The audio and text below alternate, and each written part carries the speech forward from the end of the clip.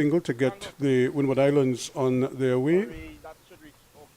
And that would bring the right-handed Johnson Charles into strike. It's going to be interesting to see Johnson Charles in this format. You know, he's been playing a lot of T20 cricket. He's back playing for the Windward Islands this time around. Self and Andrew Fletcher, two guys who have been around for a very long time.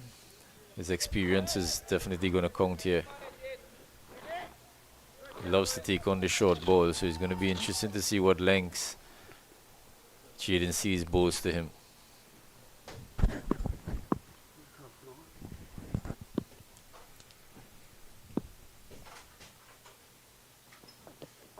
That's a good delivery again, just touching down. And but Johnson Charles doing the smart thing, although he kind of left the bat out there.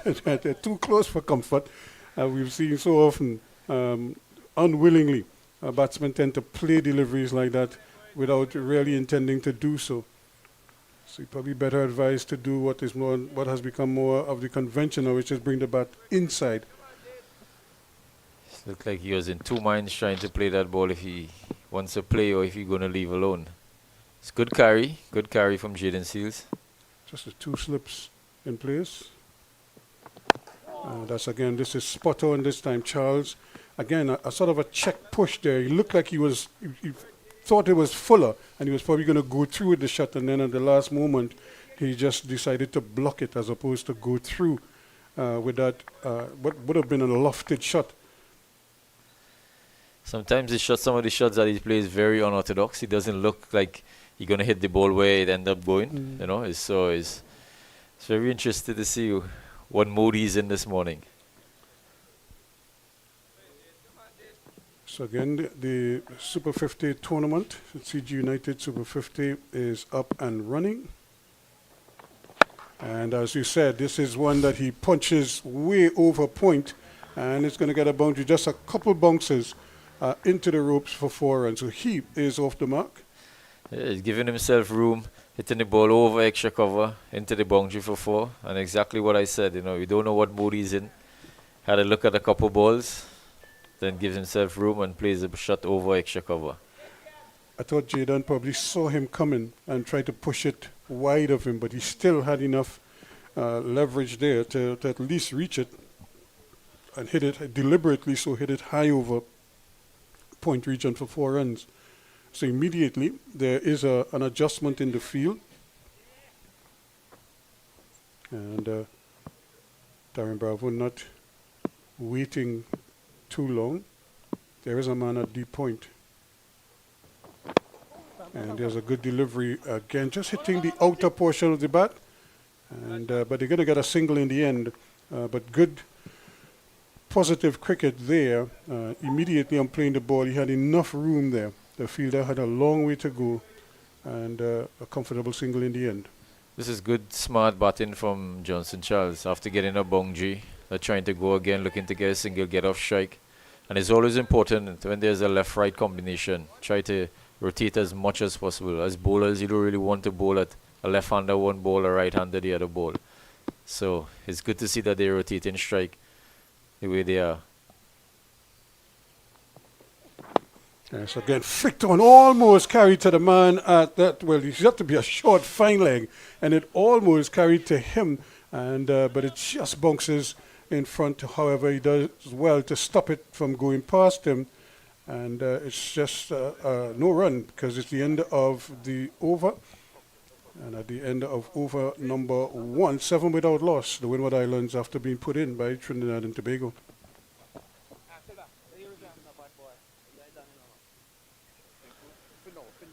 As we see, Akil Hussain is taking up the attack from the commentary end.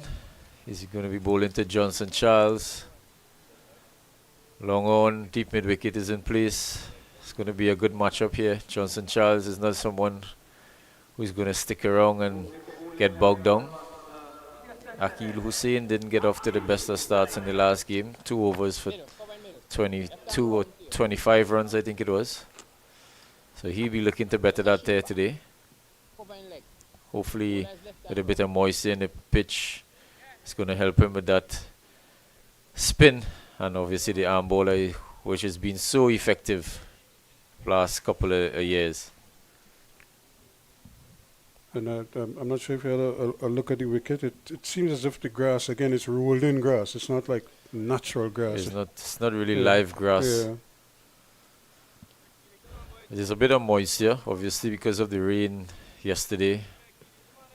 Didn't have much sun out, so it's going to be a lot of moisture in this morning. And a slow turn there from Akil Hussain.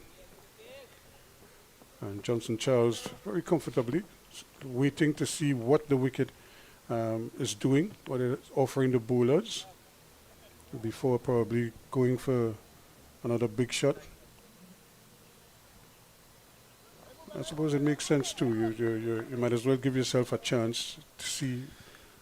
And you do two things when you do that, because you deny the opponents early success, and then for them to try to build on that and get momentum. So the longer you could delay that is the better. Exactly, and the longer he bats, is going to be in the back of the TNT bowlers. They know how destructive Johnson Charles can be. Again, slow turn, and Atenes, no problems. So the length right now, I think that's what he's searching for, the correct length. And it's I suppose it's an adjustment that a bowler has to make, because the batsmen they're not the same height. And Atenes' center of gravity is so much smaller than Johnson Charles's. I think he won't be looking to bowl full to Johnson Charles. He probably will take the chance of bowling fuller to Alec Atenes. Again, on the back foot. And the spin is slow turn. In fact, everything is seemingly coming off the middle of the bat. Now the umpire is having a little word about running into that danger area there by Akil Hussain.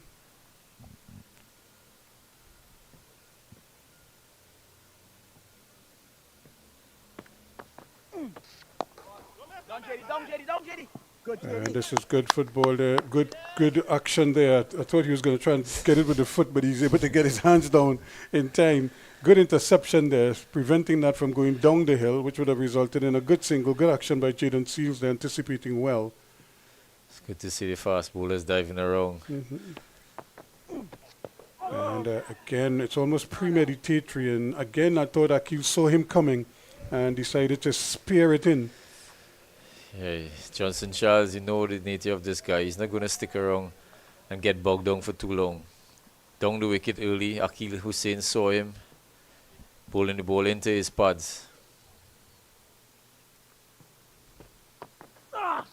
And slightly fuller, but again, good sighted there for Johnson Charles. Just keeping it out to end the over. Over number 2 is in the books, and at the end of it, 9 without loss.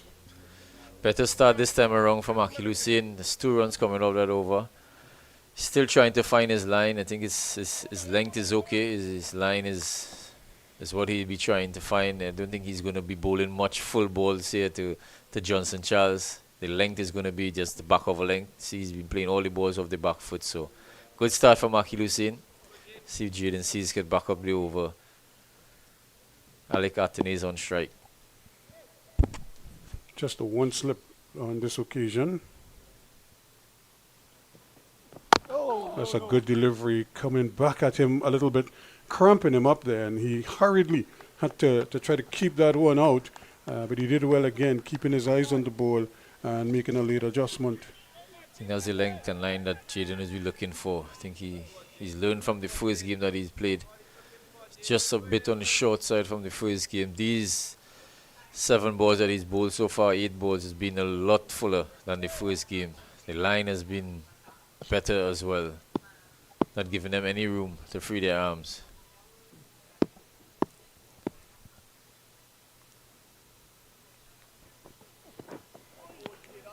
Again, good pace, good carry. You could see De Silva taking that over his shoulder.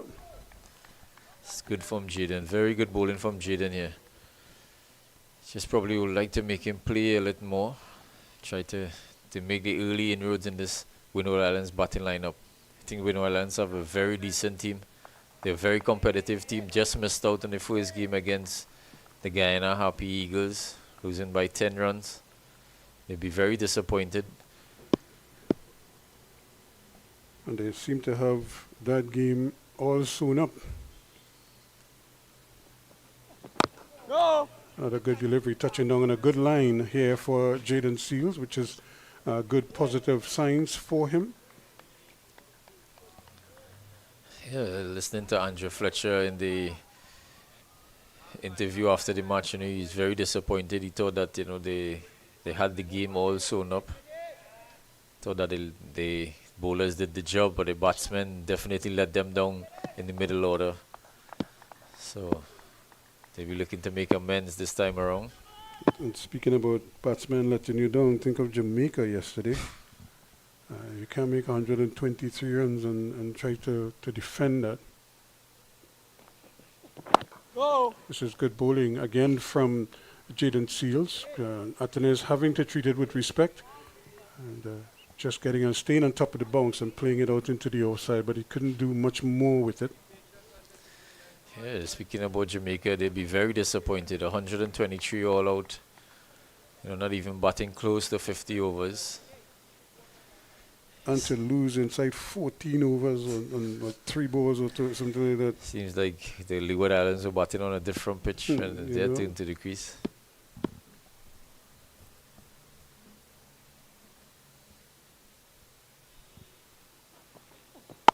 This time he's cracking this one down to wide third man. Good football and keeping it in. And that's going to be 2 runs all the same. But that's a good bit of fielding down there. And is that Hines working in the field down there? And running around to his left and stopping it with that big left boot of his. Excellent football skills here from Terrence Hines. The Trinidad Red Force, they warm up with football. So these guys, they love their football. Everyone wants to warm up with football. So this becomes second nature to them on the field. Everybody has a favorite football team as well. Yeah. This time he's driving powerfully, but again, picking out the man at cover, can't get it through.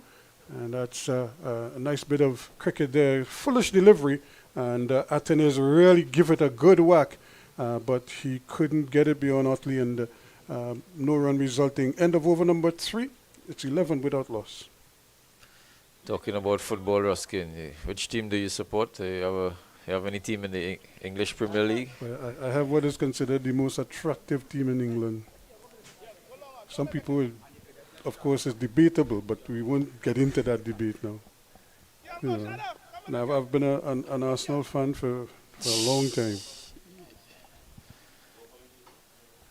I'm not hearing what you're saying, Ruskin. I'm not hearing you properly.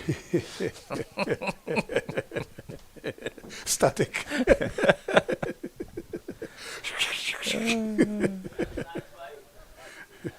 You support a team that doesn't know how to win. That's a good friend, Imran Khan. I'm sure he's listening.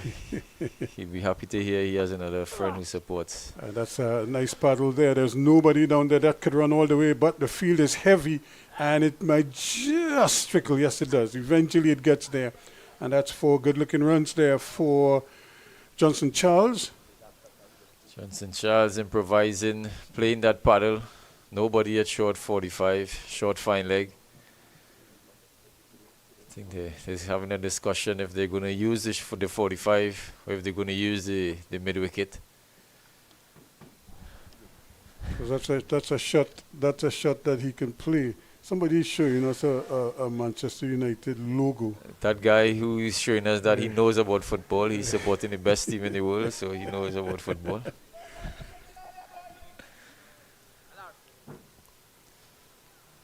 .45, the change in the field here. Shannon Gabriel comes into 45, short fine leg. This time he's gone. That's a 6 runs. From the moment it left the bat, he just got under it and helped it over the head of the mid-off fieldsman, over the long-off boundary for 6 runs. That's Johnson Charles at his best. This is the Johnson Charles that we've known. He's not going to stick around. He's not going to let Akil Hussain bog him down. He's going to play his shots. It's calculated risk. This is a calculated risk. Hitting straight back over long off for 6. Akil Hussein is under pressure here. Two balls, 10 runs.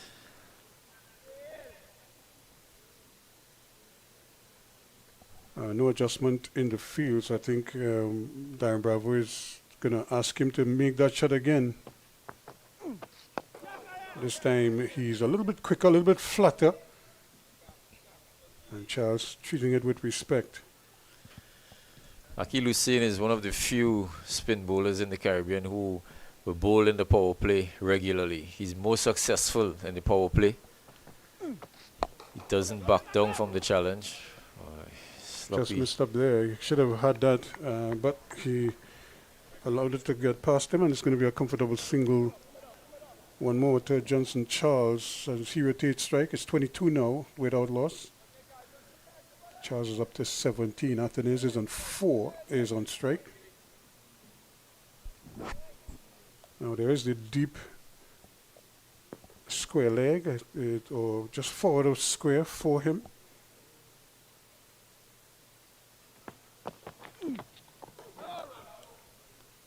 And spearing it into that middle and leg stump there, trying to cramp him, or at least encourage him to go across the line of the ball. There's a better line here to Athanaze. He's bowling wicket to wicket.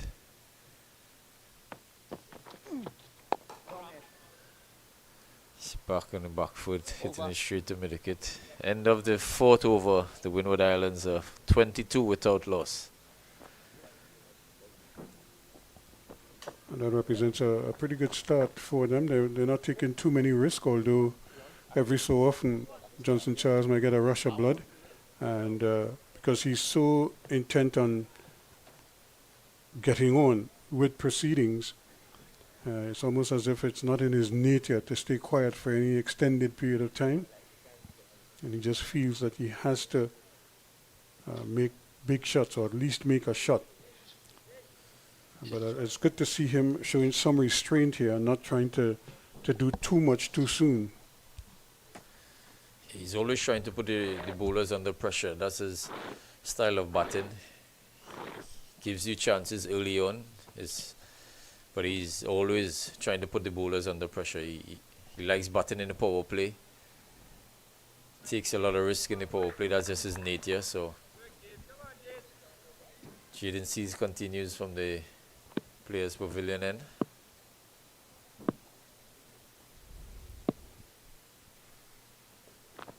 Short ball, punched away, but there is cover. And just a single, but again, Johnson Charles not afraid to go. I suppose once you give him any kind of wit at all, he relishes the opportunity to just throw the bat at it.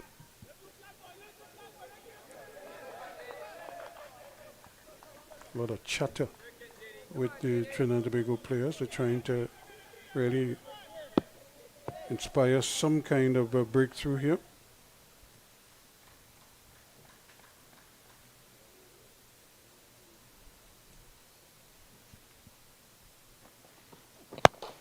Beauty.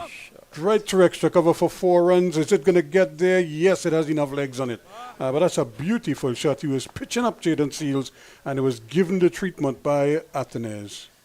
This is the Athanaze we've come to know for the last few months. Just half volley on the off stump, leaning forward and hitting it through cover for 4. Jaden, he wouldn't mind that. Trying to swing the ball, he wouldn't mind this. I think it was just too full. But that's the only way the ball is going to swing. So he wouldn't mind. I don't think Jaden will mind as much. If he can get it to swing back in. And I think the towel fell just as he was about to deliver. Now that could throw off a batsman. Now Athanaze is just standing there and watching because it's not something you're expecting. And then as the bowler is about to deliver, this white towel just slips out of his hip, and it could very well throw you. He played it well in the end, kept his eyes on the ball, but it's such a distraction when it happens that late. Ruskin, you know, if there's a wicket fall there and the batter tells the umpire that he's been distracted from Distracted, it's going to be a dead ball. Yep. So I think he got away there. Again, a little bit shorter. You could see him trying to make the adjustment in the length to Atenes, and just not able to figure it out just yet. Again, the umpire is having a look at the bowlers follow through. Doesn't seem like it's swinging about this morning. It was like you would have expected it to swing about a lot more than it is at the moment. So I think that's why Jaden is trying to adjust his length. He's trying to bowl that back a link, just trying to tuck him up, bowl as close as possible to him. He has a well-balanced field.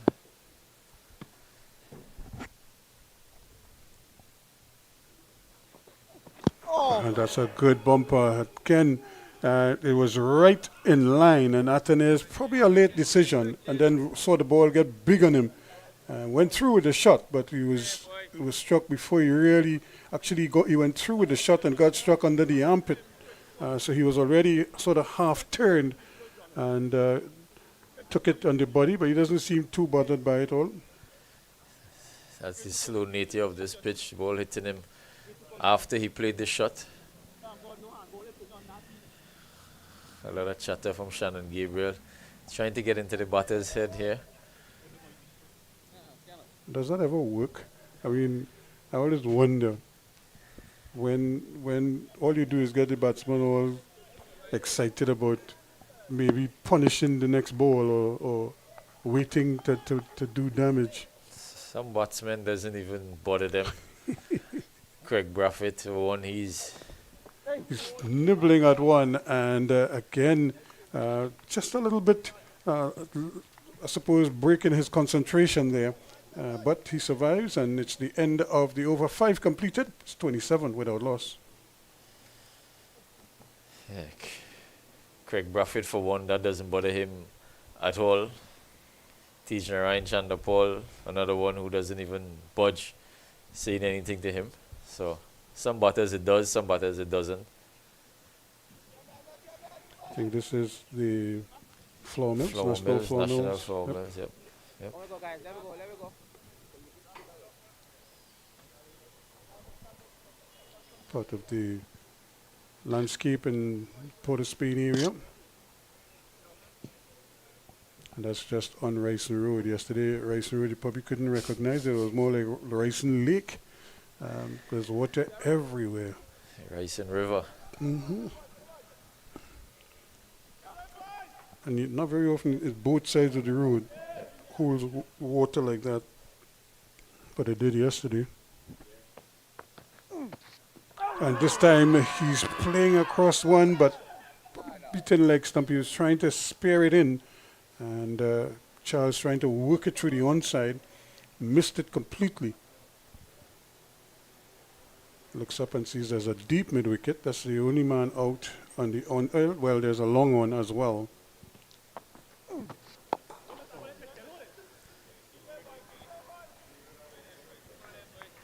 Akil Hussain continues to bowl that back of a length into Johnson Charles. Don't think he's going to get anything up to the bat to hit over the top. It's only a matter of time before he runs on the wicket.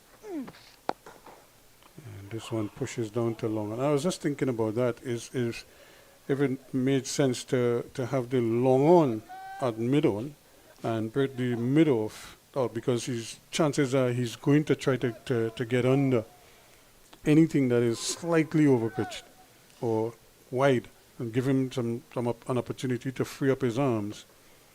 But they persist with the long on and the mid off, even to Atenes. I think because the line that he's looking to bowl, he's trying to bowl as close as possible. I think the long on makes a lot more sense. If he wants to make room and try to go over long off or even extra cover, it's probably a risk that he'll be taking. So I think that's why the long on is in place. Again, bowling close to him, hitting him, trying for him to hit the down to long on, which he does easily. It's good to see they're rotating the strike. They're not getting the boundaries as regularly as they want, so, but they keep rotating strike, which is very good to see. So these two have settled in quite nicely. No stress just yet. Another short ball, but can't take advantage of it this time to end the over. At the end of it, 30 without loss, 6 completed. Window Islands will be very happy with this start, going at 5 runs or over, without losing any wicket at the moment. You know, they'll be happy with this. Atenes and Johnson Charles, nothing seems to be bothering them at this moment. Doesn't look like it have much moisture in the pitch, or it did look like it had this morning. Probably is dried up. Sun is out. Well, it was out this morning, so It's a cat and mouse going on here. it's a nice, cool morning thus far. It was out earlier. The sun was out earlier on. And the bowlers will be happy for this now. So Terence Hines comes into the attack, spelling Jaden Seals after his 3 overs.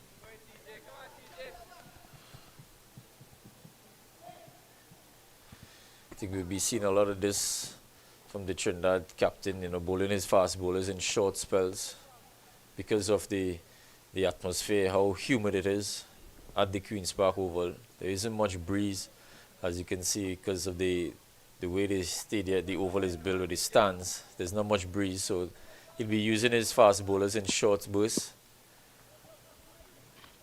I think Hines, I'm not sure if he wants a slip, but he doesn't have a slip. But he has 2 men behind the bat just at the edge of the circle. And first one is offline, full length again, just like Jaden Seals trying to get the ball up to see if it will do something. And maybe he might get a little movement because he's a little bit slower than the others. And so he might just give the ball a little extra time to wobble a little bit. Yeah, and he has this slingy action, so I'm surprised that he doesn't have a slip. The ball is still fairly new, 3 overs old. And they want a single. This could be dangerous here, but again, Charles had made the call early. Atenes still kept coming, and but he eventually slammed on the brakes and went back. Very fortunate there for Atenes, he didn't slip. I don't think Johnson Charles was interested in getting a single at all. Good sense prevailed, and Atenes was back into his crease. Yeah, I was saying that I'm surprised that he doesn't have a slip in place because of his slingy action. Well, that has prompted a little field change here now. The man at point is coming up to the edge of the circle, and the mid wicket, well, the long on has gone to long, the mid on has gone to long on, and but it just changed personnel. Edge in, and it bounces in front of, not able to really keep control of it. Exactly what I'm saying, you know, I'm surprised. It probably would have gone just to the right of slip, but probably would have had a chance. Yannick Araya there just not able to knock it. He knocked it down, but the batsman still able to scamper. It didn't go too far from him either.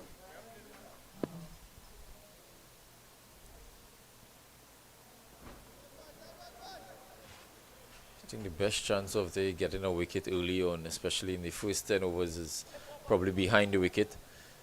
With whatever moisture there is a slip in now for Atenes. Should be using a slip. There's good carry in the pitch, so I'm surprised that it's not a slip for Johnson Charles. And undercut, he was again going after it outside the off stump, hitting the toe end of the bat, and bounces down into the slip region, picked up by the keeper. So Terence Hines, a big hurt, big trier. And I think too, some batsmen probably underestimate him, because after you've faced up to the pace of Jaden Seals and On most occasions, Shannon Gabriel, you see Terrence Hines come down, you say, time to get some easy runs.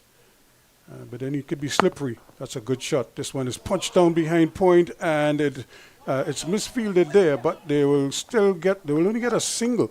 Again, that's a little bit of careless running there between the wickets, because that ball went all the way down to the boundary of that wide third man. More than enough time for them to probably get a second run, but they settled for one.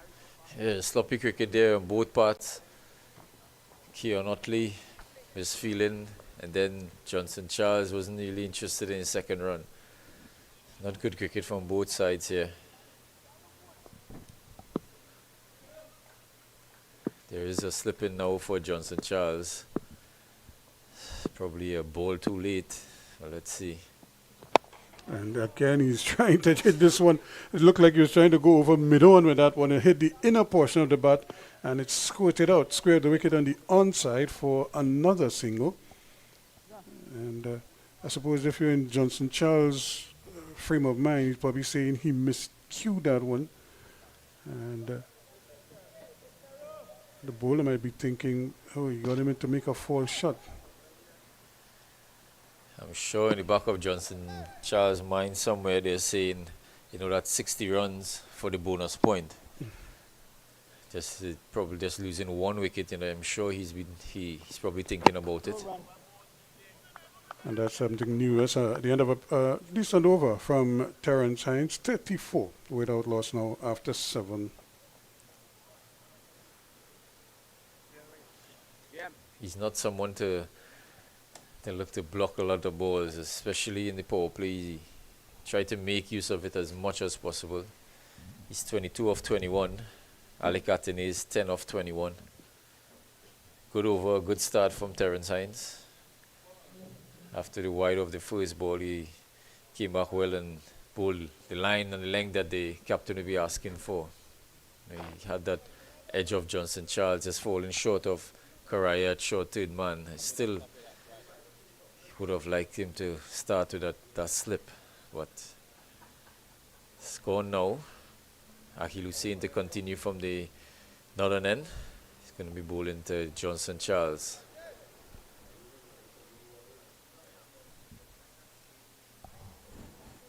So this is his 4th over. And that one is paddled. This one is just out of the reach of Shannon Gabriel. He's going to have to pick himself up and chase after it, and they're going to get 2 runs. Again, the running, it's like they haven't sorted out what they want to do in terms of the running between the wickets. Seeing Shannon Gabriel dive into his right again for his game. Again, CCC dive into his right, stopping. Now again, he's diving to the right. Good to see the Trinidad Tobago fast bowlers diving around in the field, especially Shannon Gabriel. But I would have said to Riyadh, fielding is something you could improve on, as you go along. As you play the game, you could always improve on it. It's another delivery that is on the back foot, a little bit hurriedly played to mid-on, but made good contact with it, but he can't get it past Jason Mohammed. You do fielding every day, you the best fielders in the world always want the ball coming towards them, Yeah. This one, he cracks it over the cover fielder, and it bounces just about a foot or 2 short of the ropes, and that's 4 runs. Very good shot from Johnson Charles, just giving himself room and hitting the ball over extra cover. I don't think Akil Hussain will be too angry with that shot. He's been bowling mainly into his body. Johnson Charles giving himself room, hitting the ball over extra cover. He's not going to stay quiet. Johnson Charles is not going to stay quiet for too long. When he's at the crease, you always expect something to happen. He's very experienced, that is, and Hussain will try again.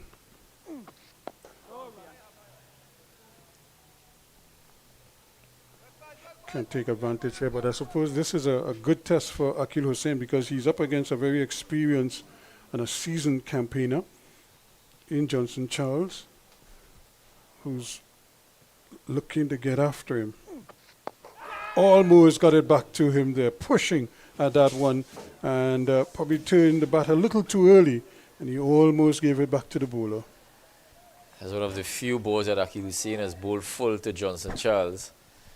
You can see he was in two minds trying to go over the top or just block, almost blocking it straight back into Akil Hussein's hands. Beauty.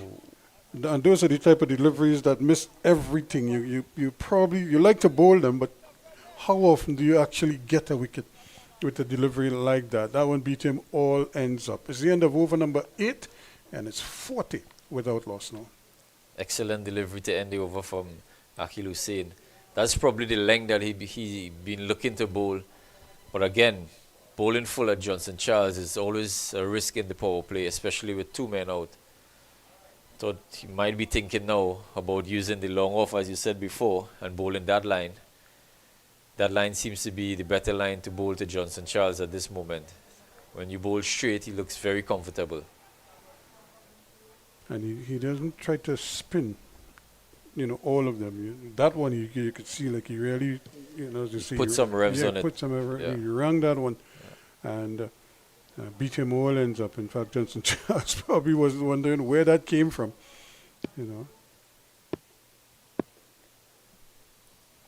But it's Hines who's going to continue from around the wicket. Atanes again a little bit hurried there. The ball just seemed to cramp him for room there, swinging room. But he was trying to get after him. Terence Hines with his slingy action, the ball actually rushes on to the batter faster than he looks. He bowls a quite heavy ball, so his short balls is a lot more skiddier than it looks. And he's from around the wicket, so he's probably angling into the body of the left-hander. Again, this time he's pitching up right up to him. Anthony again still not totally happy. Yeah, Terence Hines be very deceptive with his pace. He tends to, when he's in good rhythm, he bowls a lot faster than you expect him. Slingy action, ball doesn't bounce too much. As we see, the slip is coming out. Sunil Narayan is going to that cover area. So we now have a third man on the boundary, a short third man who's kind of score backward point, a cover. Short ball pulled away down behind square, but there is a man there, and just the single.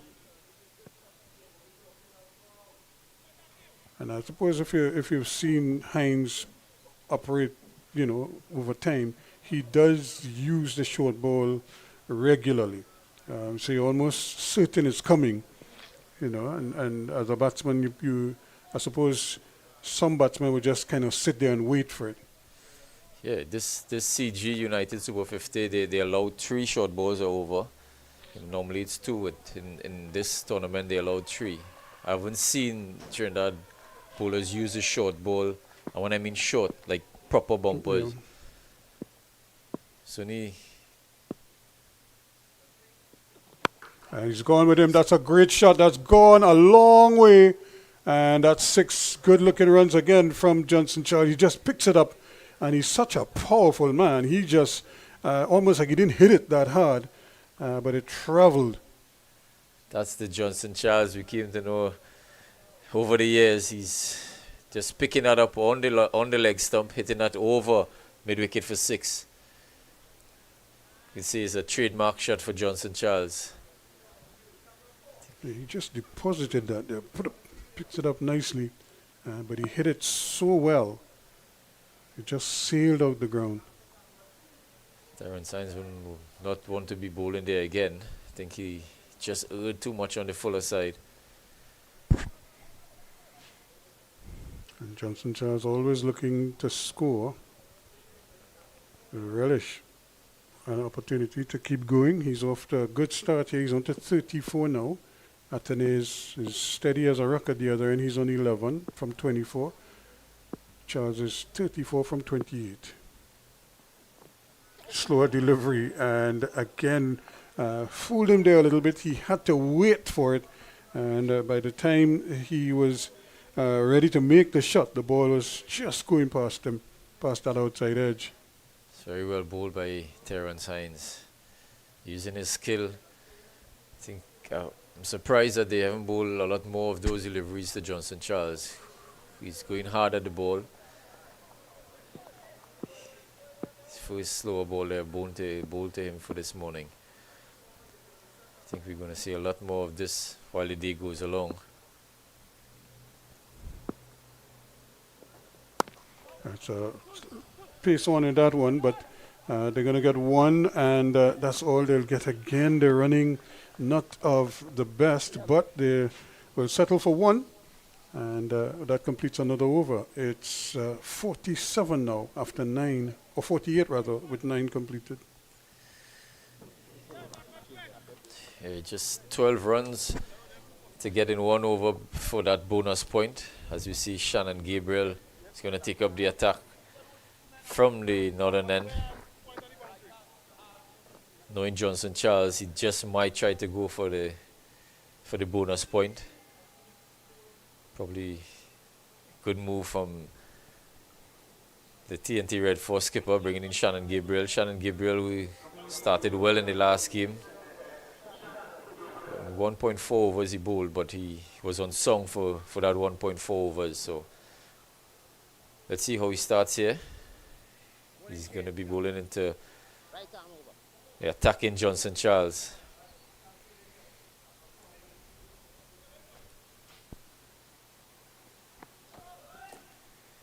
Starting with a slip, short third man, extra cover, mid off, mid on, short mid wicket, short fine leg, deep backward square. Point on the boundary.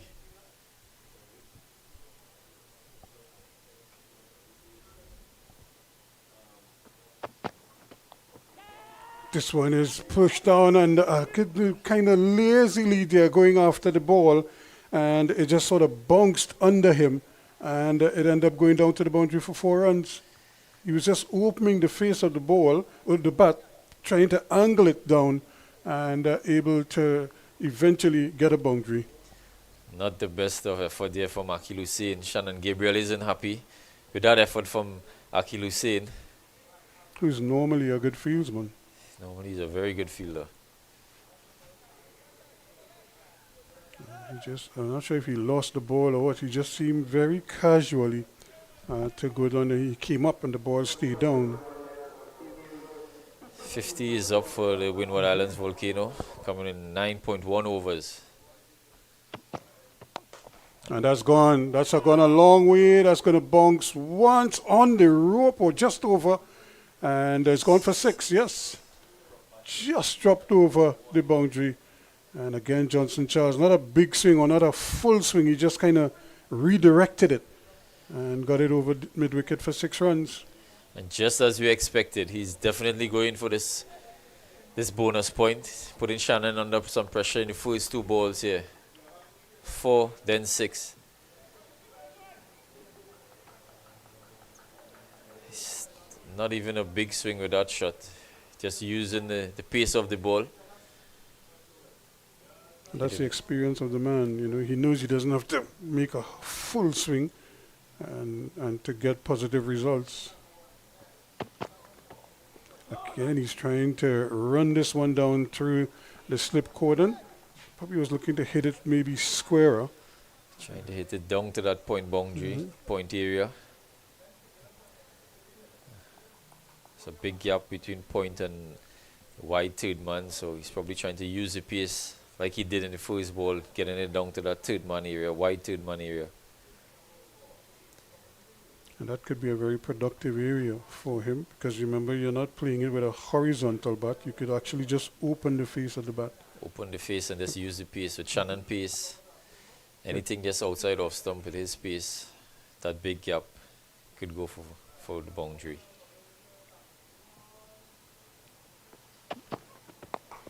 Pulling a short ball. Seemed to hurry onto him. Probably didn't bounce as much as he anticipated. And Shannon Gabriel probably thought he had gotten through there. but he was able to still make good enough contact to get a single. That pushes it now to 59 now without loss.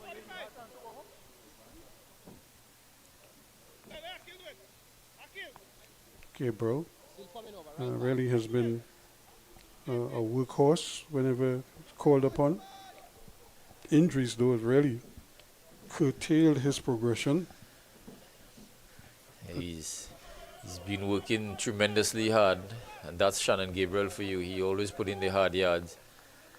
Injury has been a real bastard for him. He's always been, every time he seems like he's getting a good run, it's always some injury. But he works so hard to get back onto the park. He doesn't really stay out long. He's a very hard worker, probably the hardest worker in the Trinidad Tobago team at the moment. Never take anything for granted, Shannon Gabriel. They're going to go for the single this time. That's much better running, and that is get them to the 60-run target inside the power play. That's the 60 run that they'll be looking for that extra point without losing any wicket. And this is a very good start by the Windward Islands Volcanoes. They have one more ball to negotiate here.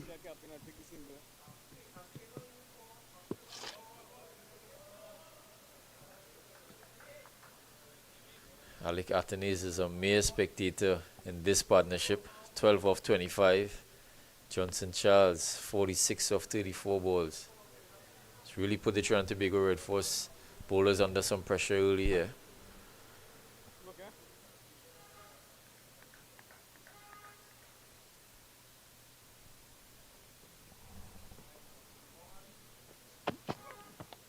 And that one pulls away nicely. Again, he's just helping it down to fine leg, wide of the man at that short fine leg position. Almost like a deep leg slip. And it goes way past him. It went past in a flash. And pulled away nicely for 4 runs. So that makes it 10 overs completed. And that pushes him to 46. And it's now at 50 to Johnson Charles rather. And that pushes their total now up to 64 without loss after 10.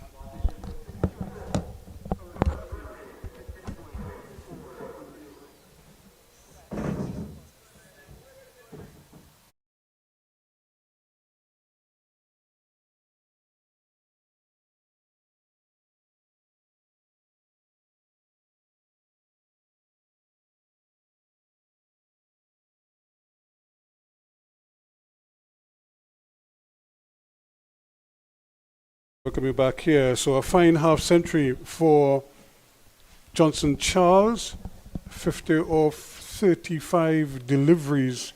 As I welcome Mr. Lacan here with us this morning, and Coach, splendid batting. You have to say that they've not taken too many risks, and especially Johnson Charles, and he's found ways to score and score quickly.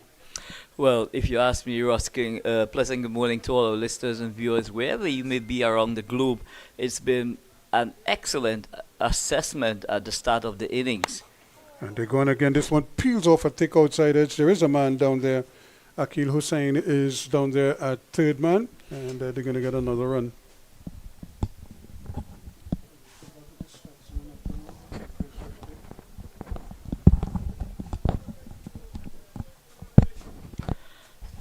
So congratulations to the Windward Islands team. It's a new initiative indeed, Ruskin.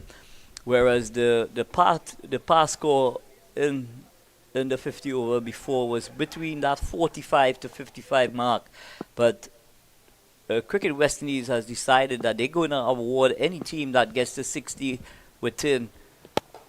He's driven in the air, but into the gap as well, and that's 4 more to Johnson Charles. He's really beginning to accelerate now, as he seems to have the measure of the TNT bowlers.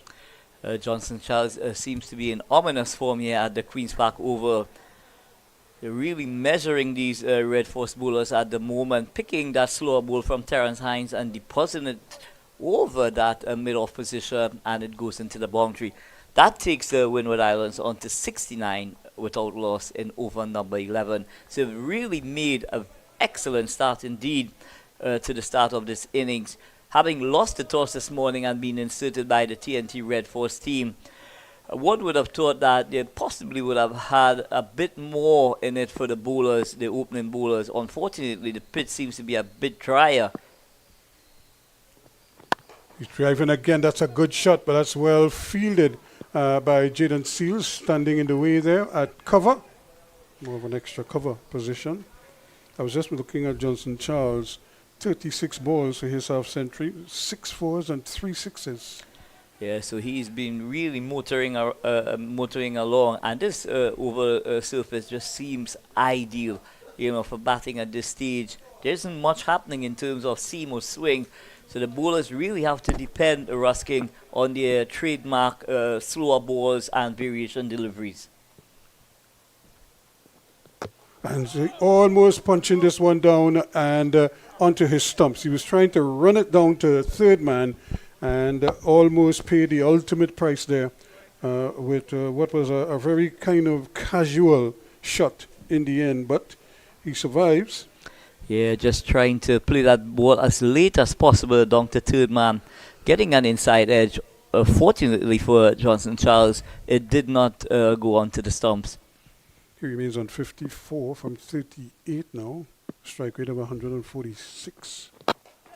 And this one is in the air, and it's going to bounce just short of the man out in the deep once more. So beaten by that change of pace on Terence Hines was Johnson Charles, but Tian Webster on the point boundary not able to get there.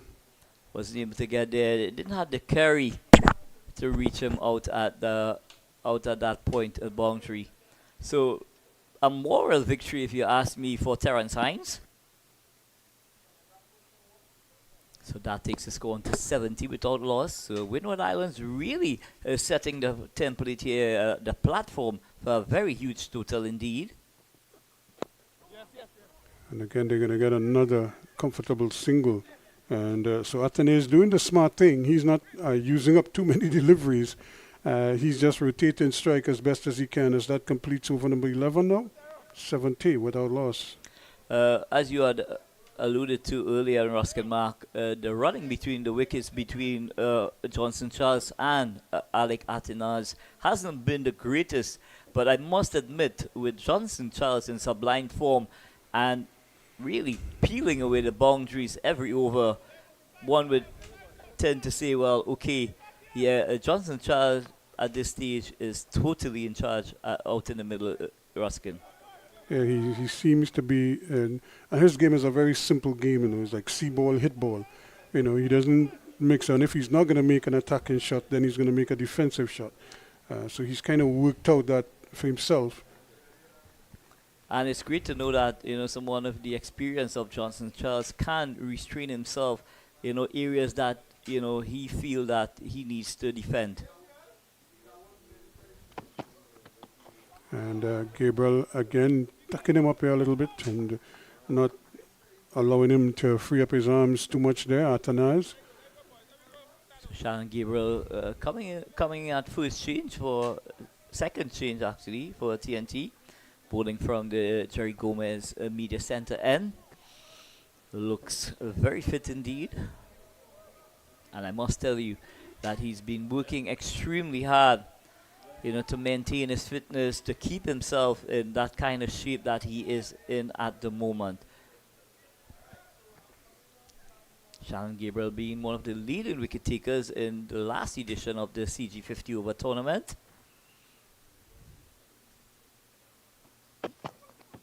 We like one here for Trinidad and Tobago. Again, pitching up to Atanaz and just, again, not finding the middle of the bat on that occasion. Possibly Atanaz on this occasion was just guilty of possibly trying to play across the line of the delivery, just taking the outer edge, and it goes out to Yannick Araya at that cover point position. So there's no addition to the score, 71 without loss. Shannon Gabriel bowling with a third man, backward point, cover on the boundary, extra cover mid-off, mid-on, and a mid-wicket. A deep backward square complements the rest of the field.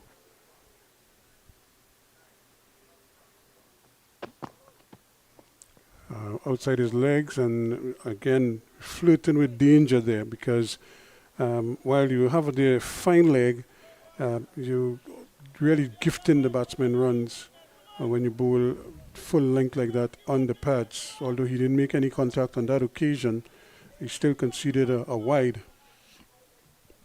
And it just seems to me that the TNT Red Force team, they seem to have a plan to bowl that leg stump line to this young, exciting batsman, Alec Atenes.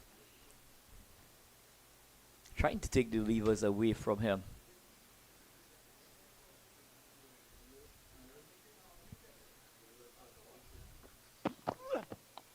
And again, flirting with that leg stump line. And Atenes just sort of picked him off there for a comfortable single. So Shannon Gabriel bowling with a 5-4 field, 5 on the offside, 4 on the onside. You'll want to keep that line just about very tight on the stumps. Johnson Charles, what a wonderful player he has been over the years. He has done yeoman service to both the West Indies and the Windward Islands cricket, and continues to do so, lead by example at the top of the innings.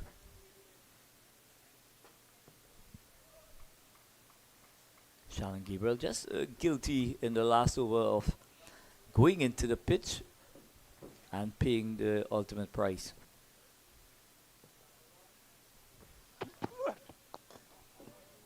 Again, just sort of picking him off, not really trying to hit him too hard. And both batsmen sensibly just rotating strike as much as possible here. What we have seen in recent times from Johnson Charles, he has improved his game when it comes to playing on the offside.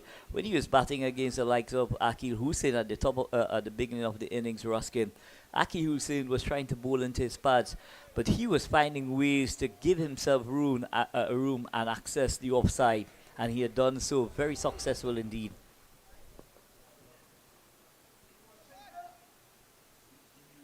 It's going to be Shannon Gabriel from the Jerry Gomez Media Center end. It's a good shot again, but once more he can't get it through. Yannick Correa standing there to mid-off. Alec Atenes just seemed to be struggling a bit with his timing, not really getting the connection there. Trying to launch into that booming drive, but only finding mid-off. Yannick Correa does the fielding. There's no addition to the score. Shannon Gabriel bowling with a third man, backward point, cover, extra cover, mid-off, mid-on, mid-wicket, deep backward square, and a fine leg. He's bowling to a 5-4 field, 5 on the offside.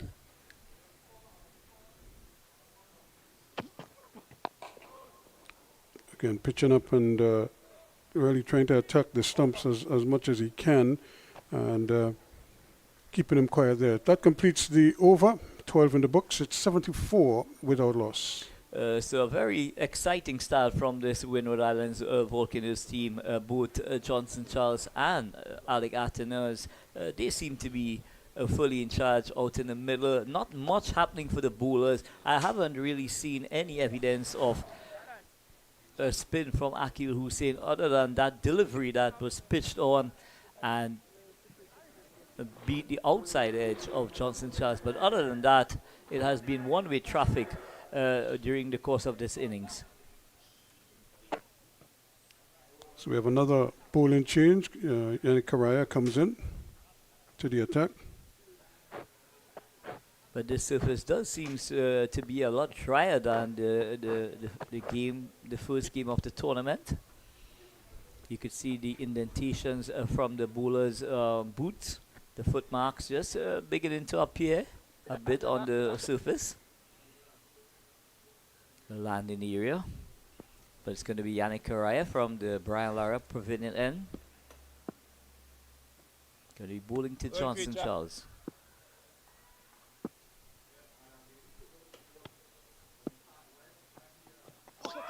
And they're appealing for a catch at the wicket. The umpire says not out. Joshua De Silva not happy, but Johnson Charles is unmoved.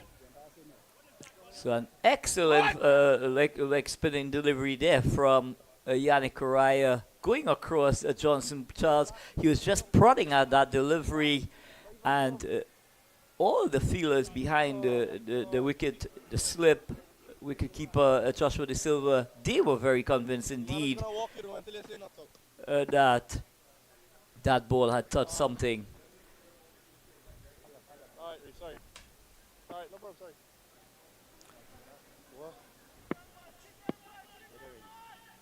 So a very exciting start indeed from Yannick Correa.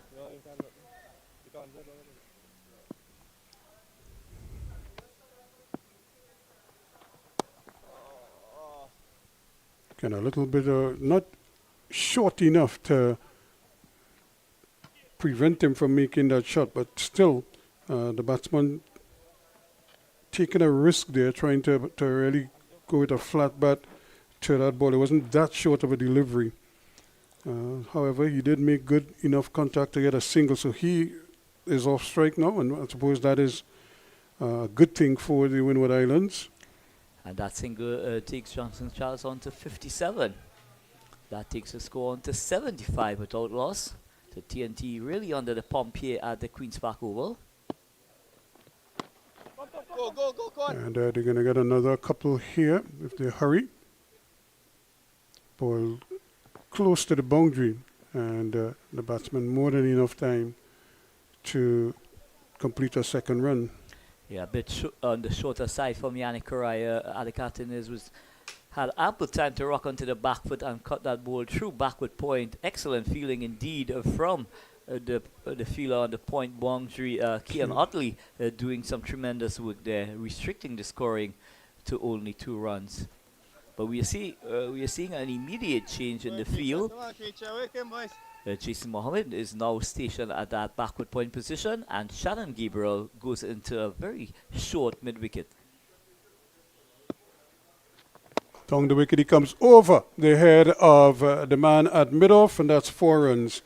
Terence Hines could only look up and see it sailing over his head. So excellent footwork there from Alec Atenes. It's the first time we've really seen some aggression from this young man. But he got to the pitch and lofted handsomely over mid-off. Terence Hines was only a spectator when that ball went over his head. So Atenes now. Atenes starting to show some aggression here. Come on, Creechy. Well, if you ask me, Ruskin, I think Alec Atenes is like the perfect foil for someone like Johnson Charles.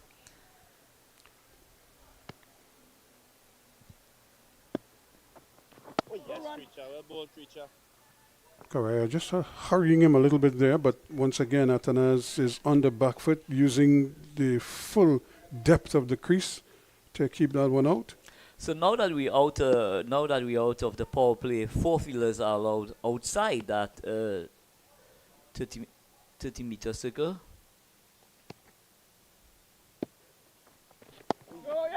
Yes, they're going to get an easy single now. Shannon Gabriel, not the quickest of movers, having to come a long way to his left, and the batsman will complete a comfortable single. So 13 overs completed now.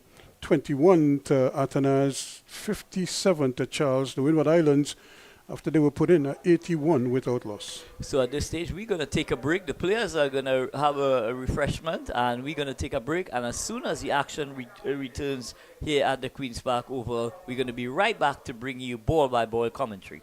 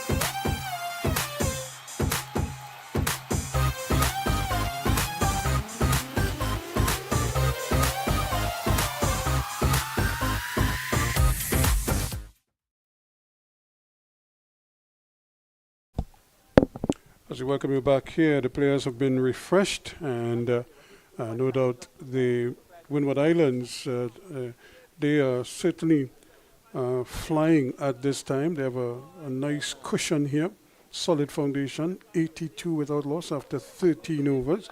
A great opportunity, a great launching pad for them. Yeah, it's indeed an excellent launching pad. You know, having set the foundation here with a score of 82 in 12 overs. So TNT skipper Darren Bravo possibly a bit under the pump at this moment, but I'm sure he's going to try as best as he can and stem the flow of the runs by possibly, having the rotation of his bowlers, giving them very short spells indeed, especially the seamers, maybe 3 over spells.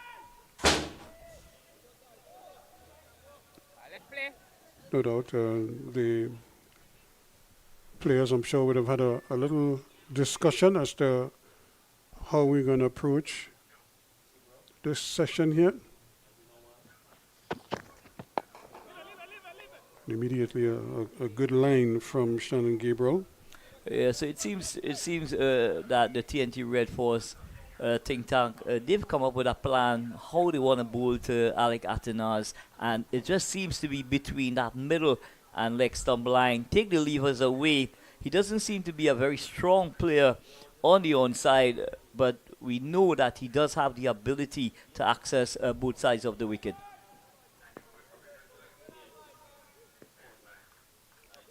So feel nice spread. 5 on the offside, actually. Yeah, 5 on the offside. 4 on the on.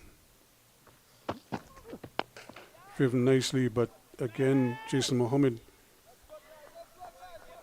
in the way.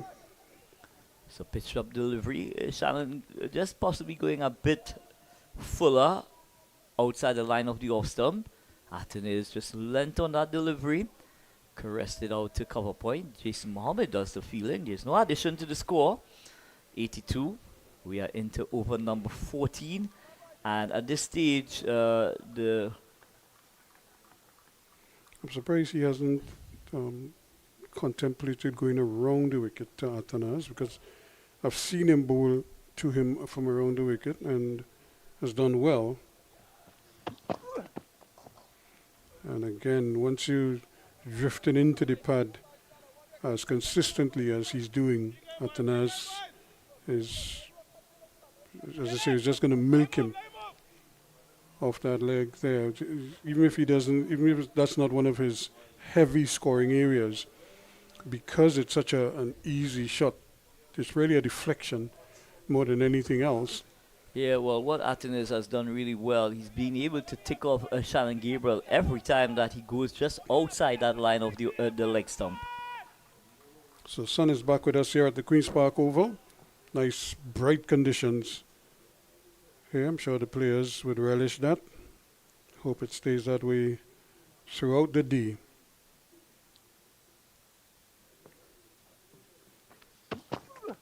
Right up inside. There's a loud appeal for an LBW. Not out, says the umpire. If anything, it probably was going down leg.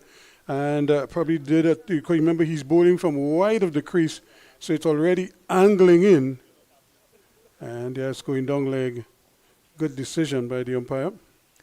Yeah, so Shannon Gabriel looking for that Yorker. Getting the Yorker, but just missing his line. So, very close call indeed. Shannon Gabriel using all his guile and experience, trying to get that initial breakthrough for the TNT Red Force. Skipper Bravo ringing the changes, not getting the results just yet, but it's important for the Red Force team to remain very patient indeed.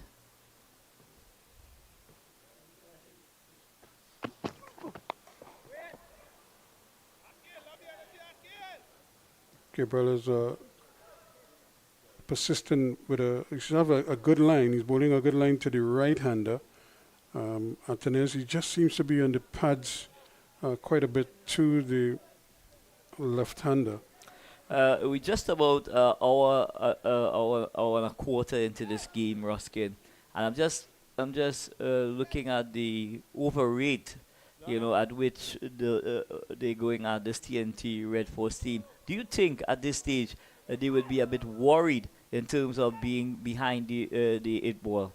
Well, well, it should be because there are penalties for that. The thing though is that you try to make it up as best as you can with your spinners.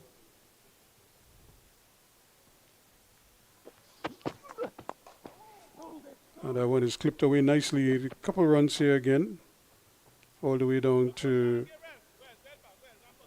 deep fine leg for another comfortable 2 to Johnson Charles as he completes over number 14, and it's 85 rather, without loss.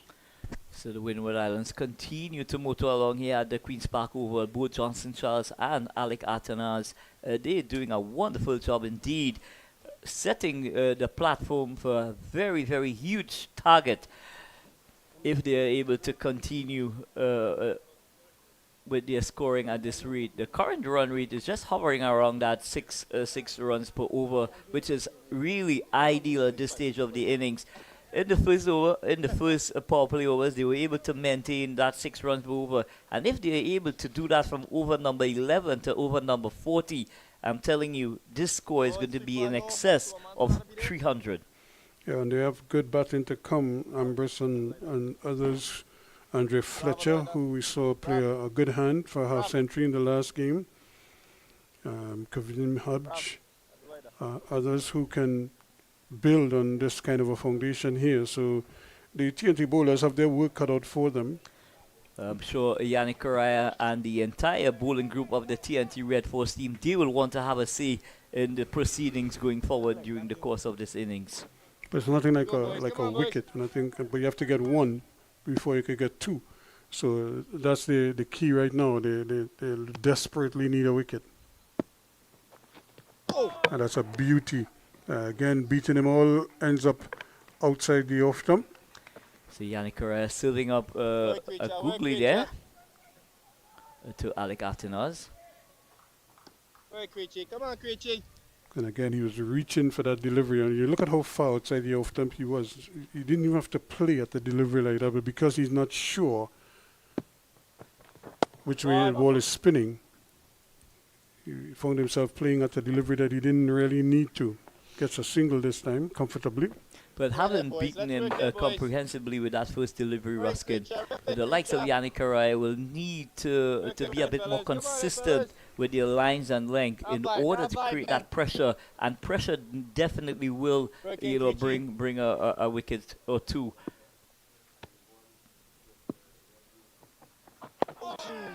Again, Johnson Charles squared up there a little bit, unsure of which way the ball is going to turn. And just decided that he was going to just keep it out, not really try to play a shot against it, just try to block it. So Yannick Correa getting some spin here at the Queen's Park Oval. The ball is gripping. See, Dial is on the pitch. It's on the field. He's gone with him this time, and that's a huge hit for 6 runs over mid-wicket. And he said, "You beat me, well, take this." And he just clobbered it over mid-wicket for 6 runs. Yeah, Yannick Correa just serving up that ball in that zone where the likes of Johnson Charles will take you over that deep mid-wicket boundary anytime and every time. Just a bit fuller there from Yannick Correa and paying the price. 92 without loss. Shot again and pulled away this time. And he's going to get 1. Hines is down there, and the batsmen are going to get a single. So the score moves on to 93 with that single. That takes Johnson Charles on to 66.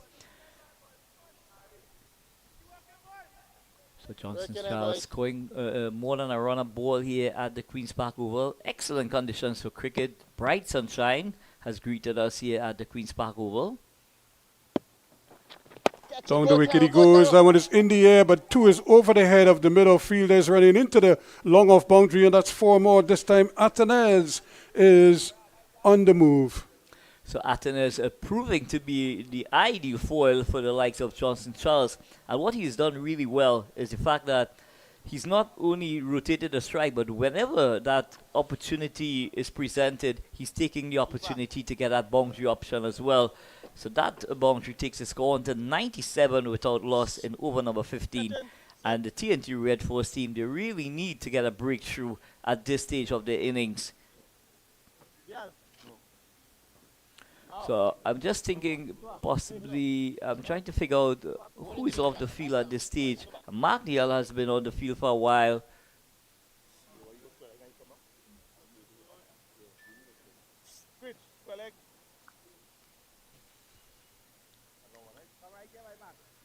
So Narayan is being introduced from the Jerry Gomez Media Center end.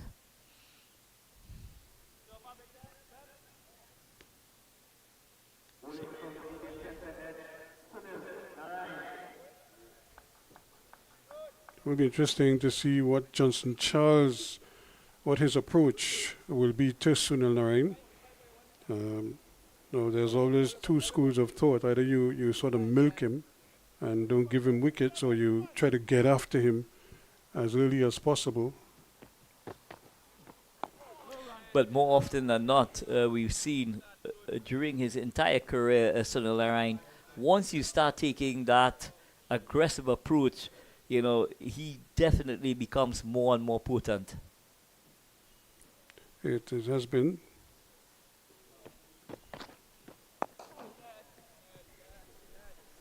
Charles this time not going for too big a shot, just turning the face of the bat and stroking it nicely down to long on. So a bit fuller in length from Sunil Narayan. Johnson Charles just punches it down to long on, where Jason Mohammed does the work. That takes the score on to 98. So the Windward Islands now just 2 away from ticking that first box of 100 on the score.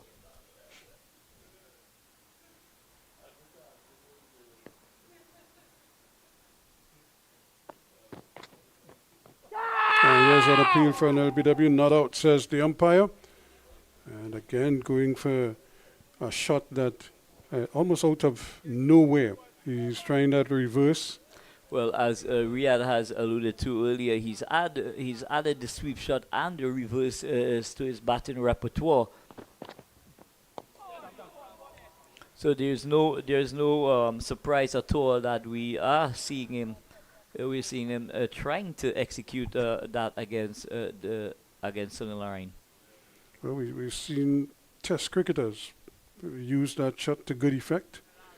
So in any form of limited overs game, I see no reason why batsmen, especially if you can play it consistently,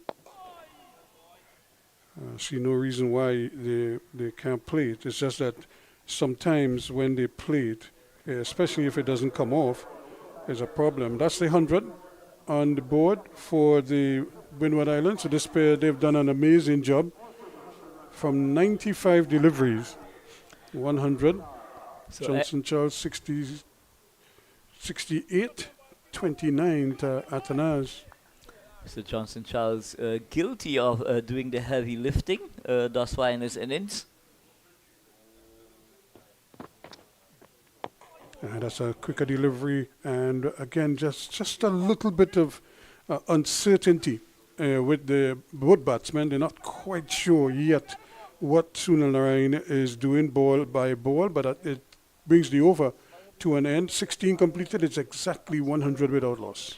At this stage of the innings, Ruskin, are you a bit surprised that Sunil Narayan has been introduced this late in the innings? I suppose that's kind of like the plan. The plan, I would imagine, would have been to not bowl him in the power play overs and hope by that time he probably would have had 2 or 3 wickets. So he probably would be coming to bowl to new batsmen, as the case may be. But that hasn't worked out.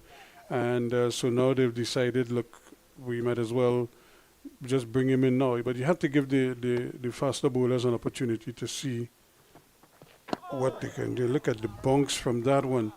From Yannick Correa. Well, it's a peach of a delivery. It had bongs, it had spin, it had everything. The only thing it didn't have was a wicket written on it. As I was telling Riyadh, when you bowl deliveries like that, it's very rare do you get a wicket. It just beats everything. Looks good.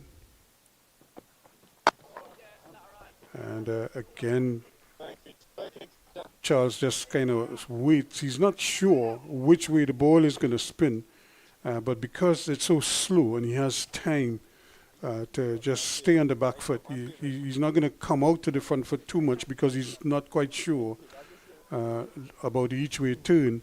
So he's going to wait on that back foot and try to do. So what Yannick Correa probably has to do is vary his pace and his length at him and maybe try to trap him on the back foot.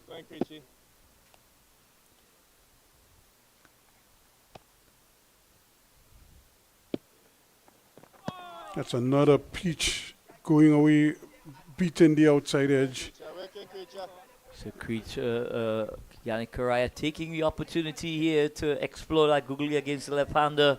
It has done a lot of, it had given him a lot of success in the past, and he continues here with a slip in place in Sunil Narayan. So he does have that attacking option in terms of fielding. He's in the air again, he's sweeping it. This time he gets it past the short fine leg. Jason Mohammed couldn't get across, and that's 4 runs. So that just releases the pressure just a little bit. But again, taking his life in his hands there, he went right across outside the off stump, swept it, and luckily for him, he made contact. Because had he missed, it probably would have been bowled around his legs. But he went right across that one. Yes, I'm sure Yannick Correa would not mind, him taking that kind of risk, because that ball could have gone anywhere, Ruskin. Could have taken the top edge and just flew up in the air. But luckily for Atanas, he was able to get enough connection, and it results in a boundary. This time he's going aerial, and that's going to be 6 runs. That's a good shot, and making much better contact this time. And no chance there of any fielder getting to that one. In fact, it cleared the boundary by some distance. So Atanas getting wide outside the line of the off stump and depositing that ball high and handsome over that deep backward square position. So Yannick Correa and by extension the TNT Red Force team, they have some work to do at this stage. So already he's effected one field change. The man at that short fine leg position is now going back to the fence. So there's a deep square leg and a fine leg. He's edging and he's out caught. Yannick Correa pushed that one through outside the off stump. Atanas couldn't resist it, had a big swipe at it, and he goes for 39. Brilliantly caught there by Sunil Narayan at slip. And that's the first wicket for TNT. It's 111 for 1. That old Nelson again. Yeah, 1-1-1. Nelson, doing the trick here for the TNT Red Force, but an excellent catch indeed from Sunil Narayan at slip.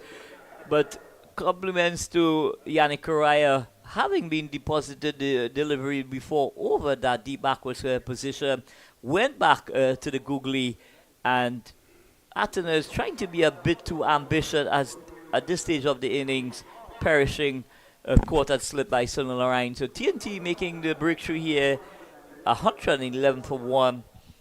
I must admit, it's a very good position for the Windward Islands to be at this stage of the innings. Well, you have a man like Kavim Hodge coming at this stage, a batsman who we've seen in the past who can accumulate runs. He can score quickly, or he can take his time. It really depends on, I suppose, the situation. But he has a good foundation here. So the feeling is this is a great opportunity for him to maybe just try to continue the momentum without taking too many risks. Just try to build on what he's had presented in front of him here, which is 111 on the board. 9 matches, 16 innings, 498 runs, 137 is his highest score, and he averages 33 at the moment.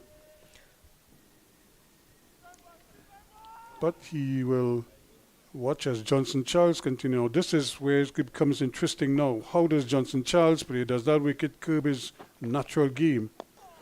And he again goes deep in his crease and turns it on the onside for another easy single. So still Narayan getting that ball to spin a bit there. Johnson Charles just open up a bit and works it down to that deep mid-wicket position. There's a single on offer, but it does bring the likes of Kavim Hodge on strike.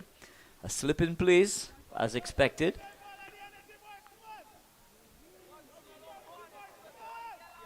So 112 for 1. Trinidad Tobago finally getting the breakthrough. Can they pick up another pepper here quickly? Right up, and again the chatter is back as the players are energized now with that wicket. Been a while in coming. 17 overs. There's a stifled appeal, but again pitching outside that leg stump. So Trinidad Tobago looking to get rid of Johnson Charles at this stage as well. If you add 2 wickets to the score, 130 for 3, that would be a very good reflection of some good work. Again, Hodge reaching out there, trying to kill it and try to attack it. So the game changed just slightly with the fall of that wicket. Well, the momentum has definitely changed. Cut away, but again, good field placing. Terence Hines in the way there, that short backward point position. And this is what the likes of Sunil Narayan does. He doesn't only just trap the runs, he normally gets wicket with it as well. And that's exactly what Darren Bravo would be hoping for, that his mystery spinner can produce something for him, especially at this time. But he'll have to wait. It's 112 for 1 now after 18 overs. But what's very important as well, the supporting act in Yannick Karai, he's got a backup Sunil Narayan as well, and try and create a lot of pressure, try and stitch some dot balls together and really stifle this Windward Islands batting unit at this stage. Well, just the 1 run came off that over. So Sunil Narayan did his bit, the first ball that he bowled to Johnson Charles went for the single, but after that he sort of kept everything quiet.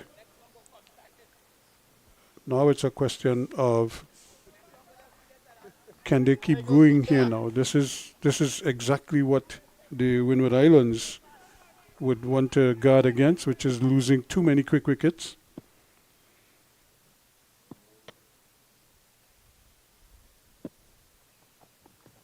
There's another peach going right through Johnson Charles. He didn't seem to know too much about that. Again, it's the spin that is a little bit disconcerting for him.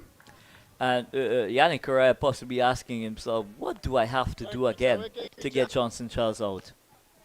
Hit the edge. That always helps. But you know Johnson Charles is probably going to try to hit his way out of danger here. There he goes, and there it goes, and it goes for 4. Because you know it's not in his nature to just sort of prod and prod. Eventually, he's going to take a chance, as he did there. He went right across that one, and but he made good contact, and he got it into the gap. It's a big gap.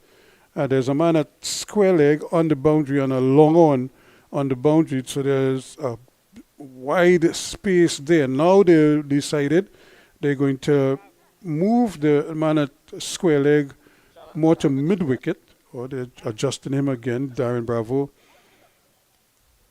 making a further adjustment. So now he's going to put 3 men out there. So there will be the long on, or they're bringing the long on up to mid-on, the deep mid-wicket, just about a couple meters from where that ball just went.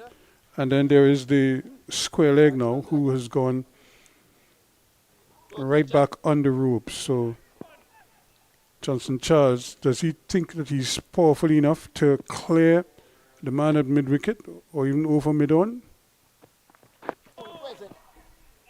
Again, he's in two minds there as to whether he should really attack it or just watch it.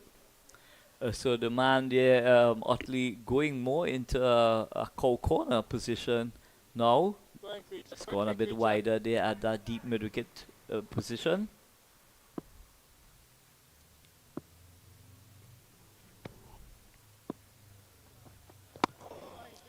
Correa doing the smart thing, coming away from the pads. And if Johnson Charles is going to hit him on the onside, he's going to have to fetch it from outside the off stump. But what we have seen, Ruskin, from Johnson Charles, anything within his arc, he will definitely have a go at it.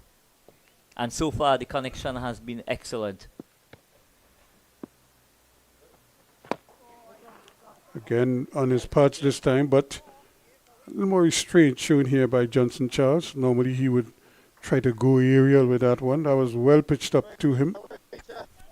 But I suppose this is the responsible nature kicking in here. He knows he's just lost a wicket. Doesn't want to give his wicket away now. He's 74. Probably thinking about 100 now. Again, he's right back on that back foot. And not sure which way it's going to spin. So he's giving himself an opportunity to at least see what the ball does. The over comes to an end. 19 in the books. It's 116 now for one. So the Windward Islands continue to dominate thus far in this game against the TNT Red Force team. Skipper Darren Michael Bravo ringing the changes here.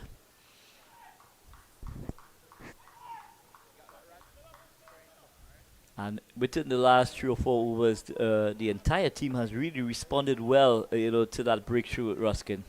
Well, after the water break, they obviously had some discussions and they're trying to execute those plans now.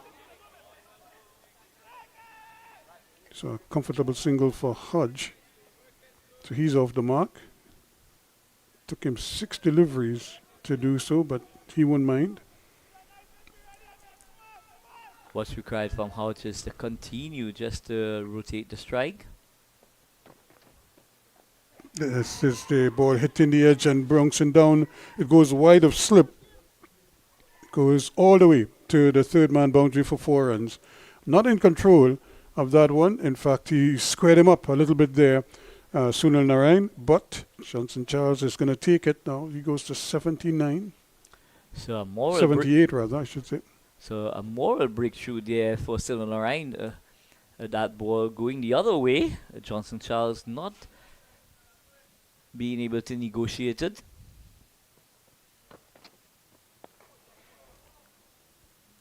This time he gets inside of it and plays it with a straight bat. And so this is some hard work here for Johnson Charles. He has to really work out or pick his balls properly. Because Sunil Narayan is really asking him some questions. Here he goes now. This is a long hit and it's gone for 6. And it's actually hit the top part here and bounced back on the field. So he's such a powerful man. And it's just testimony of the surface that they're playing on. It's so true that anything that's offline, Johnson Charles, really has that ability to hit the ball out of the park. So a magnificent hit indeed over a long on. Well, that was right in the slot there. Sunil Narayan was pitching up to him. And this time, again, waiting for the ball to turn and then just helping it with the tide, playing it on the onside for another easy single. So intelligent batting indeed. Smart batting from Johnson Charles after hitting a maximum.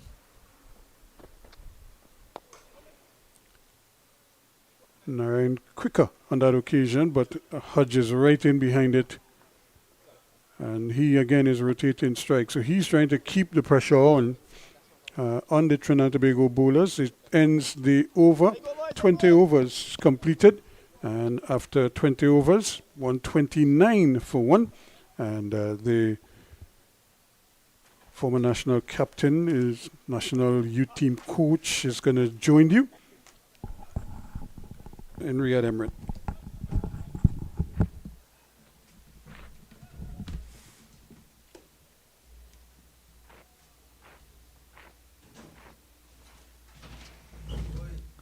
So it's going to be Yannick Correa to continue from the Brian Lara Pavilion end. He's going to be bowling to Kareem Hodge.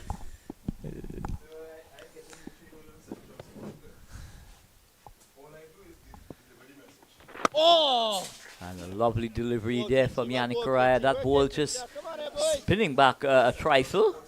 Hodge rocks onto the back foot, plays it back out to the bowler. I'd like to say a special good morning to a fellow Central Sports coach. Good morning, Riyadh. Good morning, Adil.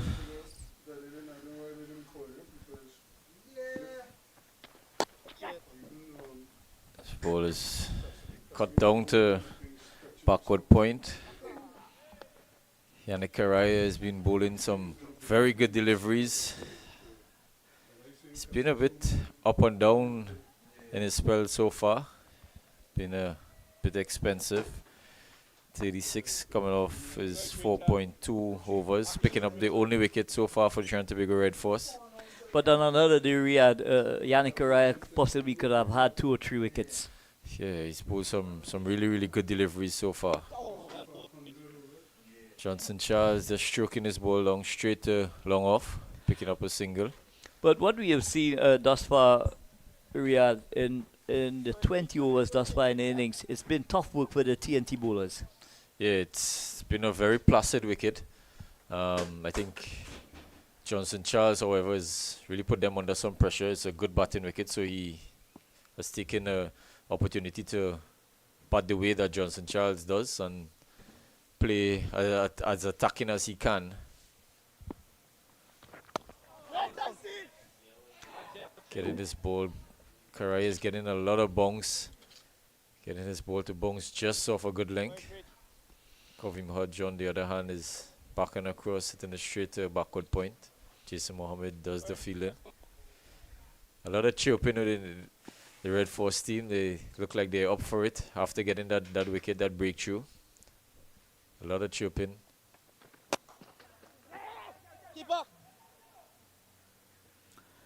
Some excellent work there from Terence Hines, diving away to his right. So Yannick Correa just pulling that delivery down a bit, giving the likes of Kareem Hodge the opportunity to rock onto the back foot and hoik that ball down into that mid-on region. There's a single. That takes the score on to 132 for 1.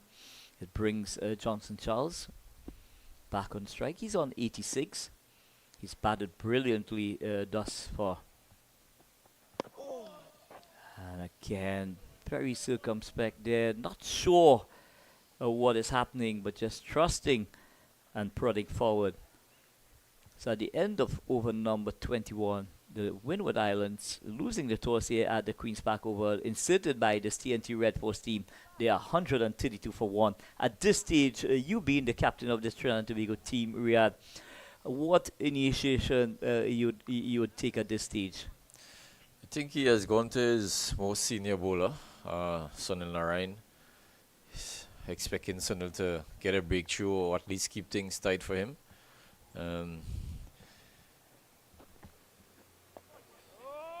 He's been going just under 6 runs and over. Probably look to bring Akil Hussain back into the attack sooner rather than later. Yes, Correa has picked up a wicket. He's gone for 38 in his 5 overs.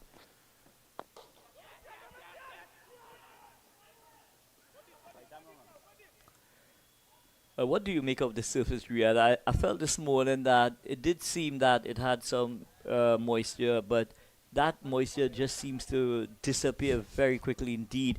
And as the game continues, the pitch just seems to be getting a little bit abrasive. Yeah, it's you would have expected a lot more moisture, but you know the sun has been really hot when it comes out. So I think it didn't last as long as the Trinidad Tobago Red Force bowlers would have liked it to. So again, you know they bowl decent up front, but Johnson Charles and Atenes had weathered the storm, and Johnson Charles playing the way that he always do, taking the attack to the bowlers. And what a wonderful effort indeed from Johnson Charles, really taking the TNT Red Force bowlers to all parts during his present innings. He's on 86, 87, my apology. And he possibly had a bit of luck or two, but that has not perturbed his aggression.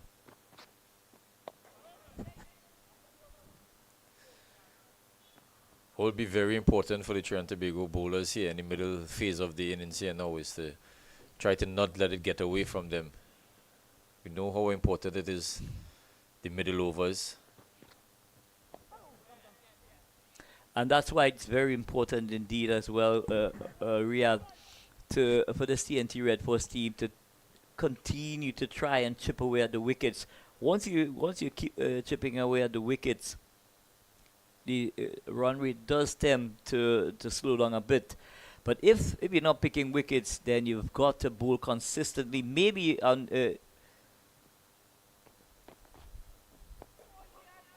a surface of this nature, Riyadh, one would suggest that at this stage during the middle overs, you would be tempted to ask your bowlers maybe to bowl wicket to wicket. Yeah, bowl a lot straighter, and obviously your variations is going to be important here now. I know Terrence Hines bowls a lot of variation. Even Jaden Seals, he has developed a good slower ball now. So I think it's probably time for one of the faster bowlers to come back on. Yannick Karaya seems to be continuing from the southern end. And the question now, Riyadh, how long does skipper Darren Bravo continue with Sunderland? Well, I think he'll continue with him for a while. He'll expect him to get a breakthrough. You know, preferably Johnson Charles. If they can get rid of Johnson Charles, he's the one who seems like nothing is bothering him. Doesn't seem like he's in any discomfort at this moment. Kovim Hodge, on the other hand, is someone who is very gritty. He sticks around. He knows how to score runs. He's been scoring runs consistently in the regional circuit. So if he gets going, then there's another problem here for Trinidad Tobago Red Force bowlers.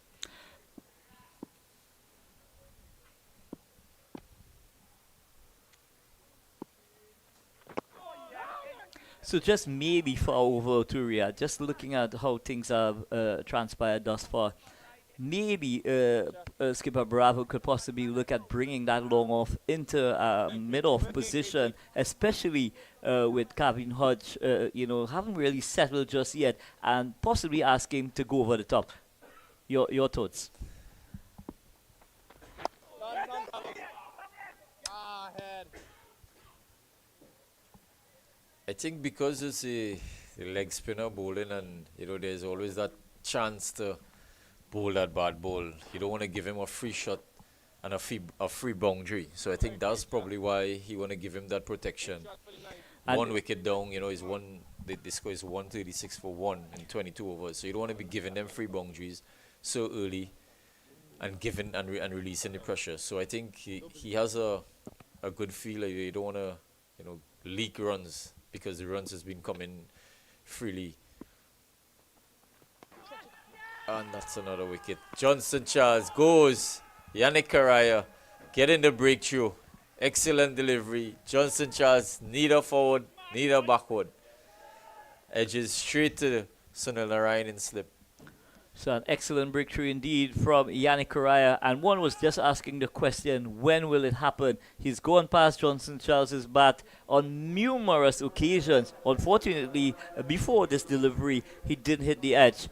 But the TNT Red Force team, chipping away at the wickets here. Yannick Karaya doing the business for the TNT Red Force. So a very important breakthrough in the context of this innings, Riyadh. Yes, I think that's the area that Karaya has been looking to bowl throughout his 5 overs. He's been there and about, passing the edge of Johnson Charles a couple times. I think that was excellent delivery. Johnson Charles, though, on the other hand, wasn't like forward nor backward. Was stuck in the crease, edging the ball straight to Sunil Narayan. But we do know that Johnson Charles tend to go very hard at the ball. So once he makes contact, the slip will always be coming into play. Sunil Narayan taking a very smart catch, moving to his right and holding in that catch. So the Windward Islands having motored their way to 136, lose their second wicket in the 23rd over. Still a lot of cricket to be played. Still approximately 27 overs still in his innings, Riyadh. So the TNT team, they wouldn't want to become complacent at this stage. They will want to continue to chip away at the wickets. And as you had alluded to earlier, pressure does bring wickets. Yes, and we know from the last game that the Windward Islands has played, they also got off to a good start, and the middle overs is where they lose the momentum. They lose wickets in grop in the middle overs. This is where the Trinidad Tobago Red Force bowlers could pounce on here now. You know, trying to pick up those wickets. You get one, you get two, you get three, and try to get into the lower order as quickly as possible. But what we have seen over the years, Riyadh, is the fact that teams get off to a very good start, and for some reason or the other, they just seems to struggle in the middle overs, especially when the spinners are in operation. Can you pinpoint anything that you feel that is really hampering teams from moving away from that trend? One of the discussions I know the team has had, speaking to the Red Force boys, is that they're saying that the ball has been getting very soft coming down to in the back end of the innings, the middle overs coming down to the back end, and it's not really easy to hit the ball away. And they said that contributed for lack of scoring runs and losing wickets. So I don't know if that is actually the problem, but that's the information we've been getting, that the ball has been getting soft very fast. Are you aware of the quality of the ball that's being used in this tournament, Riyadh? Is it It's the Kookaburra regulation ball. It's not the turf ball. It's not the top quality ball. It's a regulation ball. So it is probably gonna get soft at some point in time. It's not gonna last as long as the turf ball. So having spoken to some of the guys, that is what they're saying, that the ball is getting softer and it's a problem to score big runs at the end of the innings. And maybe at this stage or some stage during the course of this tournament or after the tournament, possibly CWI needs to revisit, what the quality of ball that they're using, in order to have the best quality balls available, so that the bowlers, the batters, could enjoy the best conditions. Yeah, definitely. If they're preparing for international cricket, and the need to use international balls, international standard balls. So I think they'll need to look into that. I know the balls are very costly. The Kookaburra turf balls are very costly, but if we're preparing teams for international cricket, we need to prepare them well, so when they get into the international stage, it's not something new to them. Well, as we all know, finance has been at a premium for CWI. So one would hope that they could attain, some sponsorships, that could enhance not only this tournament but all the other tournaments going forward. Most definitely, most definitely. Finance is always a big issue. Go, creature.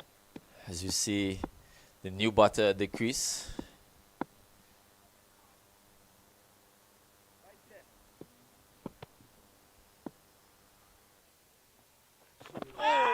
And a loud appeal there goes up. Akil Hussain continues for an extended time. New batter at the crease, Sunil Ambrose. Sunil Ambrose has been a very good servant for Windward Islands cricket. He's been very prolific as well too, Riyadh, over the years. Hasn't really made that step up from regional to international cricket. Yes, he's really struggled at international level when he got the opportunity. I remember in New Zealand where he struggled.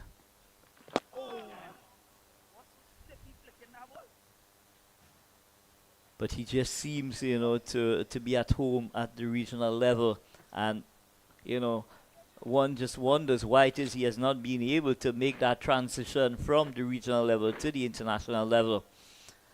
Go, creature. Finish well, creature. He's got off the market and straight down to long on. He's been very, very efficient for the Windward Islands. He's been one of their main run scorers throughout the years.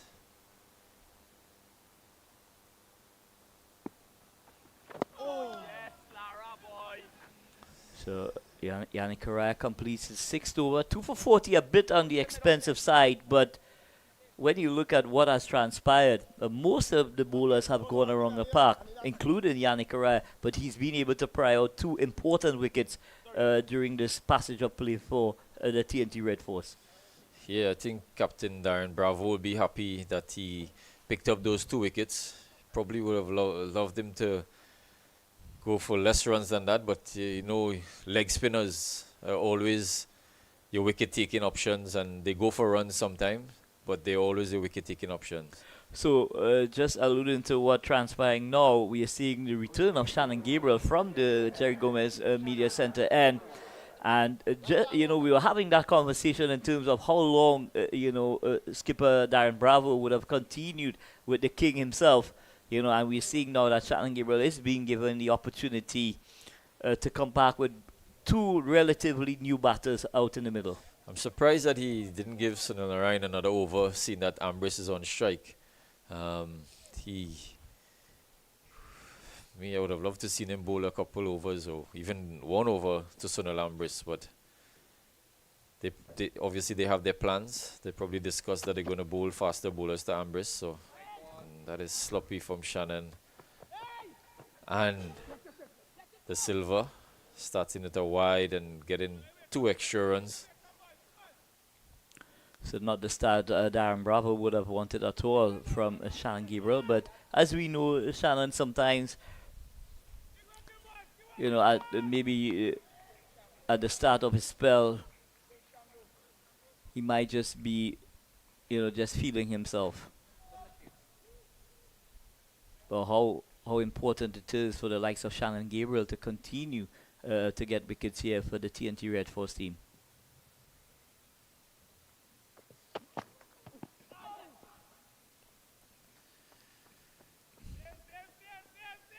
Shannon Gabriel going wide over the crease, trying to angle that ball into the batter, but just going down a bit too much on the leg side. He's looking to bowl straight, looking to bowl wicket to wicket, which is good, getting the LBW bowl long into play. You know, and real at this stage of the innings, we're just in over number 24, you know, and one would ask, you know, maybe could Shannon Gabriel go to that style bowling?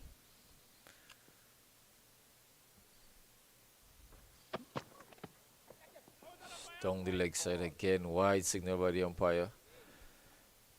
I think doesn't need to go dead bowling this early. You know, it's only 23 overs bowled, so it's not like they have run away with the game. But I think what he is really trying to do is bowl wicket to wicket, bowl as close as possible. I see 2 balls going down the leg side. I think if he can just start on off stump with whatever wind there is obviously going to bowl. He's going to take the ball into the right-handers. So he just probably needs to start just about off stump.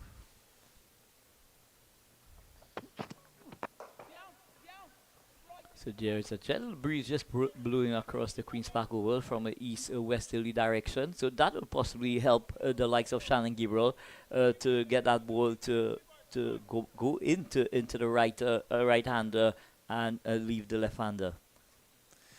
Yeah, and with his action, you know, trying to get the ball into the right-hander, it's very easy for him to bowl the ball into the right-hander. His action is very strong. You know, he's a very strong guy. A lot of hustle in his run-up. A lot of effort when he bowls.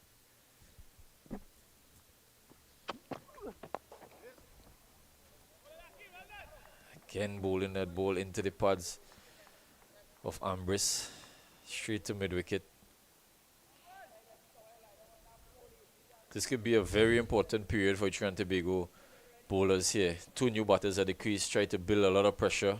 The main batter, the guy who's been scoring the runs, Johnson Charles, is out.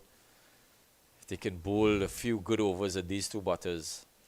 Yeah, I think if the TNT Red Force bowlers could strangle both these batters, possibly we could see something of a collapse taking place.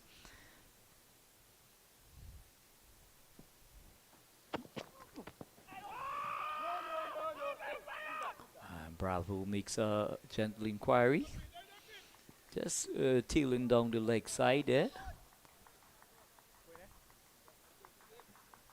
Shannon Gabriel into his fourth over. None for 27 thus far. Skipper Bravo continues to have a conversation with Shannon Gabriel. But what I've not seen during the course of this innings, Riyadh, and I must highlight it to you being a fast bowler as well. Do you think that there possibly would have been maybe a lack of aggression in terms of serving up some short stuff? Yeah, I've been saying that since the last game. There's not much short balls being bowled, and when I mean short ball, the actual bumpers, there's not much bumpers being bowled, and though the wicket is flat, the wicket is very placid, but we need to see that aggression. Shannon is probably the enforcer in the team. He has the pace to do it, but I still think Jaden and Terrence can bowl short balls. Well, it's exciting news, in terms of CWI, implementing now that teams have access to bowling 3 short balls per over. So to me, that really, is something that, teams need to look at, sometimes.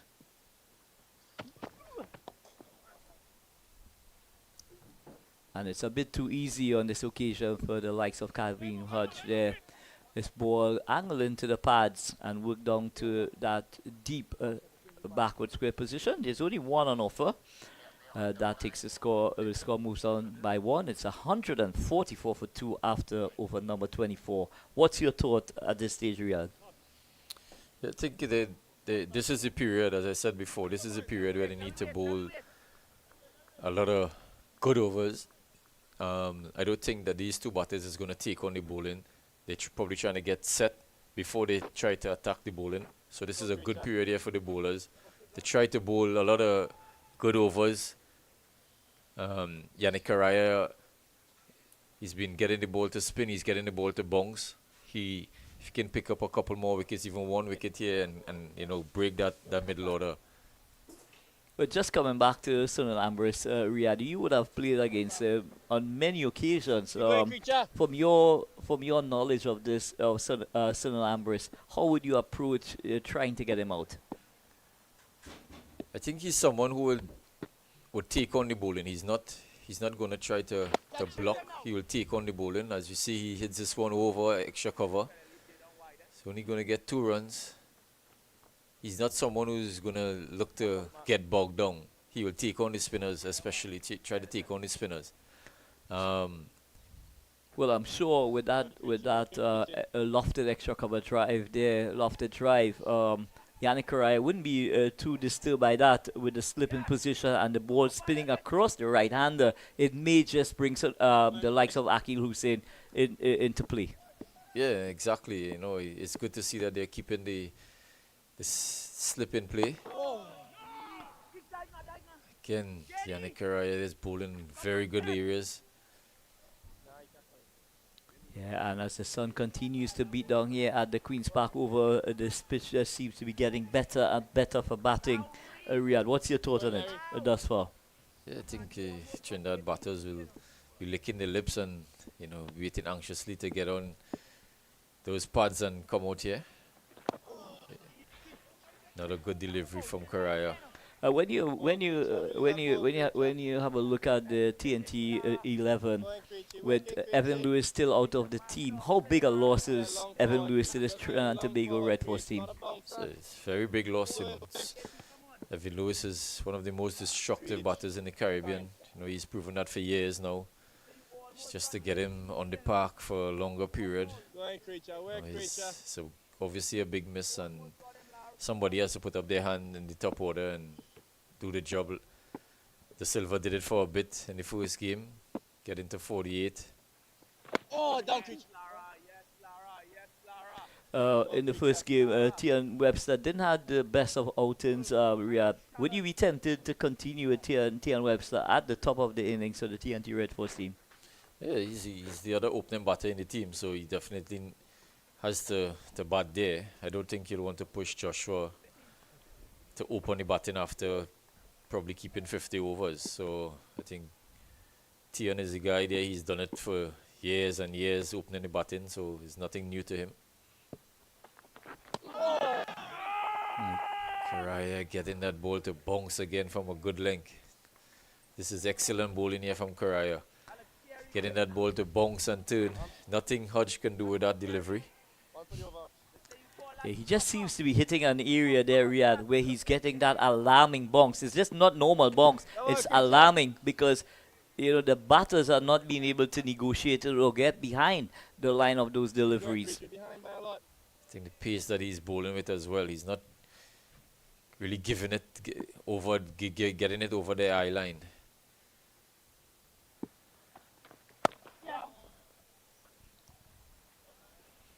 Short and wide. Hodge plays this out to the sweeper on the cover boundary. There's one. So Bravo continues to keep his charges going. There's another change at the top end. Jaden Seals replaces Shannon after that 1 over. So if Shannon is comfortable bowling at the top end. What's the reason why he's been off after 1 over?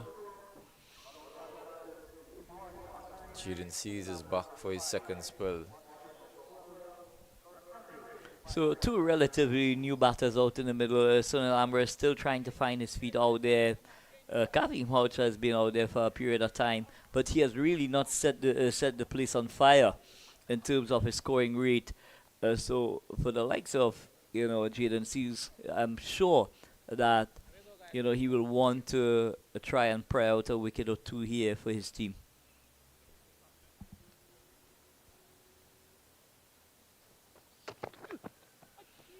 Oh, and that ball is pitched just outside the line of the off stump and just seeming back a trifle, but it's left alone by Kavim Hodge. It goes through to wicketkeeper Joshua Da Silva, and there's no addition to the score. You can see the ball dying as it gets past the wicket to Joshua's gloves. Taking it one bounce, so it's really going to be some hard work to the bowlers here in the back end of this innings. I think they need to use the wicket, use their skill, use their cutters, use their slower balls, use the variations. Too high appeal for LBW. I think it's going over the stump.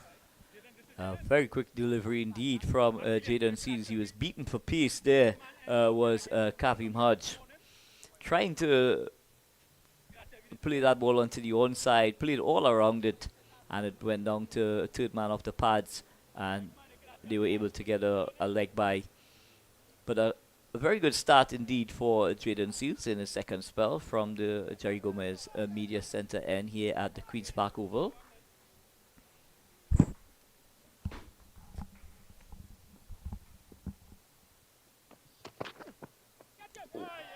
And what a lovely delivery indeed. That one just pitched on and left him at the last moment.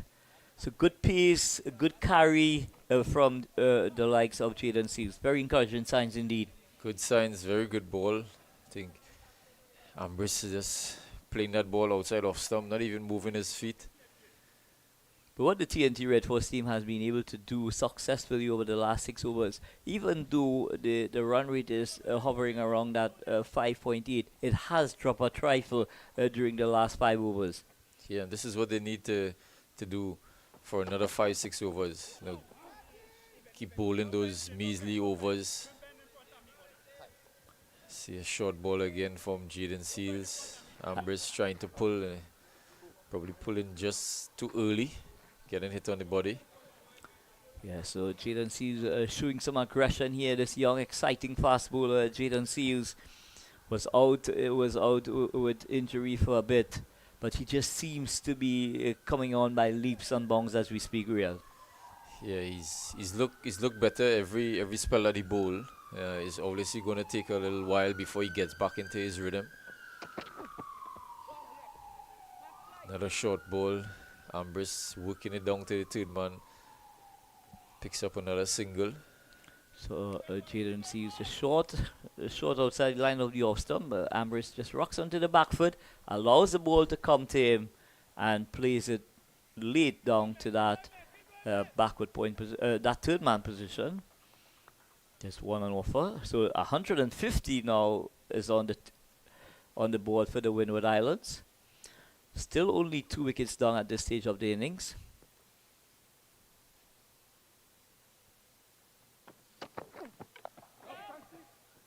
Lovely delivery there from Jaden Seals, and one of the key components as a bowler as well, and you would know that more than me, Riyad, is the fact that as a bowler you want to finish the over without too much damage. Yeah, it's excellent over from Jaden Seals. Just 1 run coming off the bat. Good pressure here from the Trinidad Tobago Red Force bowlers. Karaya building that pressure, attacking on one end, the other bowlers on the other end needs to just do their job and make sure that runs doesn't go on the other end. And you know, it's ironic that you said that, Riyad, because for our listeners who are listening and looking at the stream, it's important to note as well that you don't want to be trying to attack from both sides of the wicket, both sides of the pitch. So here we Yannick Araya really doing the business from the Brian Lara Pavilion, and now Jaden Seals is backing him up here. Yeah, that's exactly what they need to do. They need to know their roles, and I think they understand their role here. Karaya looking to attack. He's the attacking bowler here now. As you see, Ambrose just getting on the front foot and pushing it down to extra cover. Skipper Darren Bravo does the feeling. Chedan coming in and backing up the good over from Karaya. It's been 4 or 5 good overs after getting Johnson Charles out. There's been some good bowling here from the Trinidad Tobago Red Force bowlers. Yeah, they've really come back strongly here.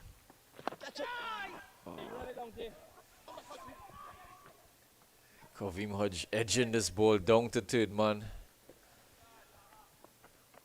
Well flighted delivery here from Yannick Karaya. He's been bowling really well here.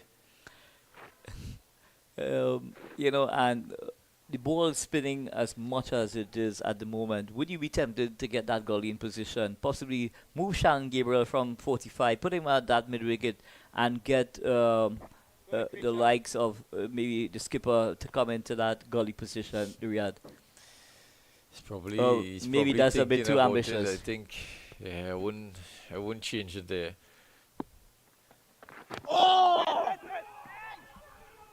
Chance for a run out of the non-striking.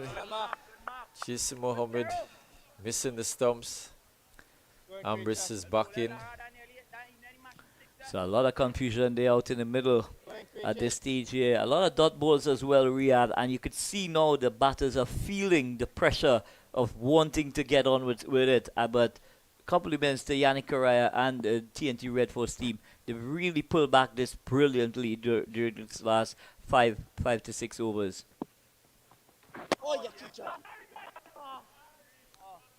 Kavimi Hodge getting a ball on the stump, hitting it straight back down to long on. Darren Bravo will be happy with what he's seeing so far from his bowlers, especially from over 20 to 27. It's been some good bowling here from Yannick Karaya. Yeah, at over number 20, the score was 120, Riyad. So they've really done some tremendous work in the last 7 overs. Oh, yes, teacher.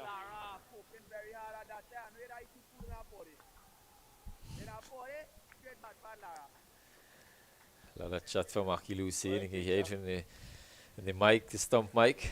A lot of friendly banter indeed, urging his bowler. Yes, Karaya, you can eat his food now. Come on.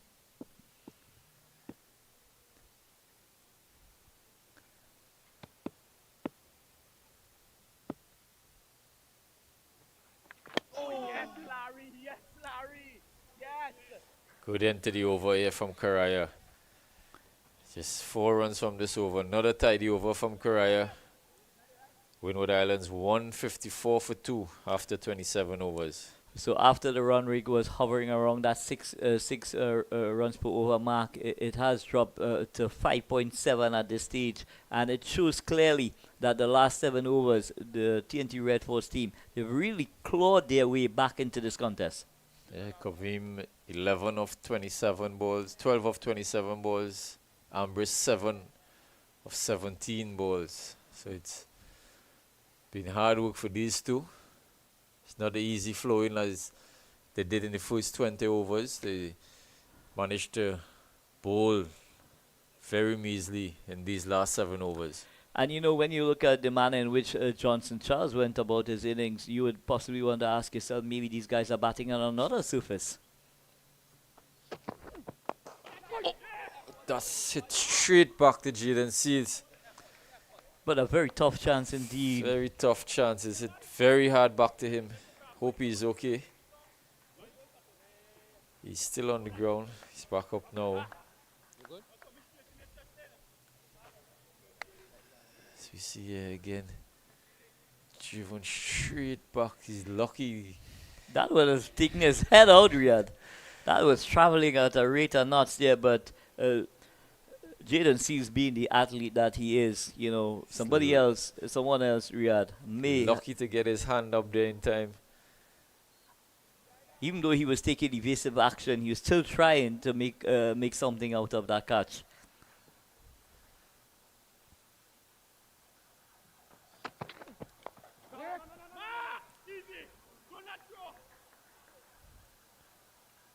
So Mark Dial is back on the field.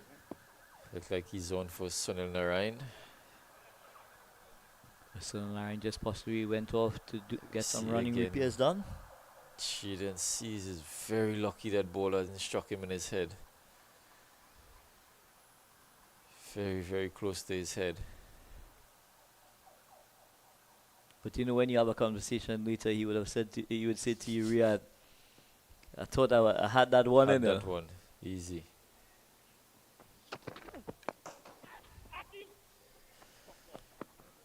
And that's a lovely on drive from Kevin Hodge. He turns to 2. Are they going to come for 3? Yes, they are going to come for 3. Akil Hussain does the fielding there at that long on position. So lovely on drive there from Kevin Hodge.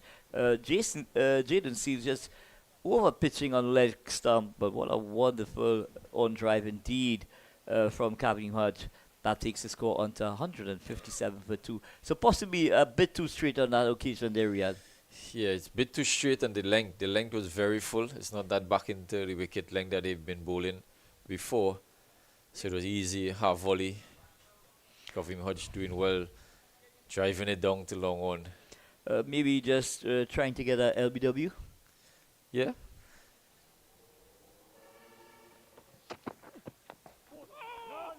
That's the length that he's been looking for. Back into the pitch. Ambrose probably premeditating a pull shot. Ball not getting up to where he wanted to be. But at this stage, Riyadh, are you of the opinion that the pitch has definitely slowed down a bit at this stage? With the balls now a lot softer, as we had alluded to earlier on. It's not really coming on to the bat as it was earlier on. It's a perfect example of what we've been saying. You know, the ball has gotten softer, so it's not really coming on as much as before. And I think this is the important part of the innings here for batters especially. If they're not going to get boundaries, they need to rotate the strike. And I don't think these two have done what Johnson Charles and Atanaz has done it at the top of the innings. This has gone over Shannon head, over mid-on. So a teasing catch there for Shannon Gabriel, but it was always going over his head. Slower delivery defeated Sunil Ambrose there was Jaden Seals, but that ball was always going over the head of Shannon Gabriel, but he did well to retrieve that ball. So the score goes up by 2. The score now 159 for 2. So in 8 overs, TNT have crawled their way. They really restricted the Windward Islands to 39 runs in 8 overs, Riyadh. Short, and Ambrose pulls this down to backward square. One. The end of 28 overs, 160 for 2, the Windward Islands Volcanoes. And that represents a prominent position, if I may say so, Riyadh. 8 wickets still in the shed, a lot of batting still to come, and with wickets in the shed, going down into the back end of the innings, we could see, some of these guys really trying to, express themselves going into that back phase of the innings, that 40 to 50 over mark. As you can tell from the last over there, they probably looking to get the move on. But Ambrose is someone who just waiting for that ball to pitch up to go over the top. But what we have witnessed in recent times, by over number 40, most teams are 7 wickets down. Yeah.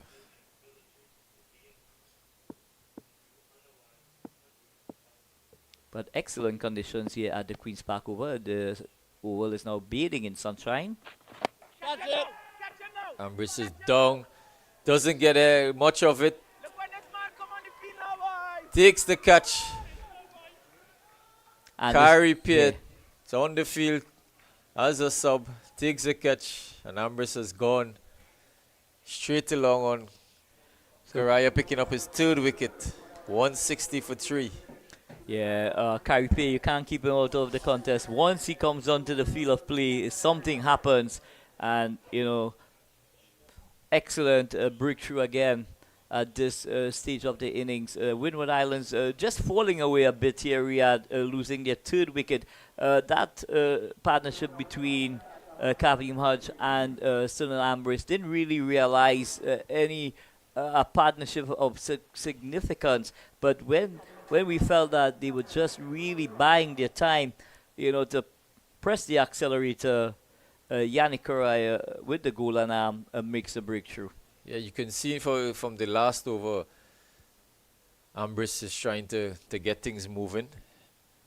I don't think the ball was there for that shot. Probably he should have just checked and tried to hit it just past back the bowler, but he tried to go for maximum and found the safe hands of Kyrie Piet.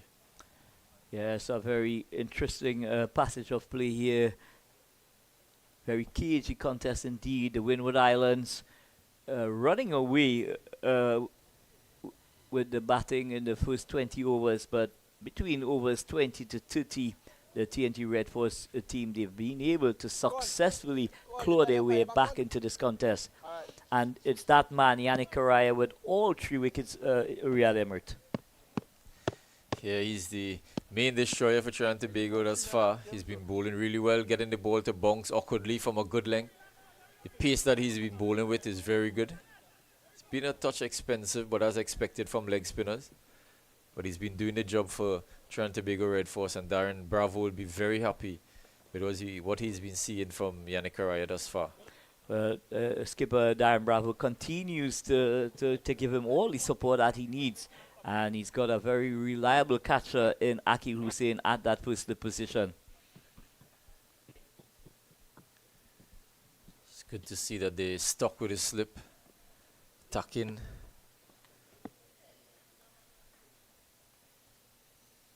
Go creature.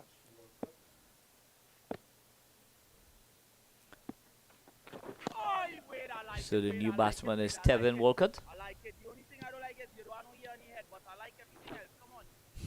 Looking good there. So Correa starting with a googly there to the new batter. Go ahead, creature. I like it, wait, I like it, wait, I like it, wait.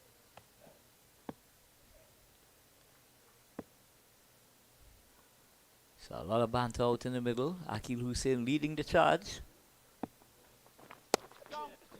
Spin it back, spin it back. Short and wide. It's cut away to that deep cover. Walcott is one of these young batters who is not afraid to play shots. He can turn the game on. We're working, man. Come on. Seen him in the 4-day setup. He's not afraid to play shots. He comes in and tries to turn the game as soon as he can. Oh, Another googly from Karaya.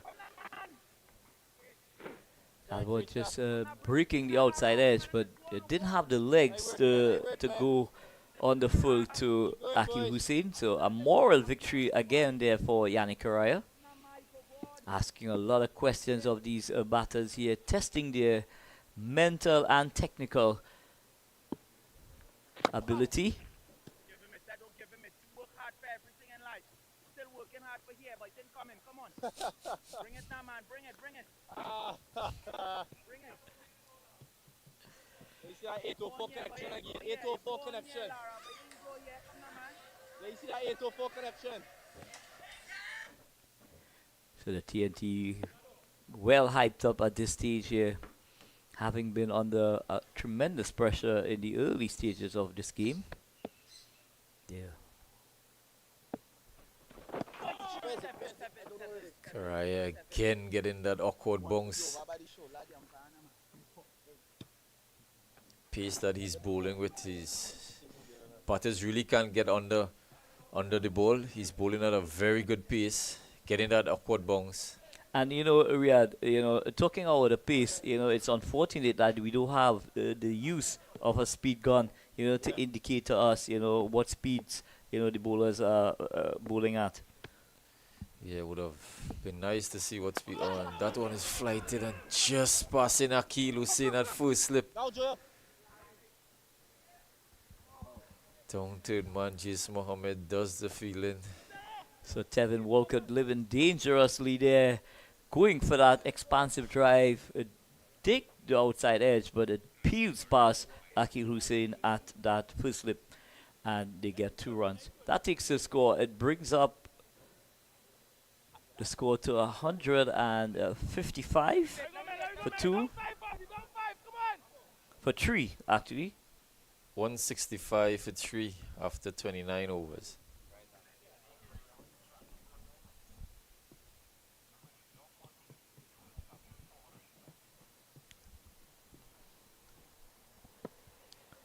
So Walcott, Captain Hodge, he's on 16. Walcott just striding out to the middle. He's on 3. But we're going to see a change from the Jerry Gomez Media Center end. Terrence Hines. He's going to be brought back into the attack.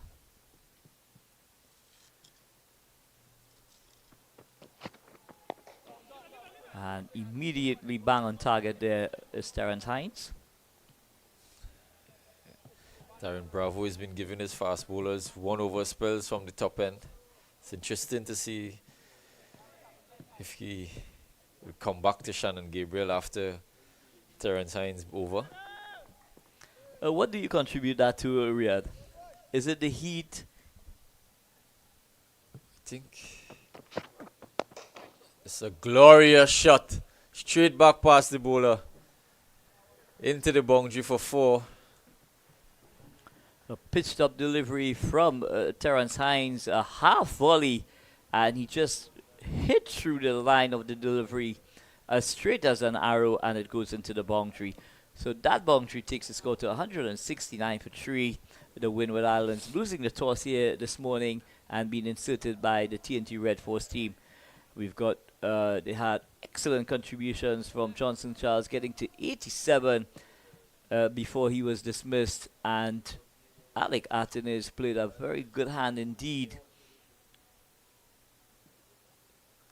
before they were separated. As you see, a change in feeling position here now. Darren Bravo comes to long on.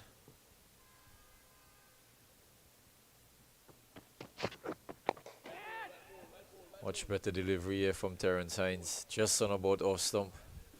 Back off a link. Yeah, Darren Bravo picking up that position at that long on position. Possibly a bit straighter than we normally see that long on position, Riyadh.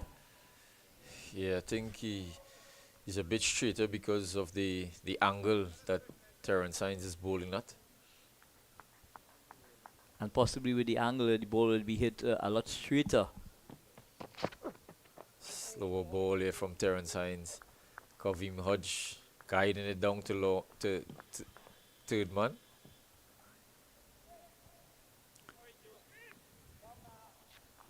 As you were saying before, Anil, I think the reason for the 1-over spells from the fast bowlers is because of the weather that we've been having. I know a lot of the bowlers were struggling with the temperature. It's been extremely hot. So Windward Islands total built around a magnificent 87 from Johnson Charles, 37 from Alec Atkins as well. And how well he played this morning in that supporting role for Johnson Charles, Riyadh. Yeah, Johnson Charles made his job easier for him. He was just doing the right thing, putting away the bad balls and rotating strike, giving Johnson Charles all the strike, or most of the strike. As you see, Walcott again guiding this ball down to short third man. And he seems to have all the time in the world, Riyadh, to play those deliveries. You could see he just rocks into the back foot, allowed the ball to come to him, and he plays it very late indeed down to third man. So a very exciting prospect for West Indies cricket. Young wicketkeeper batsman, Tevin Walcott. 171 for 3.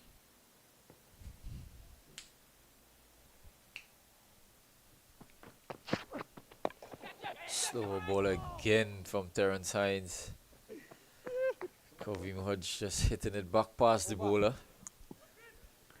So at the end of over number 30, Windward Islands being inserted here at the Queen's Park Oval, they are 172 for 3, and that does tell us that they are in the ascendancy at this time here. We have the TNT bowlers, on the other hand, they fought back well over the last 10 overs, making it very difficult indeed for the Windward Islands batters to really try and motor on. Maybe at this stage, Riyadh, the Red Force possibly may want to have had the opportunity to possibly had four wickets in the shed. Yeah, probably even 5 wickets. 172, they're in a very commanding position at this moment. 172 for 3 after 30 overs, 20 overs left, 7 wickets in hand.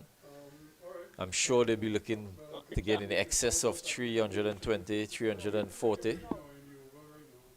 As we see a second slip implemented for Karaya.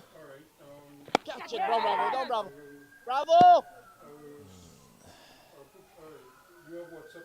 Back up. So somebody seems to be listening to us, Riyadh, because that gully now, or second slip, has come into position. Jason Mohammed, a very good catcher indeed, Good creature. giving skipper Darren Bravo, giving Yannick Karaya all the opportunity, in terms of support to get another wicket here. He's in his final over as well.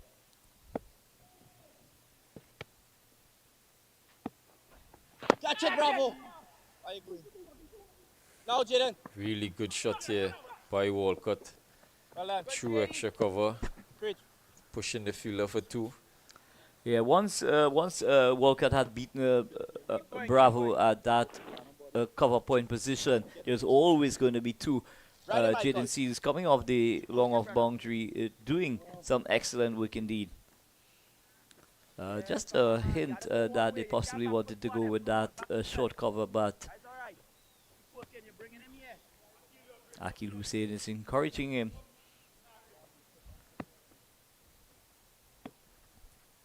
Karaya has come back really, really well after the first 3 overs. First 3 overs cost 30 runs. Good creature. He's been picking up wickets. He's the only one to pick up wickets thus far. And he's bowled some magical deliveries, Riyadh. On any given day, he would have had a 5-er. Yes, he's bowled some really excellent deliveries.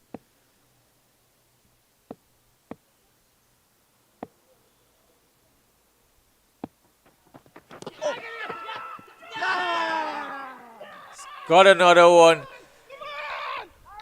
Getting back to cut. Straight to the keeper. Bouncing off the keeper and into Akil Hussain. Diving forward.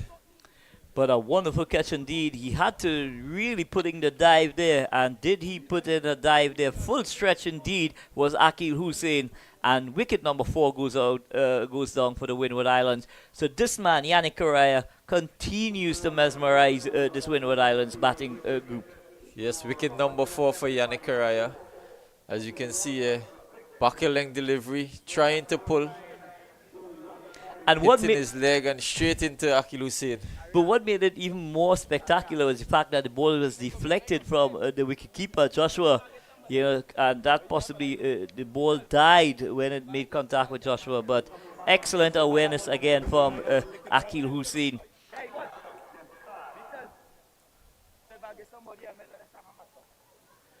I must admit, Tevin Walcott, he doesn't seem to be too impressed with the decision. Actually, the ball has ricocheted off the batter himself, not the wicketkeeper as we have seen. No, I'm not giving up my helmet, brother. Not on this pitch. So we're just going to have another look at it here. It came off the shoulder, was it? Not for this pitch, bro. It's Seems very, it very came off close his to call, thigh or Riyadh. something. Yeah, it's very, very close to call, I must admit. Maybe But if in we the had end, hot a spot. Good catch from Akil Hussain. So TNT Red Force team, they continue to play themselves back in this contest here. They are back big time in this contest against the Windward Islands right here at the Queen's Park Oval. Go, creature. As we see the new batter, Descartes. He's very surprising not seeing Windward Islands captain at the creases yet, Andrew Fletcher. Normally an opening batsman. He's probably the finisher for the Windward Islands in this tournament. Come on, Mike. Come on, Mike. Come on, Mike. Yeah, Shadrach Descartes. in the last innings, Fletcher got to a half century. Unfortunately for the Windward Islands, they weren't able to cross the line. The last wicket was gone via the run-out route with just maybe 10 or 11 runs that was required to take them over the line against a very strong Guyana Happy Eagles team. We're gonna win behind anyway. And it's all happening here at the Queen's Park Oval. Yannick Araya, what a wonderful spell indeed. 10 overs, 56 runs, 4 wickets. You'll take that any day of the week, Riyadh. Yeah, excellent spell from Yannick Araya. He's been the main destroyer for the Trinidad Tobago Red Force team this morning. He's excellent spell. He's been bowling good areas. First 3 overs, he's been tapped around the park, but he came back strong. He didn't let that deter him. 4 wickets to his name. 4 for 57 in 10 overs. Excellent figures. Excellent bowling from Yannick Araya. But we do know Yannick Araya is an extremely hard worker when it comes to his cricket, Riyadh. And it's no surprise to me, and I'm sure you share that same, echo that same sentiments, that you're not surprised that he's getting the rewards for his hard work. Most definitely. He's always working hard. He's always looking to improve his game, always asking questions. Sometimes, you think he's trying to do a lot more than he should be, but he's obviously reaping the rewards now. He's just made the West Indies team, and he's really been bowling well. He has done the trick here today for the Trinidad Tobago Red Force team, brought them back into the game by picking up wickets, while the scoring rate was above 6 runs over. They brought it back down to 5.7, so excellent job by Yannick Araya. Yeah, the scoring rate did decelerate, a bit, and it continues to decelerate at this stage. It's going to be Terence Hines. Bang on target. This one is punched down to mid-off. Darren Bravo does the fielding. There's no run. There's no addition to the score. 176 for 4 still does represent, a position of strength. But from this stage onwards, the Windward Islands will have to bat really well to get possibly over that 300 mark. As you see Terence Hines again bowling to the new batter. Just getting in line. I think this is where the Red Force team needs to sink the Windward Islands into the ground. The new batter try to bowl as much balls as possible to him. And you know what? We've seen that Darren Bravo has been very proactive. And he's done that again by taking that bold step to include Tion Webster at that more or less second slip position for the new batter. I think that's Son in the Ryan back Oh. on the field. My apology. He's Oh. in slip. It's good to see him back on the field. Hope that he's not injured. Hope everything is okay with him.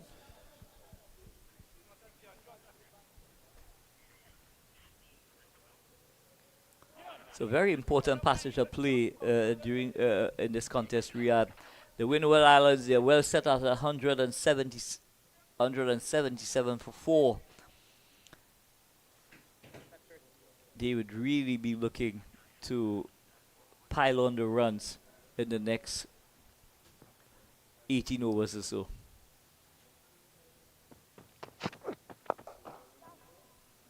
A nice flowing drive there from Kevin Hodge. It goes out to the sweeper on the cover boundary. Kian Utley, the skipper of the Central Sports Club, does the fielding. Kian, aka Corn Utley. See, Jason Mohammed is loosening up. Don't know if he's going to have a bowl from the southern end, from the players' pavilion end. Brian Lara pavilion end. But possibly skipper Darren Bravo may have to turn to the likes of Jason Mohammed, possibly just to get a few overs out of him. Yeah, Son in the Ryan was off the field for quite a while, so he'll need to get some overs of Jason Mohammed. And as we know, Jason Mohammed has done a tremendous job when given the opportunity at the bowling crease. Always, at some stage, seems to pick up a wicket. Yeah, Jason Mohammed regards himself highly as a bowler. Always think that he'll get wickets every time he bowls, so Well, which he actually does. well, when you look at him in the nets, Riyadh, he's a handful. Yeah, he is. Good area again from Terrence Hines. Over. The end of 32 overs. The Windward Islands Volcanoes 178 for 4. As you see, new bowler from the Brian Lara pavilion, and as we said, Jason Mohammed replaces Yannick Karaya. Yannick Karaya's figures 4 for 57 in 10 overs. As you welcome the one and only Ruskin Mark. Thank you very much. As we've seen some progress for Trinidad and Tobago, they've been chipping away here, and they're now trying to kick the door open. You did hint at Jason Mohammed coming back or coming into the attack, and what Jeffrey Boycott will say, he's bowling his lollipops. But he does have a tendency, he has a knack to get wickets. He does have a knack to get wickets, and he always think that he can get a wicket every time he comes to bowl. I'm sure Bravo will be hoping that he does exactly that this time around. We have brilliant sunshine back here at the Queen's Park Oval, which is really a far cry from what we had yesterday, and even on the day before, Tuesday, when the tournament started. Rain interrupted that one. Short ball, first time up, but not punished. Good dot, Jay. What Jason Mohammed does is the speed that he bowls with, very, very slow. With the lack of speed, down the wicket he goes. This is a good shot. That is straight back past the bowler, and it goes into the boundary for 4 runs. So solid determination there, taking a couple steps down, Hodge, and really planting it where nobody could get to it before it crosses the line. Also, I think the Red Force team will need to get their over rate up. I think they're way behind at this point. But again, I suppose once you have 2 front line spinners, plus you have Jason Mohammed, they hope is to get through these overs fairly quickly And if you can get, well, you have 4 because you already have Akil, Akil, Sunil, Sunil, you have Karaya. Karaya, and you even have Jason Mohammed who can slip in a couple quick overs for you. So you want to believe that they could make up quickly. Oh, yes, Jim. Leave it. And again, it's just a lack of pace because he doesn't give you much to work with. Doesn't give you. You have to apply all the power.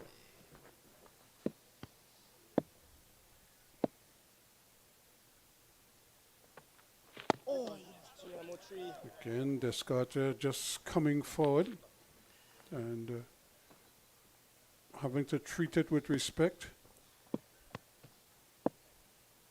A bit of a quiet period here. Mohammed certainly, as I say, taking all of the pace out of the ball Oh, down shadow. and forcing the batsmen to have to really adjust in terms of the amount of power they apply if they are to get runs. The end of the over, his first, it's 183 for 4. Not a bad start from Jason Mohammed. That's that 5 runs from that over, 1 boundary. I think what the Red Force bowlers would like to do is bowl at the new batter, Descartes. He's just 2 of 10 deliveries. Have him soak up dot balls. Bowl to him as much as possible. Get Kavim off strike. And bowl to him as much as possible. I think if they do that, then he's obviously an attacking batter by nature. Get him playing the big shot early in his innings. Terence Hines is going to continue. He's come back and not done too badly. Doesn't have a wicket yet to show, but I'm sure he would want to cause as much angst to the batsman here as possible. And that's a good shot. But only a single. So Trinidad Tobago really tidied up significantly now. And they probably just need to, I suppose the wickets will make all the difference. Yeah, I think if they continue taking wickets, then obviously they put the Windward Islands batsmen under pressure. We've seen in the first game that they played, Windward Islands, they crumbled the middle order, crumble the middle and low order, crumble. So if they could keep getting wickets, the captain is batting out of position. I think that is I suppose that's a big surprise. It was a surprise. They're going to have to hurry here, and they do. Is that how low down he's batting? No, I don't know if that's deliberate, if it's just a ploy, or he just wants to give the younger batsmen an opportunity to showcase their talents. And he's like the safety valve at the back end. I still think, if he scored majority of his runs at the top order, you would prefer bowling at Andrew Fletcher outside the power play than in the power play. So I think this is going to work in Trinidad and Tobago hands. The winter single is not there, and so it certainly is I suppose it's sometimes you could overthink the game, as we say, but it worked for him in the last game. He almost got the team home because he was there at the end. So I suppose that's the plan. He would try to finish things off for them, batting that low down the order. But I suppose another side to that is he could bat higher up and still, control the innings. Yep. Because he did play kind of out of character. He didn't really go after the bowling. He was very watchful and very, very solid. Another lack of pace there from Hines. He does have a good change of pace. Terence Hines look like he's in some discomfort. Yep. Hopefully it's nothing too serious. Might be like a stomach ailment, it looks like. He's holding his right knee. Over 40. What's the break after this? Could also see him getting some treatment. We were talking about the overrate, Yeah. and just before he came back to bowl, he was the substitute fielder was giving him some fluids. So hopefully they'll be 51 minutes for Sunil Narayan before he's allowed to bowl again. That's a good shot. but Jason Mohammed is out at long on, so just a single.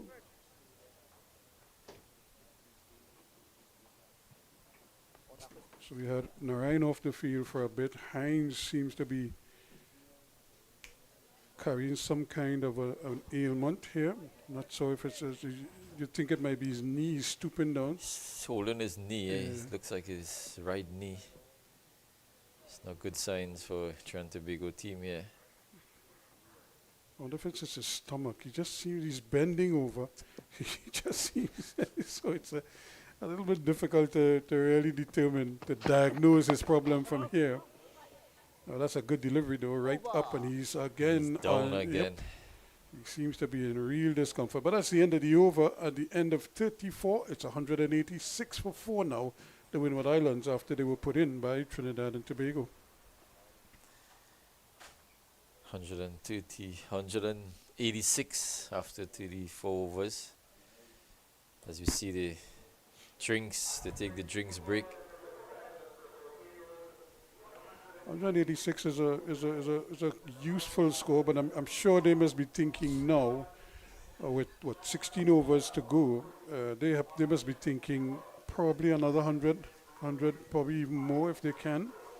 Definitely more than 100. You know, as I was saying earlier, they be targeting that they would probably would have 300. been targeting 320, 340, but they need to have wickets in hand. You know, they would have loved to have Ambris and Hodge at this point in time. That didn't happen. But what we've seen from them so far, also, when you consider the opening pair, is a good complement. Yeah. Because you have the ultra aggressive Johnson Charles, and you have a little more circumspect but a little more orthodox More fluent Athanas, Athanas. you know. And then you have some of the big hitters coming, and that's the thing with the Windward Islands, they can swing the bat very well. They actually have a very, very long batting lineup. You know, there's still Shamar Springer to come. There's Andre Fletcher. There's Ryan John, who can hit a long ball. So there's quite a lot of batting in their team. But I'm really surprised to see Andre Fletcher batting this late. As I said before, if Trinidad and Tobago see Andre Fletcher come out to bat at number 7, they'll be happy, because they think that they can contain him outside the power play.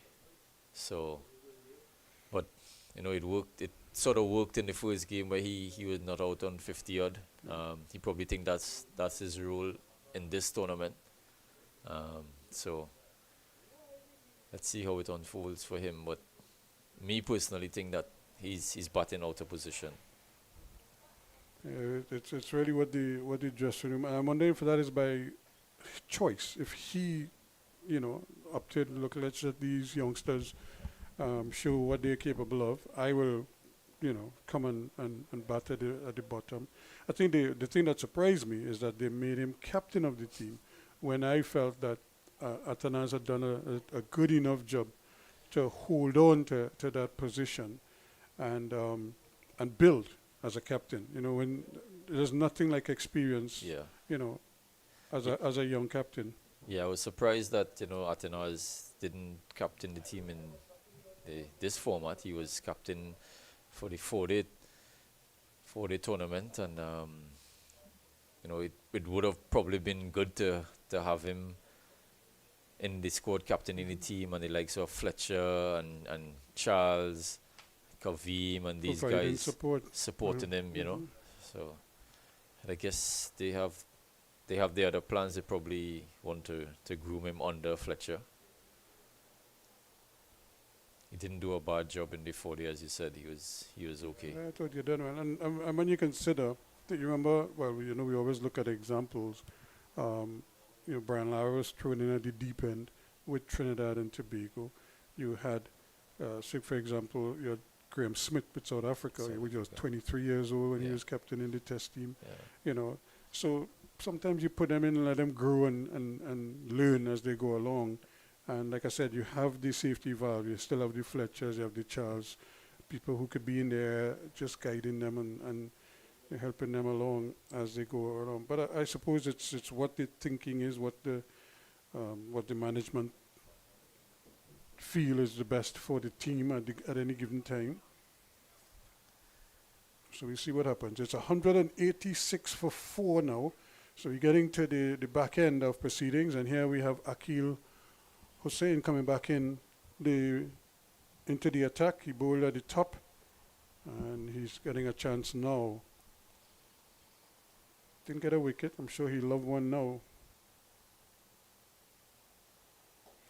And immediately is on target.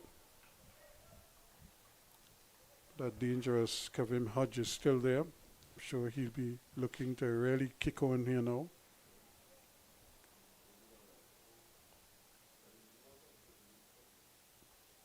Cutting away now. This is going to be a good opportunity. They want to, but I don't think it was on. Kavim Hodge is one of these batters that who sticks around for a long time. You know, you look up at the scoreboard, he has 30, 40 runs without even breaking a sweat. You know, he's one of their main batters, one of their main all-rounders in the team. And he'll definitely want to be there to the end. But we can just talk about batting to the end. I think India is playing Bangladesh this morning. Thank you. And again, Rohit Sharma and Virat Kohli. Oh, There's a ball pitch up. There's a stifled appeal, but I think there was bat onto that. He just seemed to be in two minds there whether he should really attack it, and then there was a late decision to bring the bat down. can't appeal. And struck on the pad.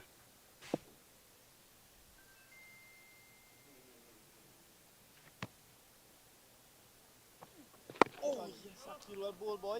This is exactly what the Red Force team will be looking to do. Get Kavim off strike and bowl at least 4 or 5 balls to Scott. It doesn't look like he's Settled, is comfortable. it? He's Yep. not settled.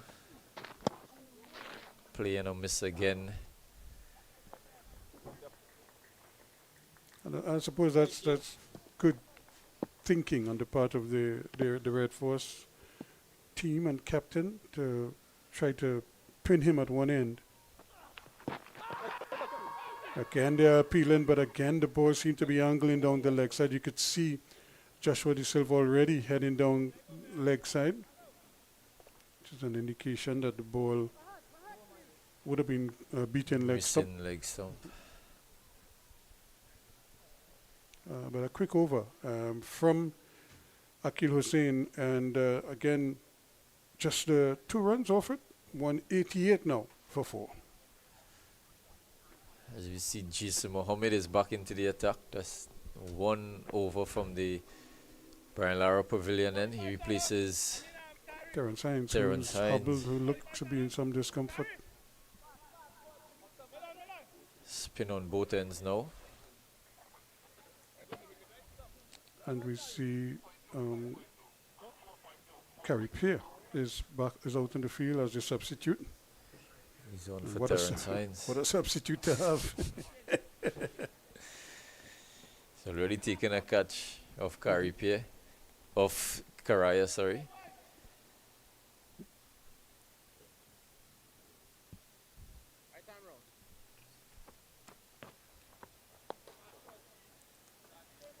Mohammed, you know, I had this theory years ago, and Brian Davis, and I remember him sitting right next to me, and I was telling him it, and he was very defensive about it. In fact, he brushed it off. I'll tell you what it is in a minute. As a good delivery again, pitching up. I was telling him, with the proliferation of Queen's Park players who've now elevated to the national team and to the West Indies teams over the years, starting with, I was looking at the point with Brian Lara and others. And, you know, I was telling him the introduction or the installation of the indoor nets really changed the fortunes, and it seemed to change the whole thinking of a lot of these young players. And we see so many of them now develop quickly and onto the international stage. They're going to get a single eventually. Just drifting into the pad there a little bit, Mohammed. But he wasn't going to, he didn't want to pinpoint that as the reason for that. But I was telling him, I said, but Brian, I came in here to go to a fete and them fellas were practicing. I said, rain falling, they practicing, and few other players had that opportunity, had that facility to do that. You know, when rainfall, you're either indoors doing some board work, if at all, you know, or you're just watching the rainfall.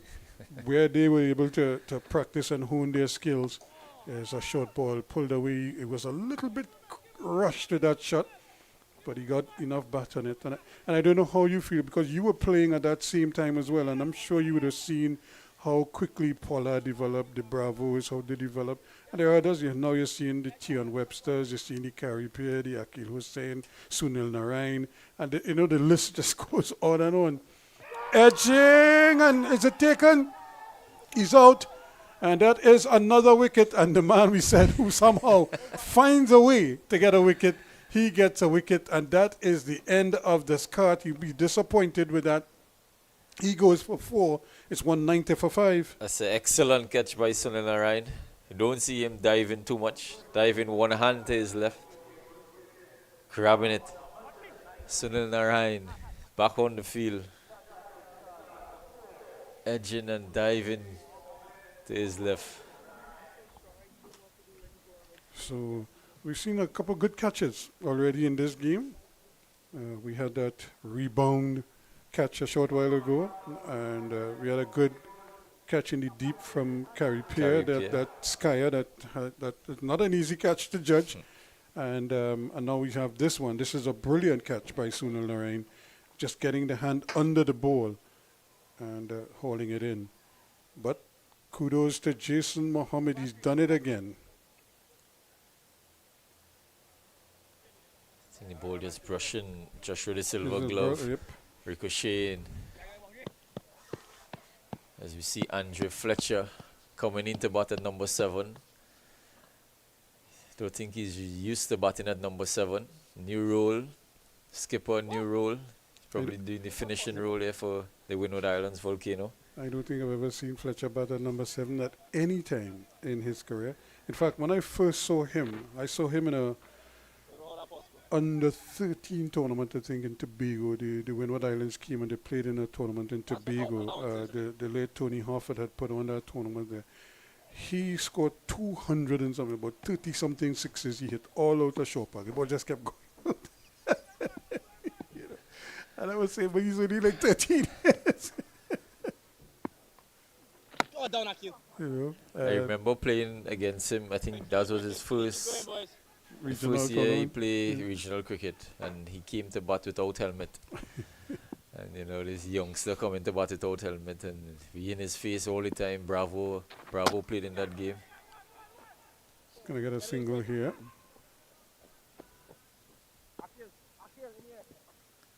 Coming back to your point about the indoor facilities, Ruskin, I think that in itself is a revolution for players in the Caribbean, not just Trinidad and Tobago, but the Caribbean. You know, as you say, when rainfall, we would have just sit down and wait, watching the rainfall. Now you have the opportunity to go in and actually put in the work. I myself, I don't like indoor that much. I was a victim of a broken arm in the indoor facility. Right. Same thing, rain falling against Jamaica, going in nets to get a hit. I did get a hit, unfortunately, on my arm. But it is something that has changed cricket in the region. Queen's Park started it. They're one of the first teams. And we saw the national team, or the facility down at the National Cricket Centre. So the national team can also spend time there doing work. Power Gen Sports Club, they have one as well, and there's a few private owned ones. So plus, don't forget Queen's Park. St. Mary's just St. put Mary's theirs, as one as well. So they have seen what the indoor facility can bring. You don't have to. If rain is falling, before rain falling, you can't play cricket. Now, rain, sun, night, early morning you can still go on and do some work. Plus, the other side to that is as Akil was saying, ends on another over quickly here. It's 193 for 5 after 37.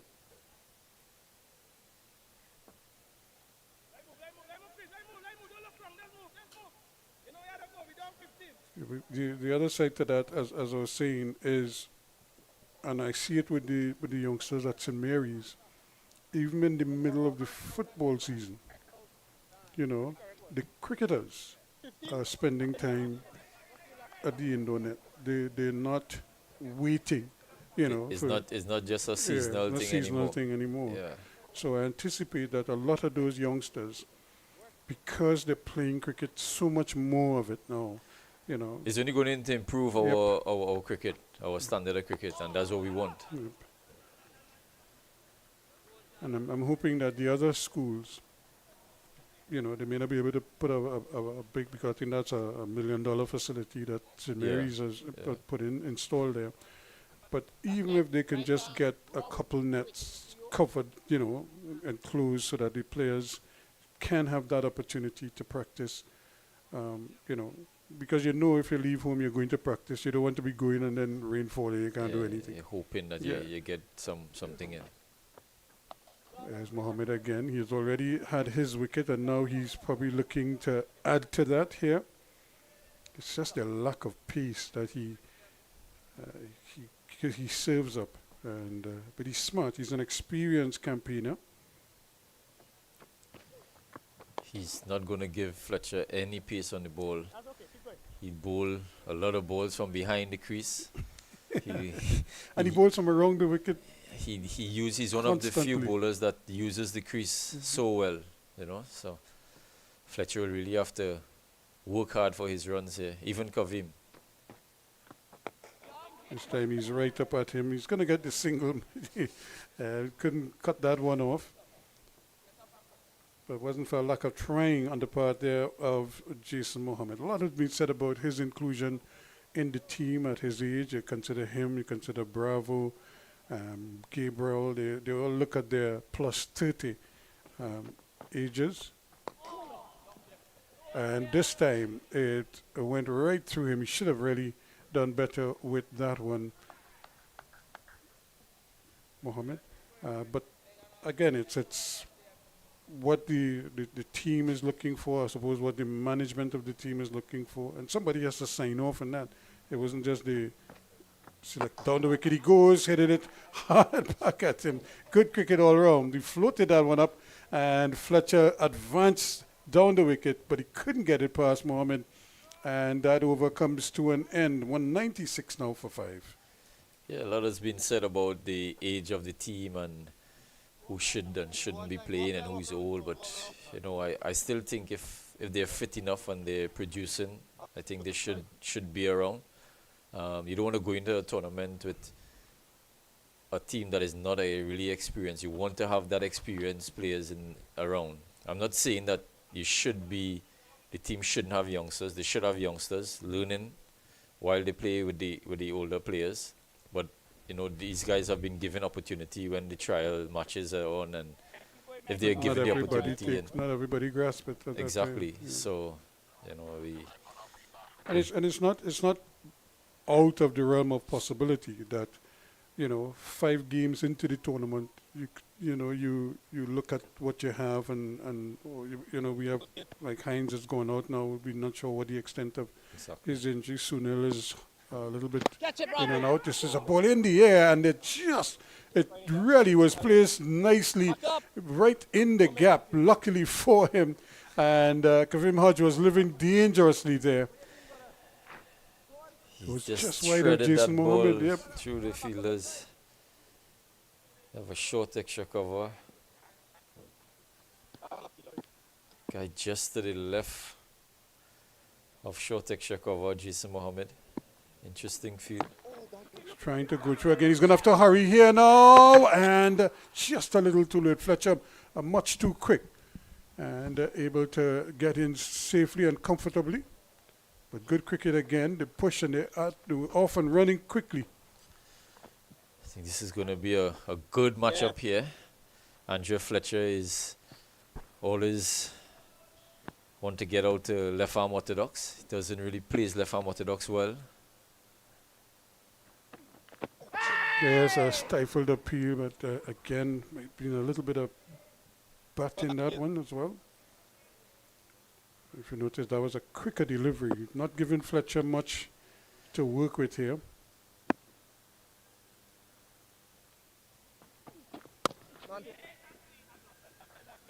Again, hitting straight to the fielder, backward point. Gary Pierre does the fielding. And this is where it is because the bowler knows that the batsman is capable, so he has to be spot on.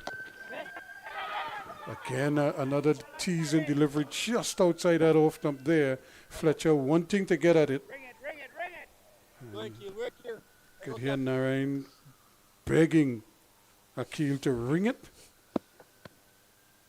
because he wants to go past that outside edge, or at least hit the outside edge. Yes, yes, yes, yes. Yeah, again, they go for a quick single. Too much work to do there, and the batsmen are able to get the single. Not much Gary Pierre could do about that. It's the end of the over. Another one in the books, 199 for 5 at the end of 39 overs. Actually, it's 200. 200 on the board. 200 up in 39 overs, 200 for 5. As you see the Red Force players trying to change quickly. I think they're way behind in the over rate, so they're trying to push. Akil Hussain and Jason Mohammed running through these overs. When you have the likes of Shannon and Terrence in the team, they take a lot of time to bowl over, Shannon mainly. So this time he's swinging this one down behind square for 4 runs. Not a man move. Neither one of them saw it, because Fletcher, it was always like a short arm jab, and he placed it well, equidistant between the man at deep mid wicket and the man at slightly backward of square. And 4 runs. Good looking shot from Andrew Fletcher, piercing the gap between mid wicket and backward square. I think he'll fancy his chances here with Jason Mohammed. And this time a little bit of delayed stroke play there, but he's going to get a second run as well. Not much they could do about that. 2 more to the total, so Fletcher quickly getting into strike. Now he's up to 7. Actually, he's up to 9, adding those 2. What does Mohammed have up its sleeve here? That's good, sensible batting from Fletcher, because he knows that there's a short fine leg, but there's a man also on the boundary, and he just rolled it just past the umpire for a comfortable single. Different looking Andrew Fletcher here, not the usual Andrew Fletcher that we see is at the top of the order. More responsible. Captaincy is probably taken its task on him here now. He's just looking to play captain's innings and finish off the innings here for Windward Islands. Jeez, Mohammed again bowling straight. Not much to work with for the batter. No pace at all on the ball, just slow and straight. Yes, again, and the batsman going right back on his crease there, and Hodge just keeping it out at the very last moment. So some positive signs for Mohammed. He completes another over. It's 207 for 5 at the end of 40 overs. Start of the last 10 overs, last power play. They allowed five fielders outside the 30-yard circle.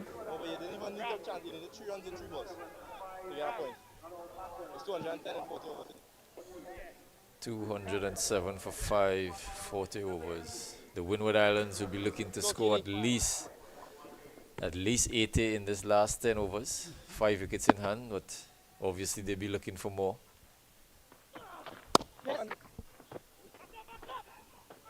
And Fletcher, I'm sure, will want to probably spend and use up probably about 5 or 6 of those overs. Go ahead, kid. because he probably feels if he can stick around for at least another 6 overs, he could well set them up for much beyond the 300 mark. Go, Tion. Spin into you. Not Back a up, both short sides. ball, Easy. a bit of turn and bunks there, but Hodge had it under control.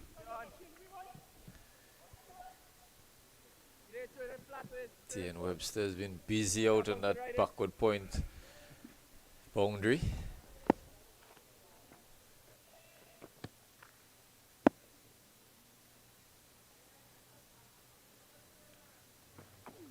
Oh, well bowled, Akil. Go, Akil. So again, Akil was saying really trying to break through here again for Trinidad and Tobago. See if he can separate these two and maybe just expose the big hitters, put them under more pressure.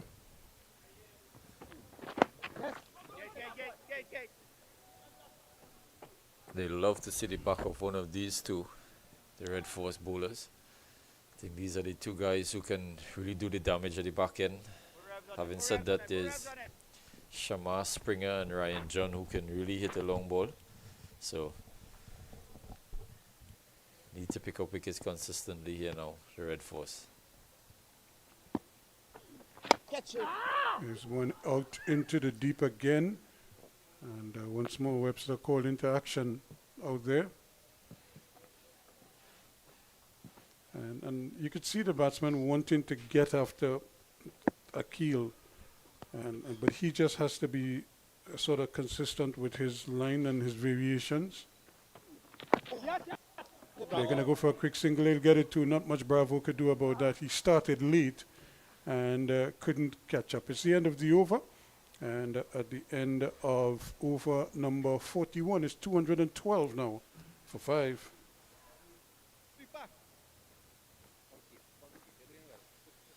Darren Bravo sticking with his spinners here at the back end of this innings. I think they're doing a very, very good job. The run rate has dropped from 6.2 to 5.2.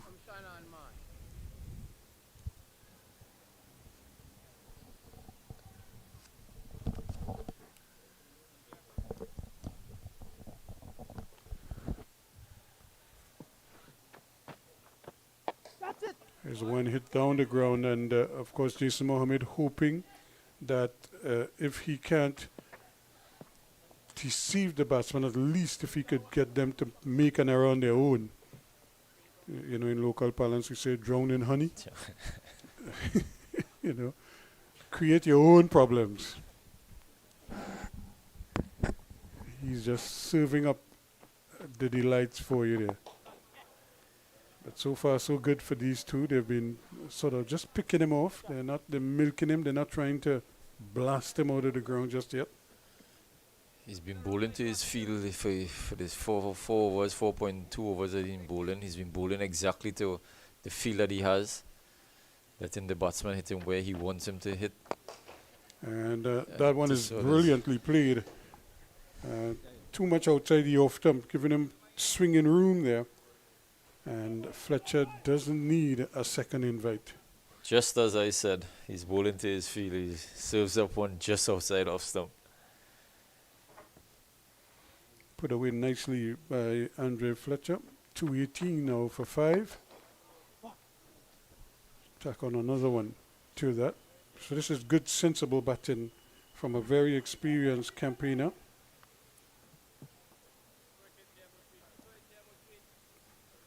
Fletcher has moved on to 19 of 21 deliveries. Hodge 43. And he missed that one. He was trying to just to paddle it past the fine leg maybe. Fine leg who is up in the circle.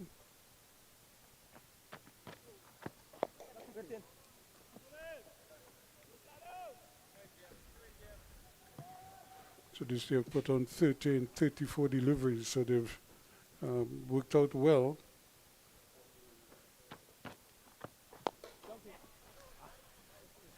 Single to end the over. End of over number 42. Windward Islands Volcano 221 for 5. It's been an excellent comeback from the TNT Red Force bowlers. They pulled things back after the 20th over. Yannick Karaya leading the way with 4 for 57 of his 10 overs. Jason Mohammed 1 for 26 of 5. They're the wicket takers. Akil Hussain 8 overs, none for 35. But his figures, because his figures doesn't do his bowling justice, because he is better than none for 35. Definitely better than none for 35. But it's the nature of the game. Sometimes you bowl very well and you don't have any success at all. And this time again hit it uppishly, but another single to the total. Hudge racing along here now. He's eyeing a half century. Always, Kavim Hudge always seems to get runs for Windward Islands. Every time you look at the scorecard, he's always there in the runs. He does it so easy. He doesn't even know he's there. Accumulates his runs very easy. So he's now up to 45. He's back on strike quickly. Fletcher, meanwhile, is at the non-strikers and on 20. Akil, boy. Really good here. Akil is not giving these batters anything to get under him. He's just bowling that fast into the pitch, just back over length, just on that good length. There he is, cutting, and he's out caught of the wicket. Again, speed. The ball just bunks in, and we've seen Akil and we saw Karaya get some extraordinary bunks at times. And on this occasion, he went for that cut shot, but again, wasn't in position. The ball is over the off stump, and he pays the price. He goes for 45. It's 223 now for 6. This stage of the innings, you don't expect him to bowl the ball with much flight, and he's done that exactly.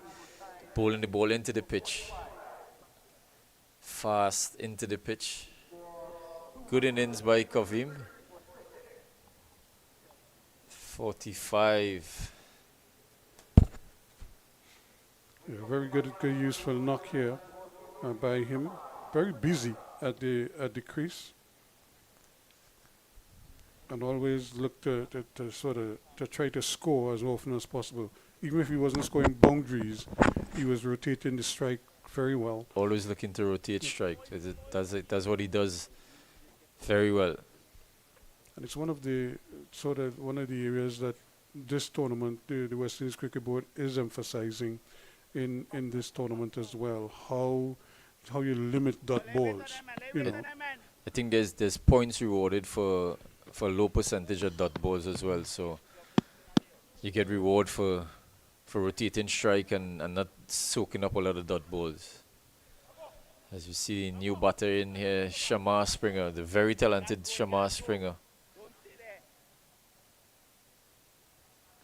No rabbit with the bat. He knows how to bat. He knows to score runs. Very capable low order batter. But he's up against the Boyd Akil Hussain now, who has a wicket to his credit. And we were talking about that his figures do his bowling justice. Okay. But he has that wicket now. Can he get a second one? And it just didn't go there. Jason Mohammed, I'm not sure you'd have gotten to it, but it went very close to him. In fact, Bravo was the one who was closer in, and it went away from Bravo, but it didn't carry to Mohammed. And that short, both of them are short at extra cover. They're very close in. They're well inside the 30-meter circle. Again, they're going to go for the single this time, and they're getting it quite comfortably in the end. So a good over from a successful over at that too from Akil Hussain. He has completed 9 overs, 1 for 38. Now it's 223 for 6. Or 224 for 6 it should be. Akil Hussein with another very good over, for getting his first wicket of the match, first wicket of the tournament. He's really pulled back this game here for the Trinidad Tobago Red Force. Together with Jason Mohammed doing an excellent job in the back end here. Two bowlers bowling in tandem. Just not giving the Windward Islands batters anything to go after. Jason Mohammed continues. No, it's going to be, you know, when you lose wickets, it could play on Fletcher's mind because he may think he has to do the bulk of the scoring. Yes, definitely. Probably if you're thinking of going now, he'll think that, you know, he has to bat a little longer, bat a little deeper. This might play into the hands of the TNT Red Force. Especially if he can't hit boundaries. You know, you're working on his patience here. Giving him singles, yes, but you're not giving him the big hits. And we know he likes to get on with proceedings.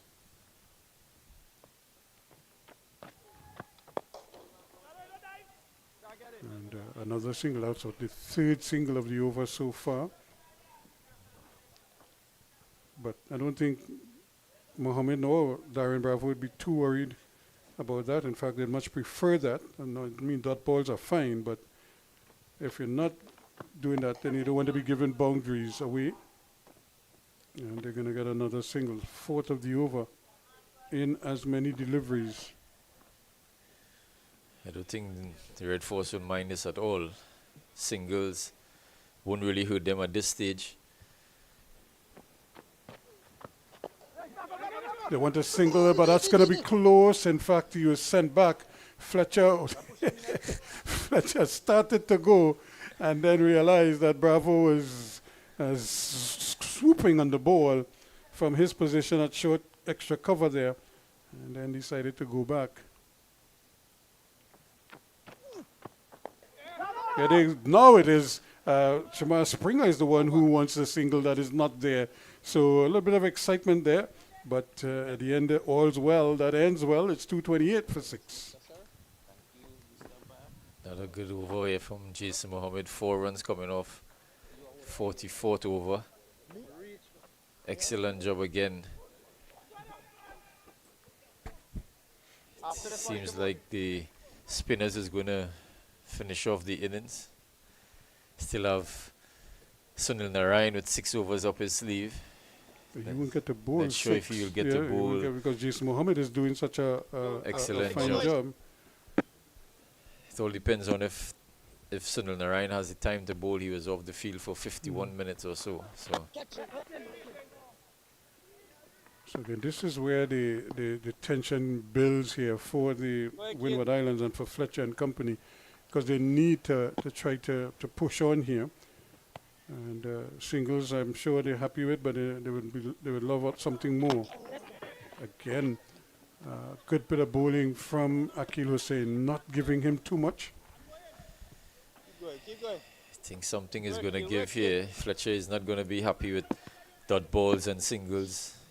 2 dot balls so far in the over. 1. Gonna get a single for this one, but he's not happy. You could see him there just thinking maybe I should have put a little more into that. Yeah, at this stage of the innings, they'll be looking to hit boundaries. They're not getting any boundaries.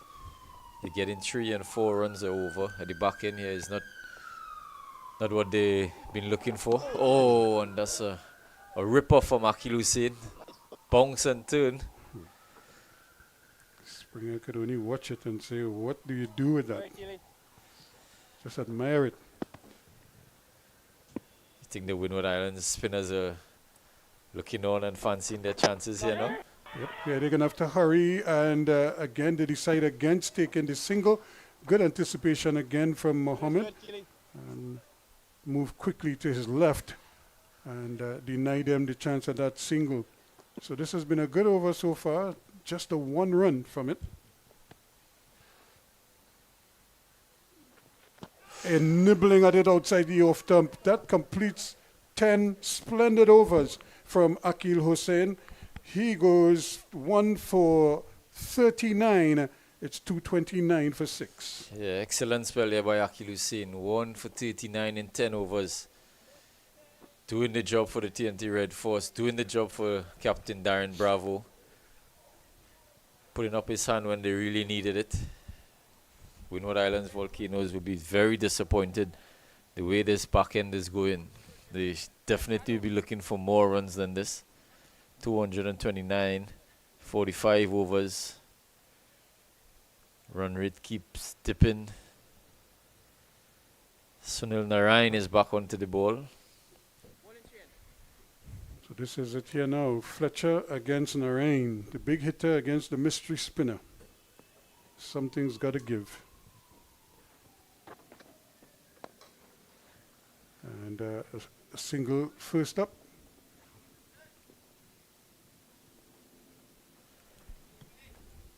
Yeah, it must be a real luxury to have Sunil Narain coming on the bowl over number 45 for you. And so, again, they're not prepared to go after him just yet with the big hits. But, having said that, I'm sure Fletcher must be just biding his time, looking for some kind of an opportunity to free his arms. And not on that occasion, stifled appeal, but not out. Sunil will be happy with this. Sunil just continue to bowl these areas. No one is trying to go after him. He'll be enjoying this. There goes through everything. Past the bat, past the keeper, down to the boundary for 4 byes. Because I don't think he got a touch. Yes, it's byes. And De Silva must be very disappointed with that because it was just a delivery pitched up outside the off stump of a full length. Fletcher flared at it, missed, but it also missed the gloves. Went right through his legs, it looked like. Yeah, not good work from Joshua De Silva. Sunil was not happy. It doesn't go to his name though. Here's another one. They're going to get a single. I think it fooled Bravo. Bravo was probably looking to see it on the onside because Fletcher was trying to turn it on the onside. Hit the outer, more of a leading edge. But he got a single, so he's off strike, so he could probably breathe a little bit now. Springer, who's on 4, waits. And he does well, flicks it away. They're thinking 2, and Webster is going to have to hurry, but the return is too late. The batsmen are able to come back for the second run. So that completes another Sunil Narayan over. He has none for 25 from his 5 overs so far. It's 238 for 6. Not a bad over there for the Windward Islands. 9 runs coming off the over, including the 4 byes. They really need to put a step on this gas here now. They probably looking to get 275 now. I don't think the 300 is in their eyesight. 4 overs remaining. You see Jaden Seals is back into the attack, replacing Akil Hussein. Akil Hussein 1 for 37 of his 10 overs. Excellent job. Really fighting back for the Trinidad Tobago Red Force. Jaden Seals coming around the wicket.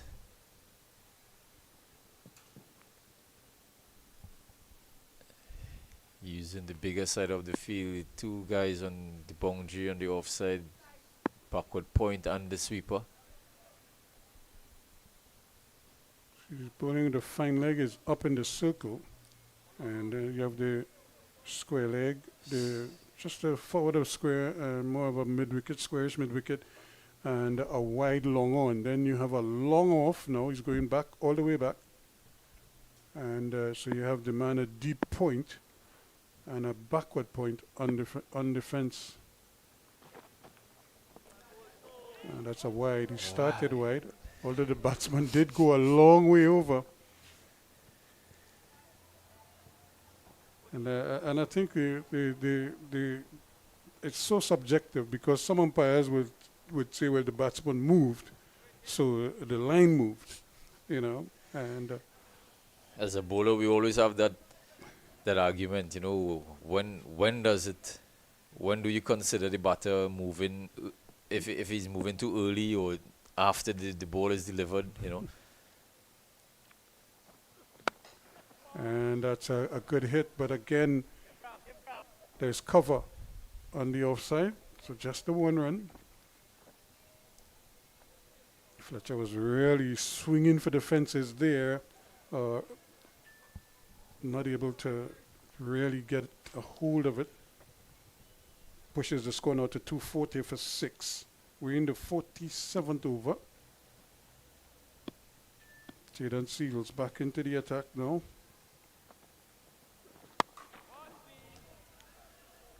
This is excellent bowling here from Jaden Seals, bowling to his field, using the bigger side of the field, bowling those wide deliveries outside the off stump. And what we were talking about earlier, this has to be something that Jaden will practice. And one of the areas you could practice that is in the indoor net. You work on it, you know, constantly. And you just develop scenarios in your mind and then you kind of execute it in the practice. It's a big hit again, but straight down to the man at long off.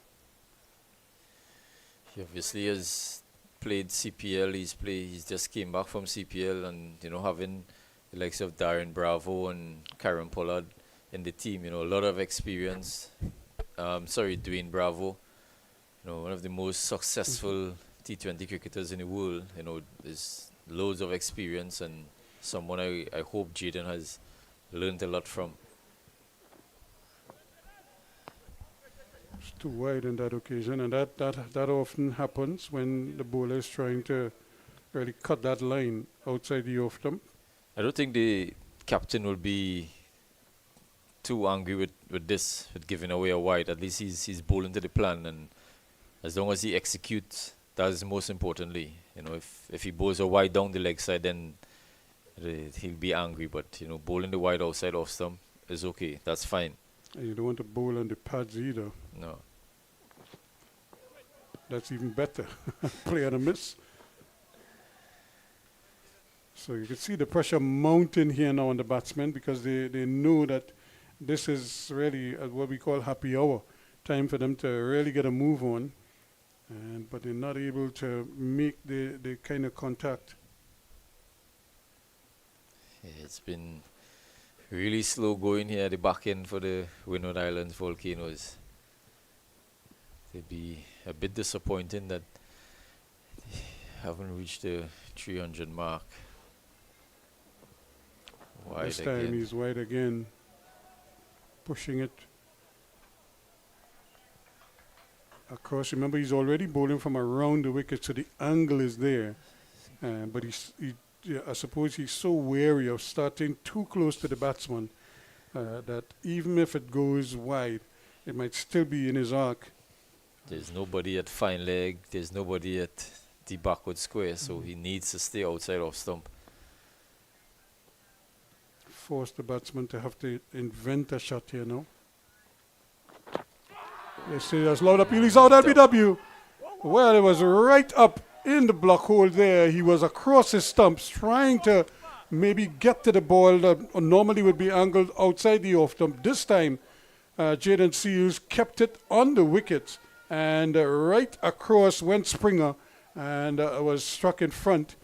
And he has to go. I think he has double bluffed Shamar Springer there.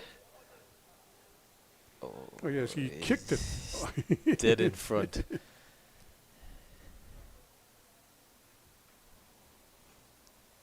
So a great bit of bowling there from Jaden Seals. So he picks up his first wicket. And Trinidad Tobago continue taking wickets here as they picked up wicket number 7 now at 245 for 7. That's a good bluff from Jaden Seals there. 4-5 balls outside the off stump, way outside the off stump, and then looking to target the stumps, hitting Shamar Springer straight in front. And he pitched it right up two in the block hole there, and Shaman Springer had moved so far across, he couldn't even get his foot out of the way to get the bat down. He basically blocked off the bat by moving so far across the stumps. And, well, pay the ultimate price.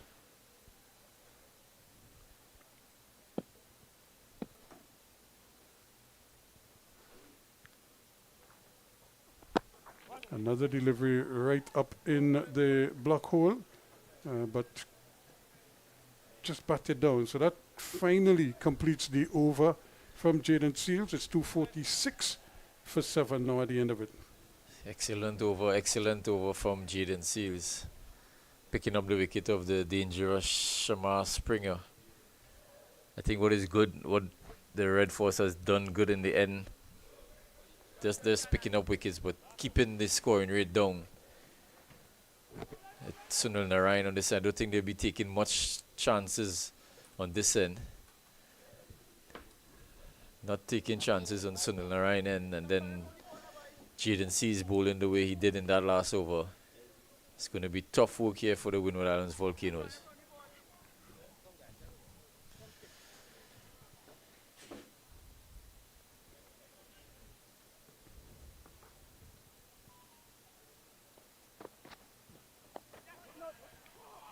So again, Narayan bowling at this stage here is always going to be a handful. So the lower order batsman might be thinking either he gets me or I get him. And he's bowled him. Yep, right across the line there. And Sunil Narayan picks up a pepper. This is exactly what we spoke about. Sunil Narayan. It's not very easy to get away. Top order batters don't get him away easily, so don't expect the low order batters to get him away. 245 for 8 Windward Islands. Struggling at the back end here of the innings. Sunil Narayan does the job again.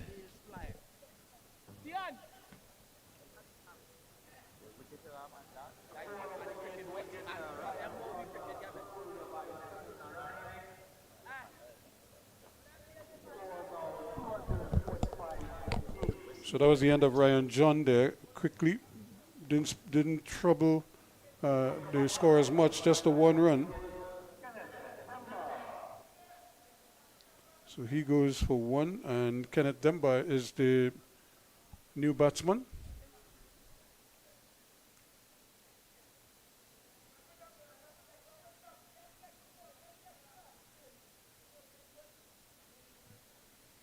Again, another batsman, another budding all-rounder, one who likes to, as I say, put bat to ball, and does have big shoulders, so if he connects, it will go a long way. I think he'll be lifting his bat to Sunil Narayan. Sunil will be happy to bowl at these guys here at the back end. 2 overs remaining after this. It's very interesting to see how Andre Fletcher goes about it.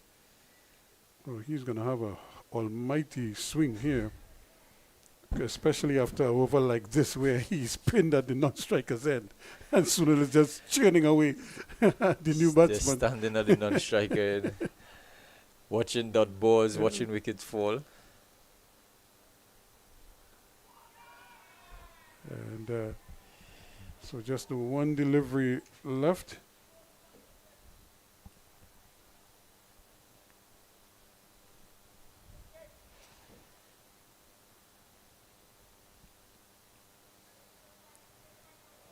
In this over. It's a off break coming back a long way, and well, Demba was almost shouldering arms there, and that ball came back. His heart must have been in his mouth there for a moment, but that ends the over. A good one, and a successful one from Sunil Narayan is 245 for 8. Yeah, maiden wicket over there for Sunil Narayan. 48 over, maiden wicket. You don't really see that often in 50 over cricket or any cricket. And worse yet, when Fletcher was a spectator at the non-strikers end. So, and this is how the cricket could work out for you sometimes. You know, if Jaden Seals gets his wicket, it's really the accumulation of what The pressure from Narayan the did other at the over. other end. Yep. Yep. There he goes in the air, into the gap, but it's not going to get to the boundary as the ball is going to be intercepted quite easily out there in the deep. Coming back to the point that we made earlier on, you know, this is Andrew Fletcher Wason, you know, at number 7, coming into bat at number 7. Why not bat at number 5? Even 4. Even, yeah, you know, when this Kate came into bat, you know, he should have been the one coming into bat with so many overs left. There he goes again. Nicely hit, but he's not going to take the run.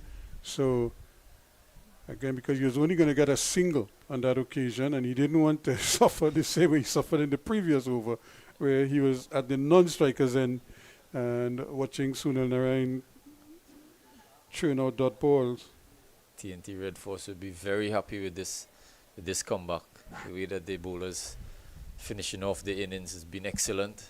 They've been stingy and picking up wickets in the process. Yeah, they're going to go. They're going to come back for a second round. They're going to have to hurry. The return is there. Fletcher, did he make it? He might have just gotten in there. But excellent fielding out in the deep. And Akil Hossain and company not happy. But the umpire says not out. The wonderful pickup. The return. Fletcher is diving. Whoa. That was close. And I think if they had a replay, he might have been just short of his ground. But the umpire here with the naked eye gives him the benefit of the doubt. And there's a big problem here for the Trinidad Tobago Red Force team. The Joshua Silva- De Silva looks like he has dislocated his finger again. We've seen this earlier in the first class season where he dislocated his thumb.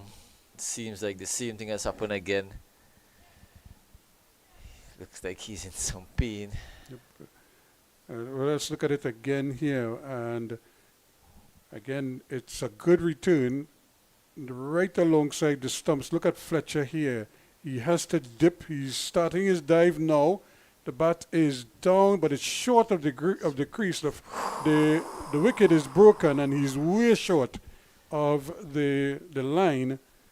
And but he got the benefit of the doubt there. Now, you look at the distance where that throw was. Had he thrown at the bowler's end, Yeah. look at how far out Dembo was. Dembo was half pitch, literally. If you show that over again, when that action was taking place at that end, Dembo was struggling to get back at the bowler's end. You could see how, look at Jaden Seals. He wanted it at his end. Look at how far. He would have been gone by a mile. Dembo was way, way out. He would have been a spectator trying to get there. In fact, he looked like he wasn't even going to try to get in at that stage. But it just seems as if Joshua is going to be okay. And the thing with dislocated fingers, after a while, you kind of get used to it. It hurts. But once you could pop it back in place, and you just kind of manage that pain for a couple of minutes, and then you're ready to go again. Seems like he has managed the pain well. Has the gloves back on.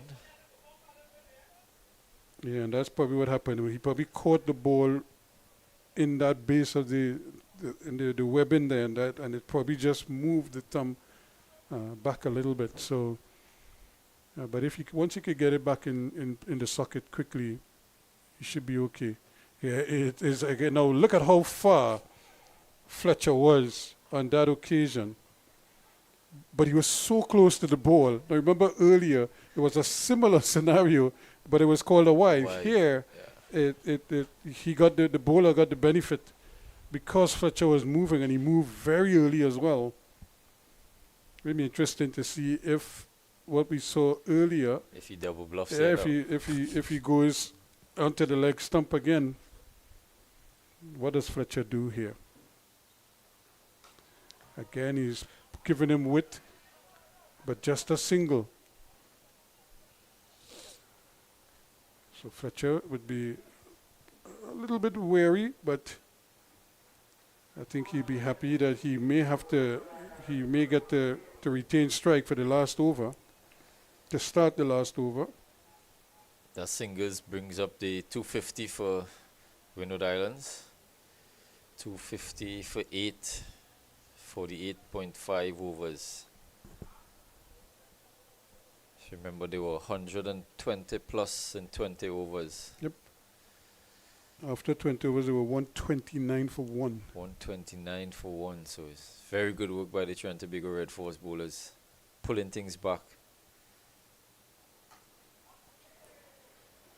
And he has to turn down the single because he wants the strike. As if Fletcher wasn't going to run that single, the ball could have gone all the way to the boundary or just beyond the boundary. He wasn't going to move as he needed this strike. It's 249, 250, 251 for the loss of 8 wickets with 1 over to go. As you see, Sunil Narayan will be bowling the last over. For Narayan, I'm sure they'll have a mid-off, a long off, and a long on. Those are like the 2 danger areas for him because he's probably going to really swing the bat here now. Deep mid-wicket as well in cow corner. Backward square and a man out at the point position. Quicker delivery. And they're going to come for the second run. They're going to have to hurry. Fletcher says yes. And they will get it 2 in the end. The irony of that is when they lost the game against Guyana, they were attempting a run out in the deep. Well, it really wasn't even the second run. It was an overthrow. Overthrow, yeah. You know. And he sent him back, and then they decided, yes, we're going to go for the overthrow now, and eventually got run out. Down the wicket he goes, and he's misstumped. Well, he went down the wicket. Sunil Narayan beat him, and he also, Joshua Silva failed to collect it. It would have been a simple stumping. It would be more like a run-out because Fletcher was way down the wicket. He remains on 32, and this one is swung into the deep. They're going to go for the second run as well. Not much that Akil Hussain could do about that. So 2 more to the score.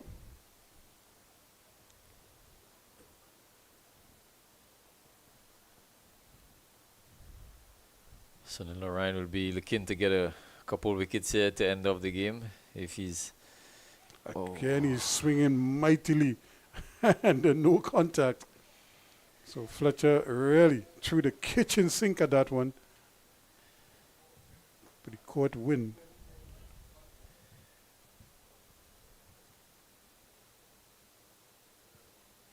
And short, and again he can't get the run.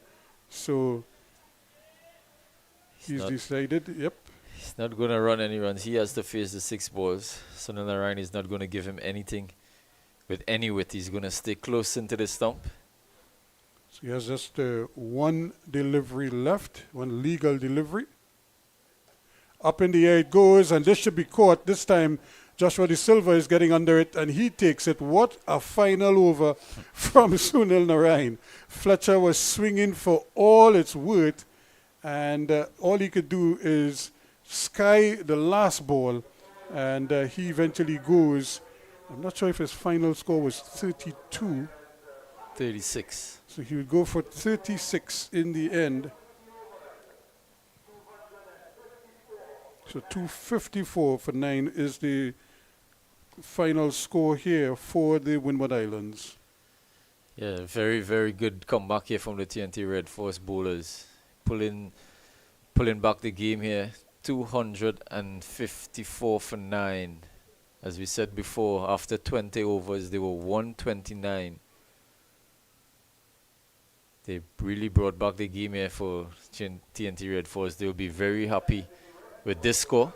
I think as the game go along, the pitch has been slower and slower, but I think they really pulled it back.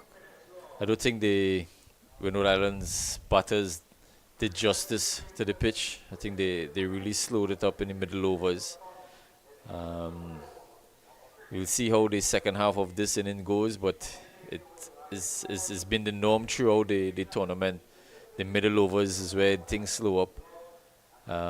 If we don't know if it's the ball or if the bowlers are just bowling a lot better in the middle overs, but it's been hard work for the batters in the middle overs. So well done to the TNT Red Force for pulling back the game.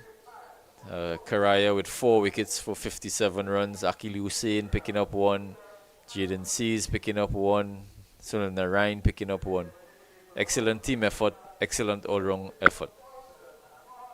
So 255 is the target for Trinidad and Tobago. The Windward Islands getting to 254 for 9. And certainly a good comeback, as you heard there, from Riyad Emirates. After Trinidad and Tobago struggled a bit in the early goings. They had good conditions, but they didn't get swing. I think that was probably the most surprising thing. Well, it was overcast. The wicket had a little bit of juice in it, and but they weren't able to take advantage. Kudos to the openers, Alec Atanaz, and of course Johnson Charles, who made 87, 39 to Atanaz. Fletcher with 36 being last man out. And outside of that, we had 45 from Kavem Hodge.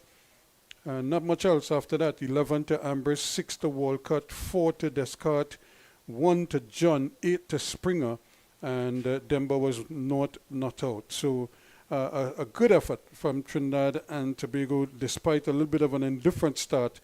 They certainly came back well in the second half of the innings. And bowled when you consider the halfway point after 25 overs, it was 148 for 2. And so in the next 25 overs, they just conceded slightly over 104 runs, or there were 106 runs in the last 25 overs, which is excellent. Excellent bowling effort here. Excellent bowling effort. And more importantly, they also got 7 wickets in that period. And that's the most important thing, picking up wickets while, keeping the scoring down. And as long as they keep taking wickets, obviously the scoring the rate will drop. Having new batters at the crease is always a plus. And I thought they stuck to the plan. They didn't, even though they got off to a really, really good start, the bowlers didn't let that bother them. They keep picking wickets, and that was the most important thing. So we'll see how they react, how they come out, and what sort of mood they come out in the power play. It's going to be very interesting and very. We'll see how well they bat through the power play. As you can see, the middle overs was very, very slow for the Windward Islands batters. We'll see how the TNT Red Force approach their innings when they come to the crease. So we'll have a short break and we'll see you on the next side.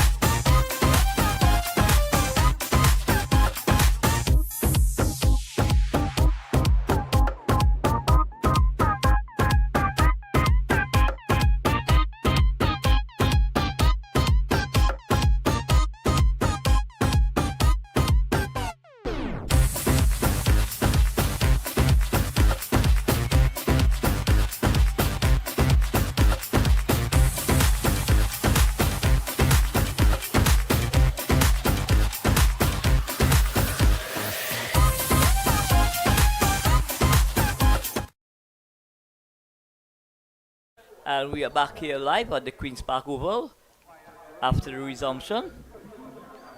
Trinidad and Tobago Red Force team requiring 255 to win this contest. Windward Islands Volcanoes finishing on 254 for 9. Johnson Charles getting to 87. Alec Atenas, he contributed 39.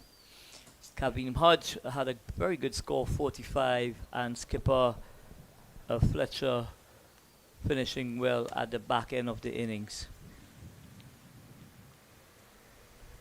So just about 5 runs per over, a shade over 5 runs per over. That's required by the Trinidad and Tobago Red Force team. Both openers are out in the middle, Tian Webster and Kian Otley.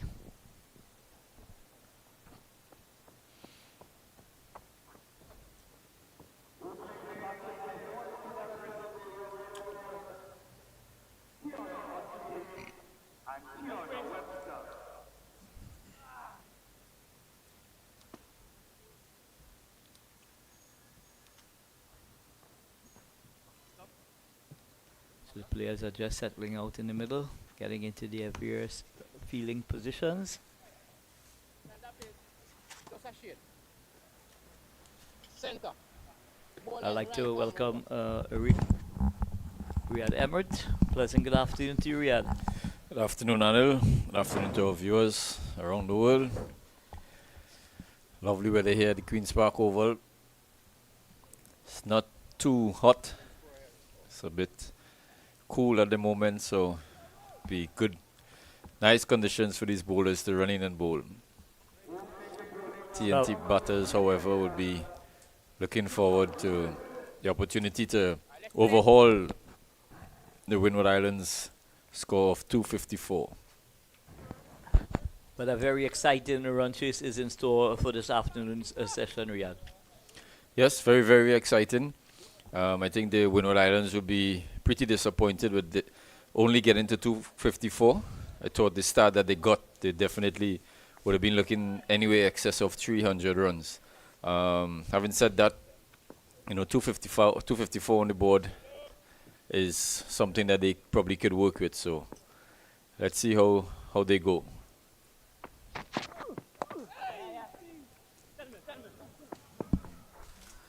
And Keon Otley is off the mark. First ball, down to fine leg for 4. Just clipping this ball down to fine leg for 4. Sherman Lewis, not the start that he wanted.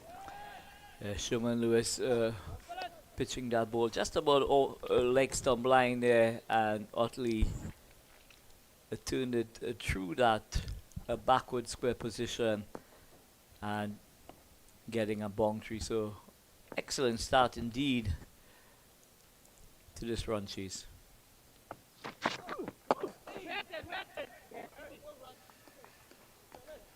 Again, that leg stump line from Lewis. Seems like he wants to target the leg stump.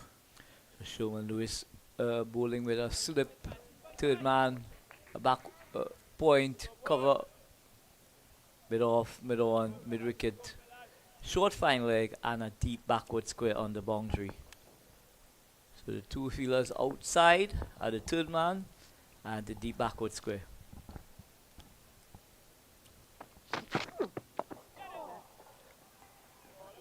This one is a little bit airy-fairy. Otley driving, just peels off the outside edge. It goes down to third man. And the score moves up by 1. So it's now 5 without loss. I think that's probably the line he'll be looking to bowl to Kejon Otley. Just on about off stump. He's very tentative when he starts, playing those balls on off stump, just outside off stump. So I think he'll be better off bowling that line instead of bowling straight to Otley. Yeah, Otley is very strong on the onside. Likes to play that pickup shot just from about leg stump, deposited over mid wicket.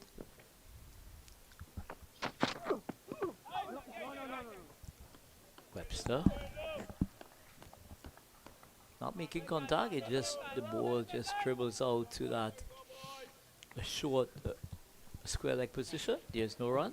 There's no addition to the score. So TNT chasing a competitive total of 255.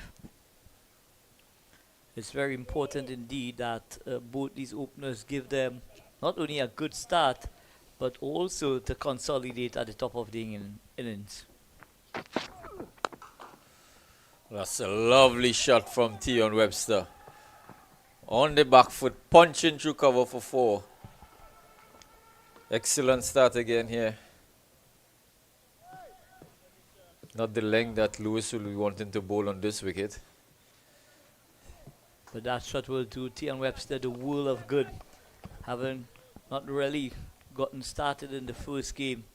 But here, Sherman Lewis short and wide outside the off stump. A really excellent back foot punch through that cover point position, and it raced away.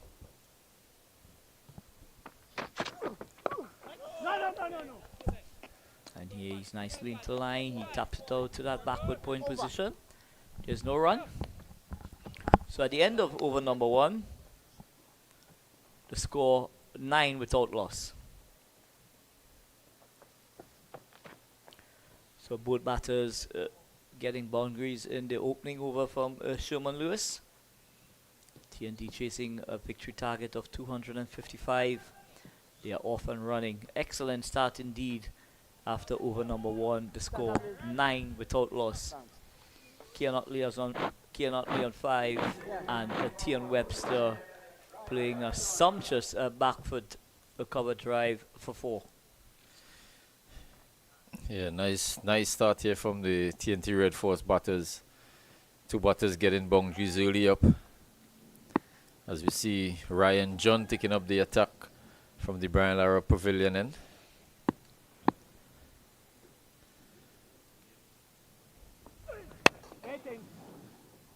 Starts with a foolish ball on the off stump. Otley driving straight towards cover. Ryan John is someone who always picks up wickets against Trinidad Tobago. He had a 5er against Trinidad Tobago in the first class game earlier this year. He was actually a replacement for one of the players, I think it was Redmond, coming into the team and picking up 5.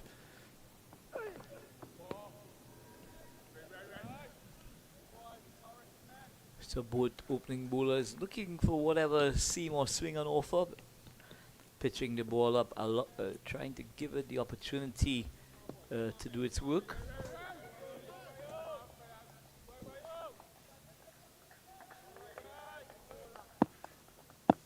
There's a lot of chat going on.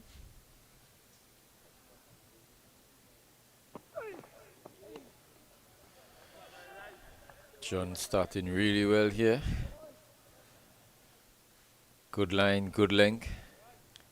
An excellent carry as well. Good carry. We've seen that with the new ball. You know, very good carry, especially first innings with TNT.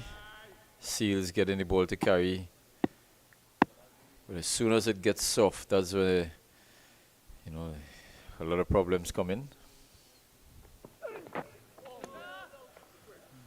Wide delivery down the leg side. Just earning too much on the leg.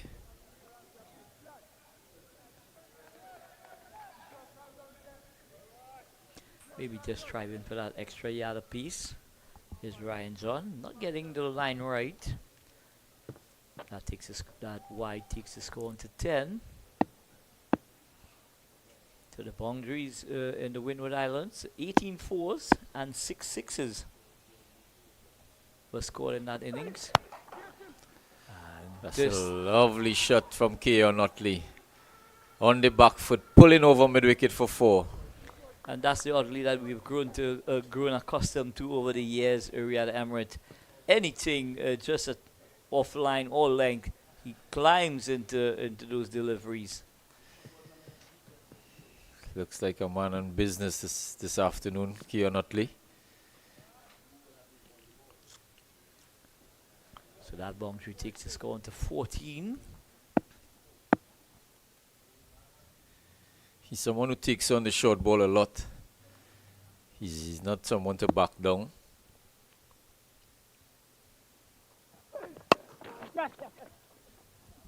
A quick single and he could have been in trouble. Utley hitting the ball short cover, taking off for a single.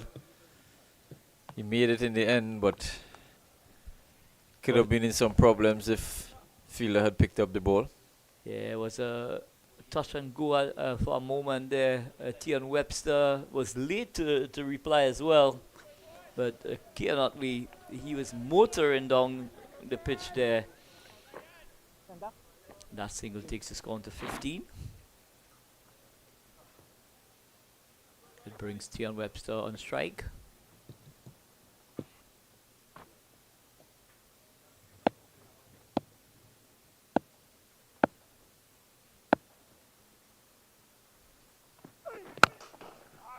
Lovely cover drive from Tion Webster. Races through the cover for 4. Lovely shot to end the over. Trinidad Tobago 19 without loss after 2 overs. Ryan John over pitching there, and a glorious cover drive there by Tion Webster. It had 4 written all over it from the moment it left the blade. So that boundary takes the score on to 19 after 2 overs. So an excellent aggressive start from both these openers from the TNT Red Force team.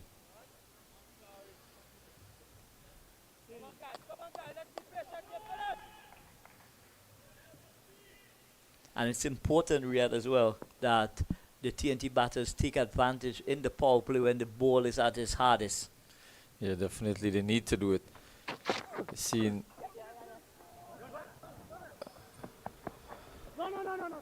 that's the line that Lewis has to be bowling. Utley driving outside the off stump, getting the outside edge, going down to third man. I think he's uncomfortable, if I should say, just outside off stump. Well, I'd love to see a second slip go into position there, Riyadh, especially when Utley's on strike with the ball seeming away from the left-hander. Maybe a third slip or a gully. I want to see another catcher behind the wicket. Short ball from Lewis. Webster is getting in line and pulling it down short to third man. Short to fine leg, sorry. Both these Windward Islands bowlers, the Hurricane bowlers, they just seems to be bowling two lengths at this stage. Not consistent at all. There's possibly needs to settle a bit to get it right.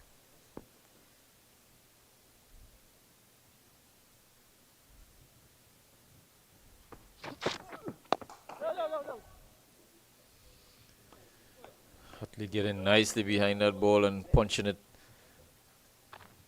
to mid-on. No run. So an excellent start from the TNT Red Force batters.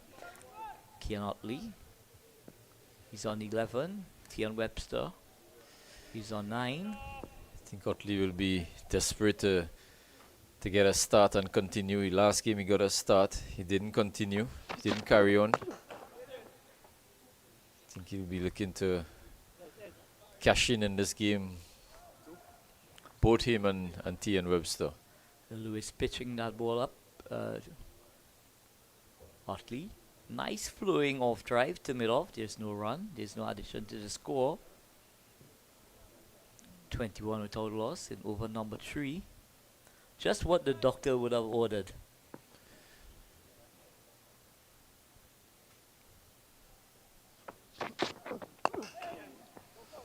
Utley is driving through the covers. Don't think he'll have the legs to get to the boundary. He's going for 2, back for 3. Excellent running here from these openers. Excellent running. Again, Sherman Lewis guilty of over pitching outside the line of the off stump. Utley didn't try to muscle that ball, just caressed it through that forward a point position, and resulted in 3 runs. That takes the score on to 24. TNT Red Force. in pursuit of 255, a victory here in this encounter between TNT Red Force and the Windward Islands Volcanoes. Windward Islands Volcanoes led by Fletcher.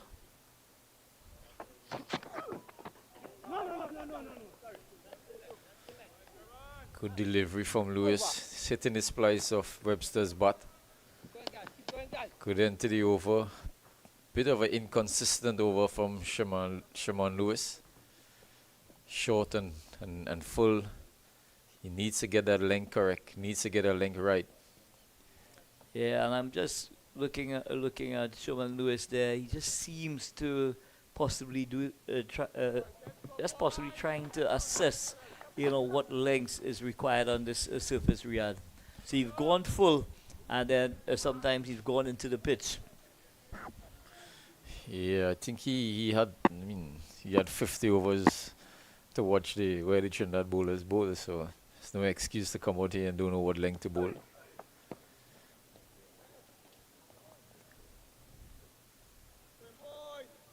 So Ryan John continues from the Brian Lara Pavilion end.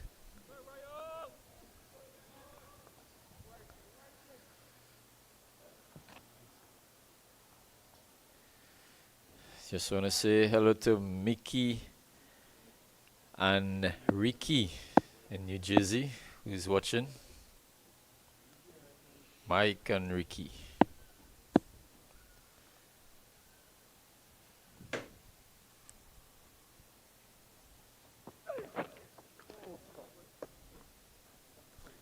But we were there from Ryan John, just missing his line there.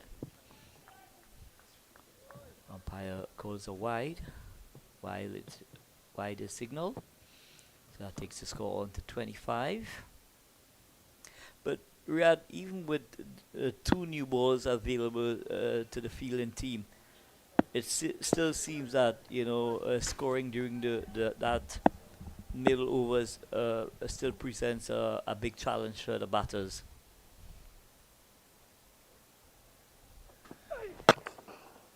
Glorious shot from Keon Utley. Straight back past the bowler and into the boundary for 4. So a half volley and off stump, and Keon Utley played a sumptuous off drive for 4 glorious runs. This is exactly the start that the TNT Red Force will be looking for. Yeah, to say the ball seems to be harder to score in the middle and latter part of the innings. So I think the power play is where they need to go hard, be smart, be aggressive. Being aggressive is not just looking for boundaries, but looking to run the run, steal every run that there is to be taken. Yeah, running between the wickets has been a feature thus far in this innings between Keon Utley and T.N. Webster. They've looked at taking every possible option of getting a run.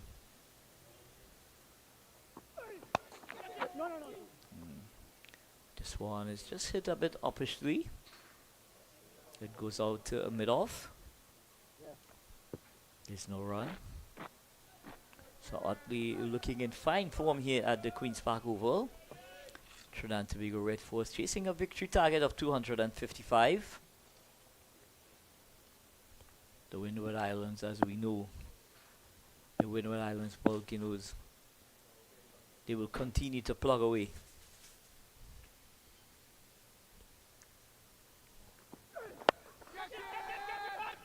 It's in the air, down to the backward square, falling short of the backward square and into the boundary for 4. John Utley flicking this one from outside off stump. Was in the air for a while. Fielded down at the square leg boundary. Was in the game for a while, but just dropping short and going into the boundary for 4. Yeah, so Utley bisecting the fine leg and the deep backward square, and the ball goes into the boundary. That ball was pitched just on about that leg stump, and he was playing that pickup shot that we spoke about earlier, Riyadh. Getting the connection and was able to get a boundary. That boundary takes the score on to 33 without loss. And we are in over number 5. 6. Lovely shot from Keon Utley. Over mid-wicket. Fielder from square leg runs around and pick up. They get 2. Score moves on to 35 without loss. Yeah, so some indifferent bowling here from the Windward Islands Volcanoes in this opening exchanges. Riyadh, I just feel at this stage here, they're bowling 2 lengths and they're really not giving themselves an opportunity, to really settle down and put the ball down in the right areas. Yes, there's been some very ordinary bowling at the start of the innings here from the Windward Islands bowlers. Another short ball here from Ryan John, and Utley misses out. He thinks he misses out. He's very angry that he didn't make contact with that delivery. So just as the TNT Red Force batters, the Windward Islands batters started off in their innings, they were traveling like a train, scoring at approximately 6 runs and over. The TNT Red Force team, they going at just about 8 and a bit in the opening exchanges.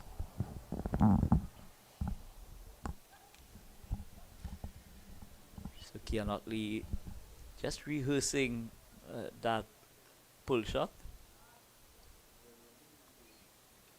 But it's going to be Webster to take strike.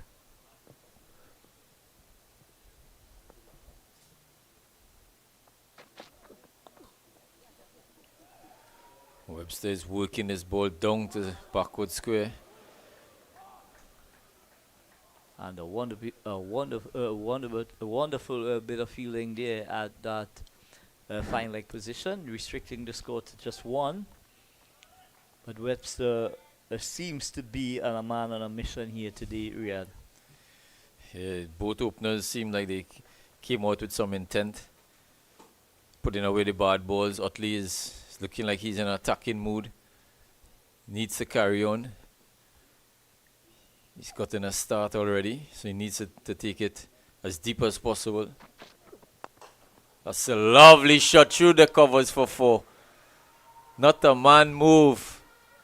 Again, very indisciplined bowling here by Lewis. Half volley on off stump, just outside off stump. And Utley said thank you. Packs it away for 4. So a glorious extra cover drive from Keon Utley. That ball was in the slot and Keon Utley executed to perfection. But more importantly, the score moves up by 4. It's now 40 without loss in over number 5. Not something that we've grown accustomed to from the Volcanoes bowlers. Shot again from Utley. And this one goes over the boundary. 6 runs. If the ball before was full, this one was short. And Utley in onto the back foot, dispatching it over square leg for 6.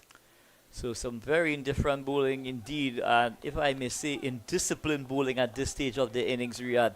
The ball is at its newest, at its hardest at this stage. You really want to take advantage of having 2 new cherries available to you. But really and truly, the Windward Islands bowlers, they have not done justice at this stage of the innings. I'm sure that the TNT Red Force would have had a chat, especially about this, how hard the ball will be to score in the middle overs and the lower end of the innings. So they definitely is taking full advantage of the newer ball and taking advantage of this power play. Well, they are helped by some poor and indisciplined bowling as well, Riyadh. Yes, they are. Definitely. Utley again punches through mid-off. We'll only get a couple. Again, full from Lewis. So having gone into the pitch, the previous delivery, he tried to overcompensate and just serve a juicy half volley that Keon Utley drove a true cover point for 2 runs. So that takes the score on to 48. TNT motoring along at this stage. In touching distance of that bonus point.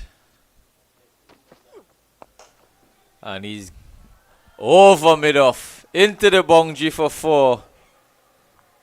This is an excellent start here from Keon Utley. 50 comes up in 4.5 overs. Well, Keon Utley is treating everyone here at the Queen's Park Oval to a masterclass at this early stages of the innings. That ball was pitched up. He just put that right foot forward and lofted that ball high and handsome over mid-off for a boundary.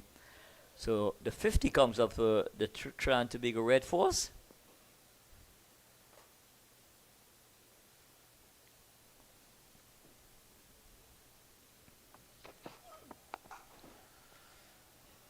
Again, short on the back foot. Utley hits it out to sweeper.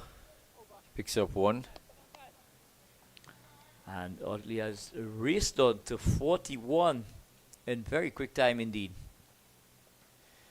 18 runs coming off that over from Sharon Lewis. 18 runs of the 5th over. What do the skipper Fletcher do at this time? I'm sure he's going to possibly look at rotation of the bowlers, maybe make a change from the bottom end. He's making a change already from the bottom end. There's Kavim Hodge will replace Ryan John. And I'm sure they're going to be another change at the top end. Shimon Lewis, who has bowled 3 overs for 32 runs.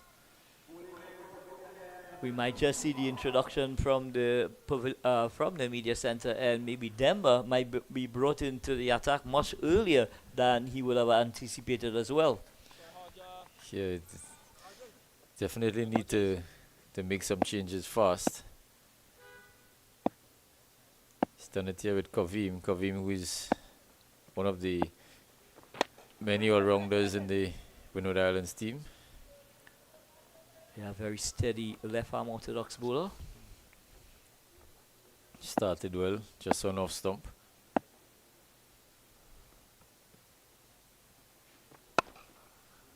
Utley on the back foot and punches this through cover for 4. He's clearly in a no-nonsense mood here, Utley. Short and wide, and this ball is hammered through extra cover for 4. And that takes Utley on to 45. It takes the score on to 57 without loss. Hodges just trying to bowl fast into the pitch, but I still think he needs to bowl a little fuller and allow the ball to do something. It's only the 6th over, so he needs to allow the ball to do something here. This is a better length. Utley on the front foot. So Hodge coming back strongly. He said he wants to come on Saturday. Again, fast. Utley guides down to 3rd man. Score moves on to 158 without loss. 5.4 overs. So Utley just allowed that ball to come on to him. Opened the blade at the last moment and was able to get that ball down to short 3rd man.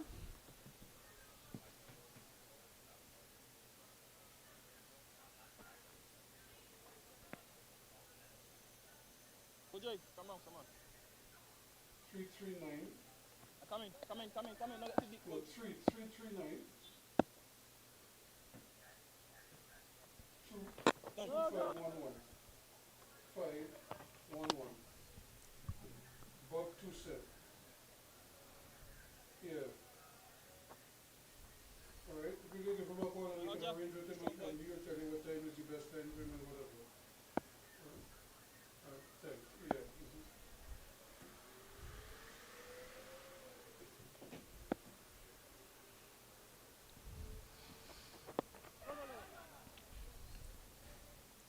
Hodge to Webster. Webster just trying to play that ball on the onside.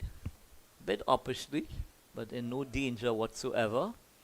So at the end of the 6th over, The TNT Red Force team chasing a victory target of 255. They are 58 without loss. Keon Otley's on 46 and Tion Webster on 10. As we see, another bowling change from the media center end. Shamar Springer replaces Sherman Lewis. Lewis 3 overs for 32 runs. Very expensive. Not what the Windward Islands were looking for.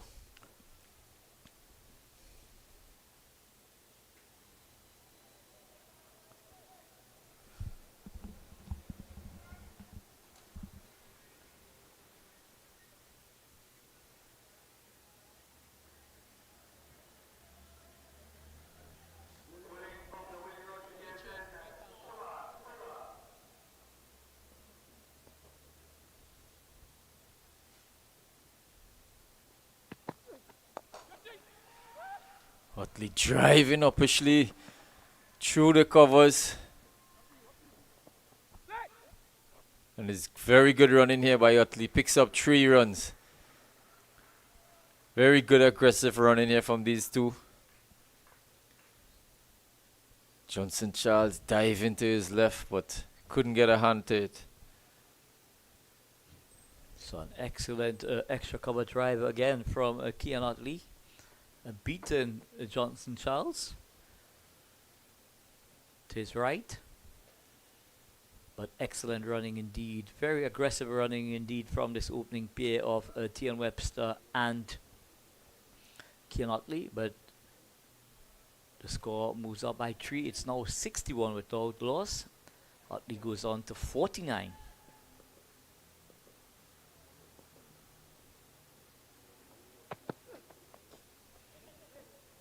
Tian gets in the ball outside the line of leg stump. Not putting it away. Yeah, I think you'd be disappointed with that. Yeah, just needed to beat that fine leg, and that ball would have run away into the boundary for 4. But finding the fieldsman there at that short fine leg position. Sharma Springer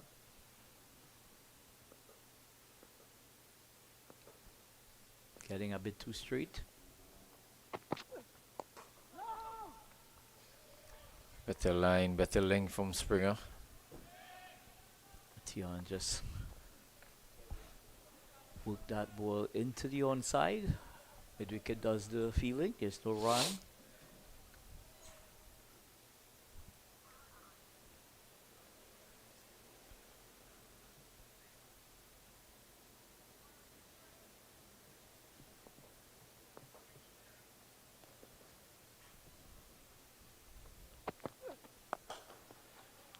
Lovely shot here from Tion Webster. Half volley on off stump and driving through the covers. Pass cover for 4. And that's a scorching extra cover drive by Tion Webster there. This is like throwdowns here for the TNT batters. Half volleys upon half volleys. Welcoming for TNT batters here. And they're climbing into each one of them and benefiting by scoring boundaries. Wide outside off stump and Tion slashes. Third man diving away to his right. Good stop in the end. Yeah, the recovery was excellent at the last moment there. Saving what would have been a definite boundary, having been wrong-footed at the last moment.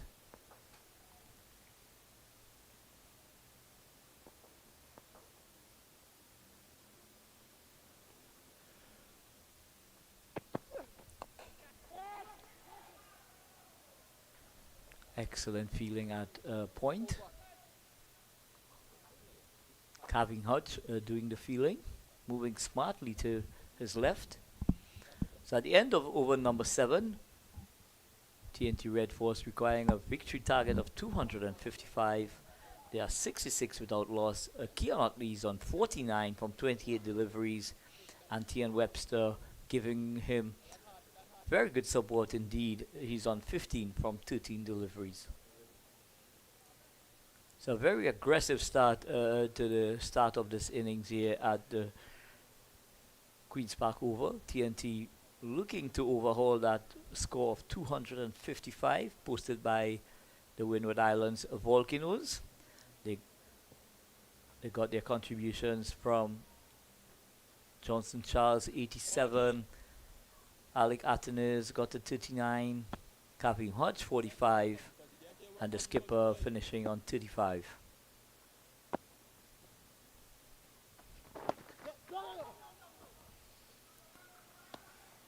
Kevin Hodge continues from the Brian Lara Pavilion end. He's just firing in his left arm orthodox into the part of Tion Webster. He's not looking to spin any ball, he's just looking to fire it into the legs. Again, same delivery. Yeah, very tight line indeed from Kevin Hodge, giving nothing away to the batters.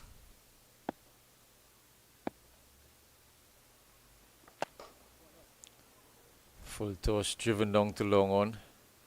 1 run taken. Utley on 49 of 29. Score moves on to 67 without loss. 7.3 overs.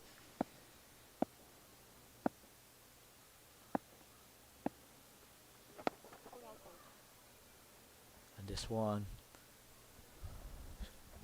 straight into the pads. Nothing Utley could do other than just tap it out to that short mid-wicket position. Looking for that elusive single to get to that magical figure of 50.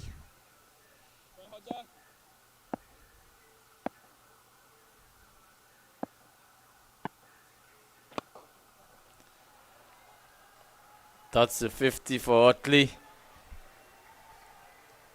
Well played 50, coming off 32 balls.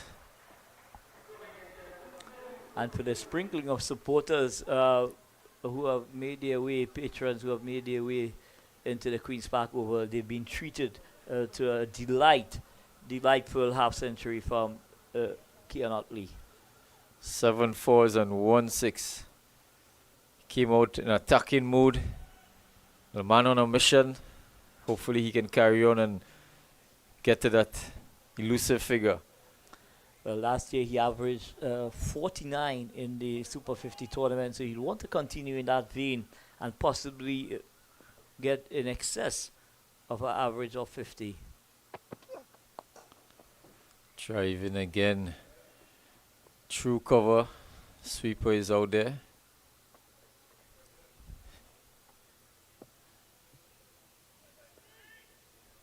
So it's been one-way traffic from the beginning of this innings. The bowlers have been very indifferent indeed. They haven't stick to any plan. I haven't seen any evidence of any plan in terms of wanting to bowl outside or maybe fifth stump or possibly try and attack the stumps. It's a similar start to the Volcanoes. Actually, it's a much better start than what the Volcanoes got, but in the way that the pair has batted, Utley being the attacker, Webster being the guy to look around and steady the ship. Charles was the one on the attack. Atenas was the one who was just rotating the strike. So similar in the way they batted. It's a big appeal here from Springer. Umpire said not out. But that must be very close indeed, Riyadh. We know that Tian Webster does sometimes, when the ball is pitched up, place around his front pad and might be missing leg. Might be missing leg. Yeah, it's going down leg. Good decision by the umpire. It's very confident appeal from Shamar Springer. But it was always going down the leg side with the angle. So excellent shot from Utley.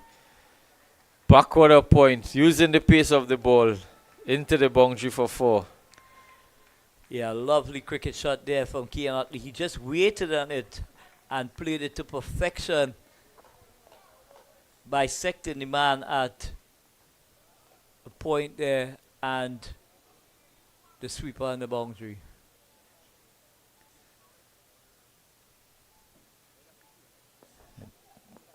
Kean Otley is pouncing on anything that's loose. It's been an entertaining knock so far. Oh, that's a beauty from Springer. Just touching down on off stump and moving away. Excellent comeback delivery from a Springer. Just touching just about that fourth stump line and tailing away at the last moment.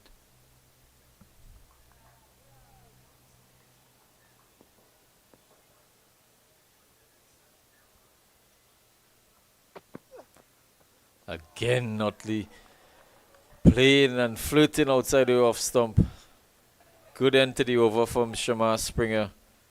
Getting the ball to go away a bit. So at the end of over number 9, the score 74 without loss. Kean Otley's on 55, Etienne Webster is on 16.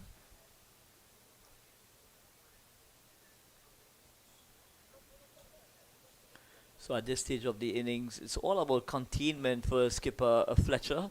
Just trying to stem the flow of the runs. Kavim Hodge is doing an excellent job thus far. But where does the wickets come from?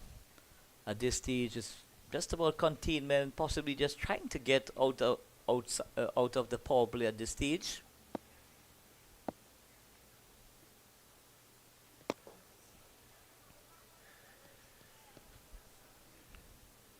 Hodge, bang on target, bowling wicket to wicket. Webster just taps it back to him.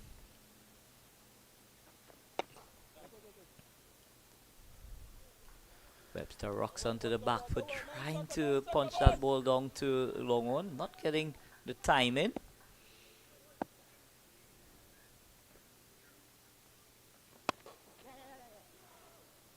Nice flowing off drive from T.M. Webster. Gets him a single.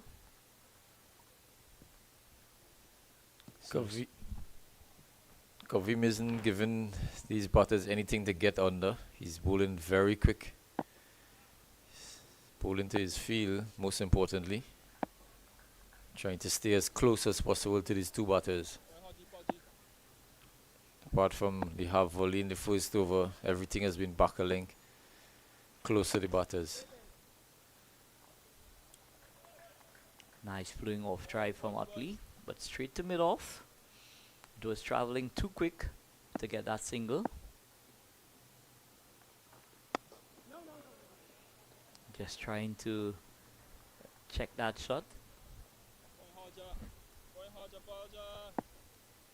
Hodge into his third over, just only conceding 8 runs thus far.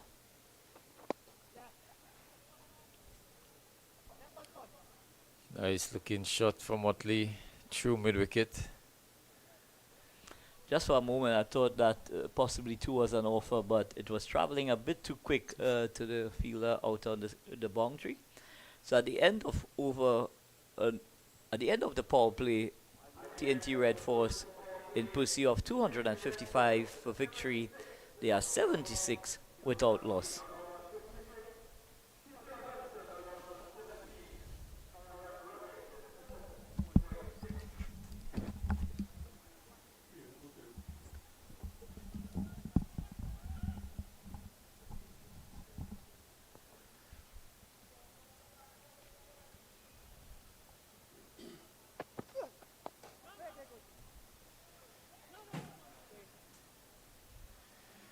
You can see Otley trying to make the adjustment, stepping down the wicket, trying to stop whatever swing there is. And possibly also trying to throw off Springer as well with his length. Just taking the opportunity to take a stride down the track. Not a bad initiative.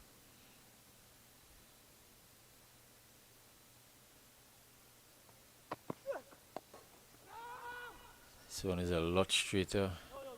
Utley getting in line and working it onto mid wicket. No run. So Springer just stitching some dot balls together here. It's good to see Utley trying to do something different. And 2 balls over, last over, beating his bat outside off stump. Now he's trying to get closer to it. Very good thinking from Utley. Again, coming down the wicket. This is a wayward ball down the leg side from Springer. And this is what happens when you try to put off the bowler. You do something different and the bowler also tries to do something different. So it's good thinking by Utley, playing in the minds of the bowler.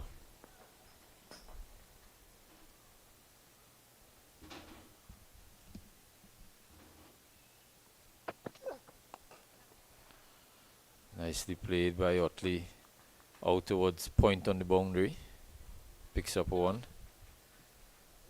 Score moves on to 78 without loss. 10.3 overs. That single takes Utley on to 56. A nice platform being set here by the TNT Red Force batters.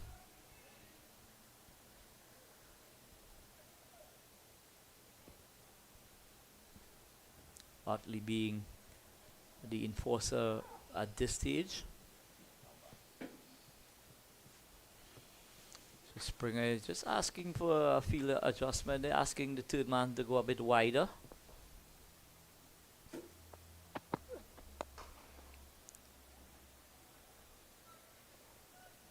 Short, Tion rocks onto the back foot, not getting the time in. Goes out to that mid wicket. There's no run. Score is kept on 78.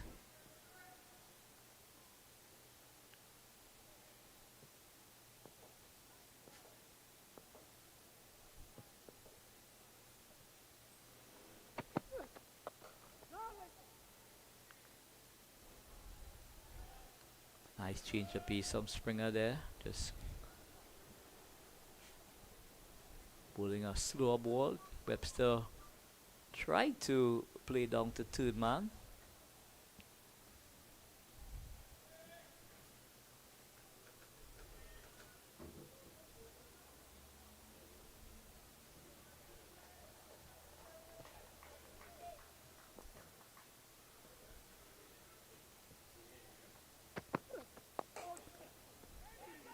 Quick single taken by Webster. Fletcher misses opportunity for a second run. Utley wasn't interested.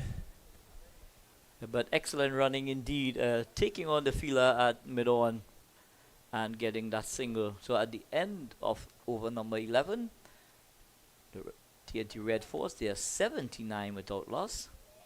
Utley's on 57 and Webster is on 18.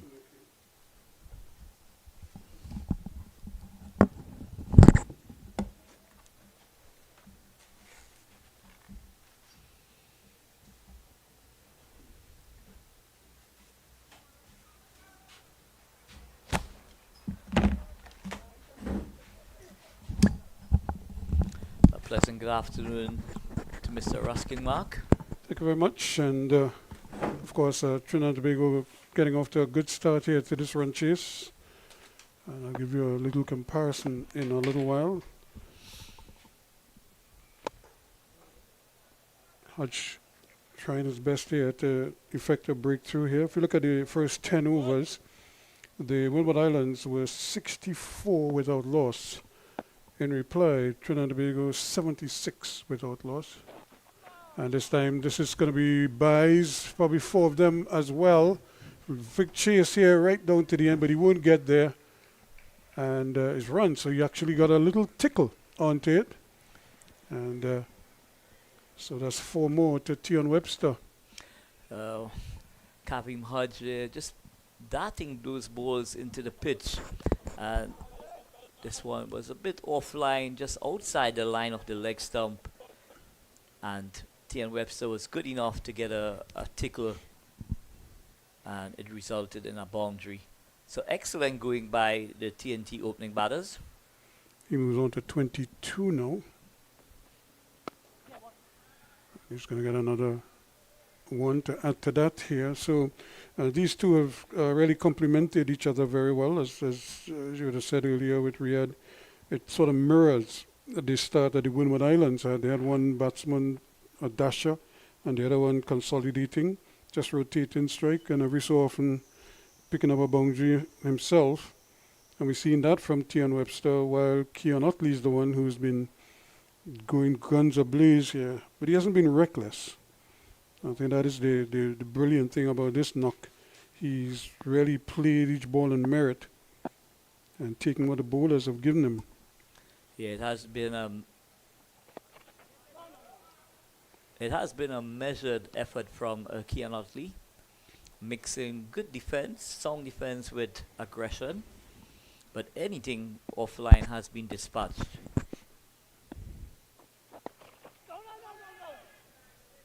Yeah, for a moment he thought about a single, but Johnson Charles is very alert there, that short backward or short fine leg position. Squarish.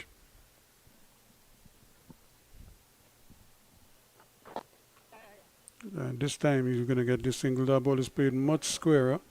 And Atanas, who's way out in the deep, having to run in a good 20 meters in order to retrieve the ball. But it's the end of the over. 84 now without loss. Yeah, and That should be 85 without loss at the end of 12. So Kareem Hodge getting through his overs very quickly indeed. But I think what's important at this stage, Skipper Fletcher will want to try and make a breakthrough, because if it continues at the rate of knots that it's going at the moment, TNT could really at this stage, run away with this game. At this stage, what is required for the Windward Islands Volcanoes? They desperately need a breakthrough. That's the same thing that we were saying about the Trinidad Tobago bowlers when the Windwards were batting and they were building their innings, and the openers gave them such a beautiful foundation, an opening stand of 111. These two have mirrored that. If anything, they're going faster than the Windward's pair were. After 12 overs, they were 74 without loss. This pair up to 85 without loss. They need another 170 runs though. It's a long way to go. But based on the start we've seen from the TNT Red Force, they seem very inclined, this TNT Red Force team, they seem very inclined to cash in the power play overs with the ball being at its hardest.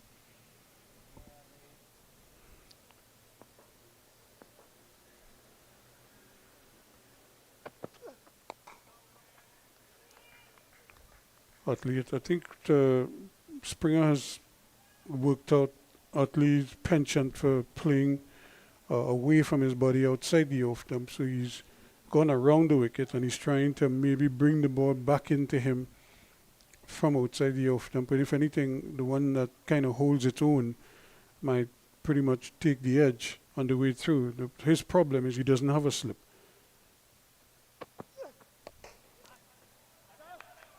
And that's another good looking drive from Keon Utley, but this time the big fella collapses on it at short cover. Yeah, Johnson Charles doing some good work there at cover point. Utley looking to be aggressive, taking a stride or two down the pitch, trying to throw off the likes of Springer. I think he has that license in the Trinidad Tobago setup where they all know how quickly he can score, because wherever he has played at every level, he's been a heavy run scorer, and he scores quickly. So whether he's playing T10, T20, 50 over cricket, even 2-day and 4-day cricket, he has this uncanny ability to score quickly.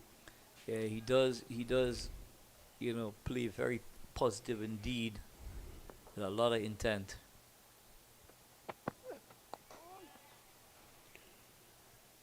that's nicely worked off the legs there. He kept his eyes on it, and you could see Springer's hands going up because he thought he had gone past the bat. And but again, Webster just rolling with the angle and just closing the face on it and playing it away from the man at mid-wicket, Johnson Charles, and getting it squarer and giving himself more than enough time to complete a very comfortable single in the end. And again, missing out there because either side of that man had short fine leg there, and that's another boundary. So Otley would think he missed out on a boundary there, 4 runs. Yeah, Springer flirting with danger there with that length and that line as well on leg stump. Either side of the fine leg there, and he will definitely cause his team some runs. So the game is nicely poised here now. Can Trinidad Tobago push on, keep it going. And again, a slower delivery, a little bit of inward movement. And Otley almost driving before the ball got there. Slightly slower one, but he's putting out a fuller length and producing a bit of a fall shot there. But that completes the over. At the end of it, 13 completed his 87 without loss. So the run rate at this stage of the innings is 6.7, which is a very healthy rate. The required run rate at this stage, just about 4.5 required.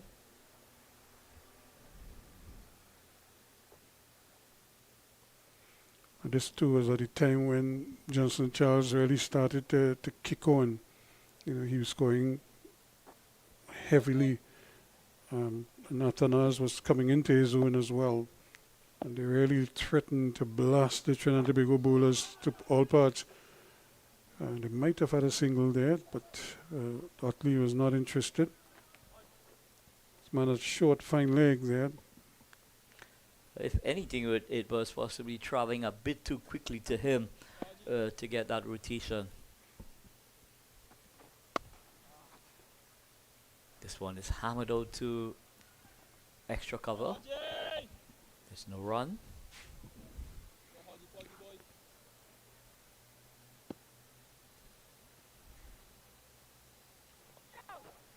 And Webster, how that is a ridiculous shot, as they say, because he just turned the face. It's almost like it's a wind ball cricket shot. He just kind of fanned it. Everybody was looking for that ball to come much finer, and that ball went square past the umpire and down to the deep square leg boundary for 4 runs, all along the ground. And it just shows you how talented this youngster T.N. Webster is. To me, in my humble view, Ruskin, I honestly believe that this youngster T.N. Webster, has the ability, to apply straight at the highest level. And this tournament, I would really love to see him, move from one stage to the other when it comes to his cricket. Well, they've always seen him do well for Queen's Park or batting in domestic competitions. Every time you look up and you look at his scores, Webster among the runs, even taking wickets sometimes, So he does have ability, as we can see. Quicker delivery, hammered in through mid-wicket. It's a long chase, and 2 runs always on the cards here. But again, picking the gaps well. Yeah, very important indeed. T.N. Webster continues to pick those gaps. It's not all about muscle. It's more about subtle gap finding from this young man.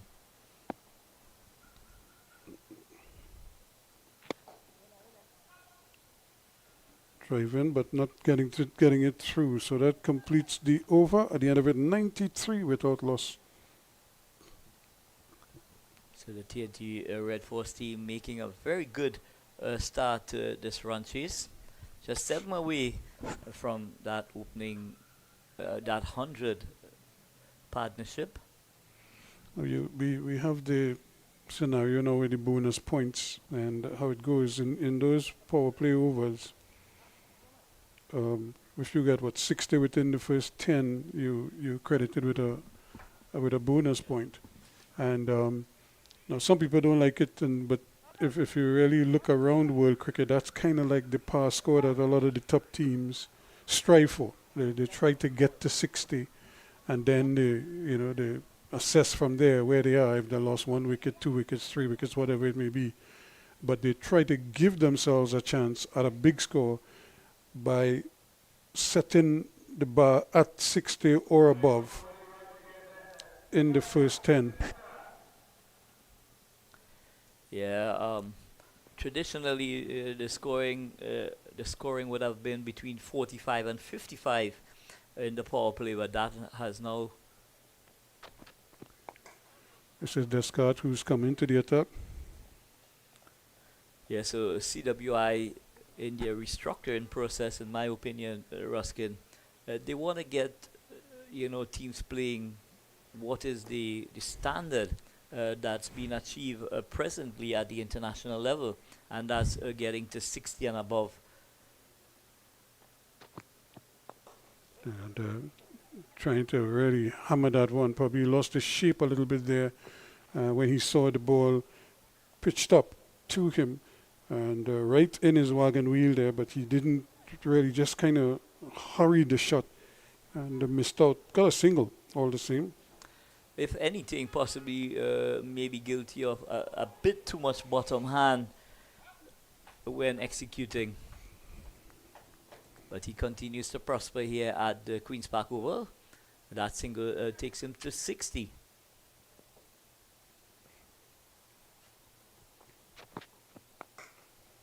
Solid as a rock there is Tian Webster.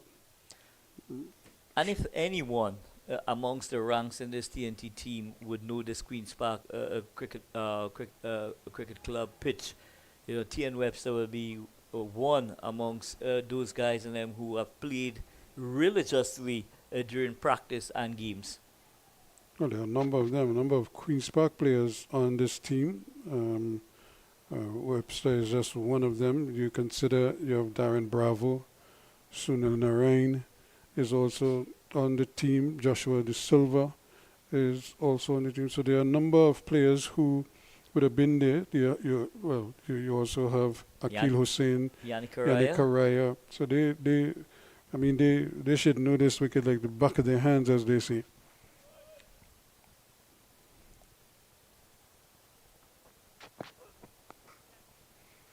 And this is good cricket. Just taking what the bowlers give you. Don't try to do too much. You already got off to a good start. Now you're just kind of consolidating before you probably pick it up again later on. What it does, though, it keeps the pressure on the bowlers, because as they strive for a breakthrough, they may get 1 or 2 bowlers who may be trying too hard, as we say, and then they give you, boundary options. Yep.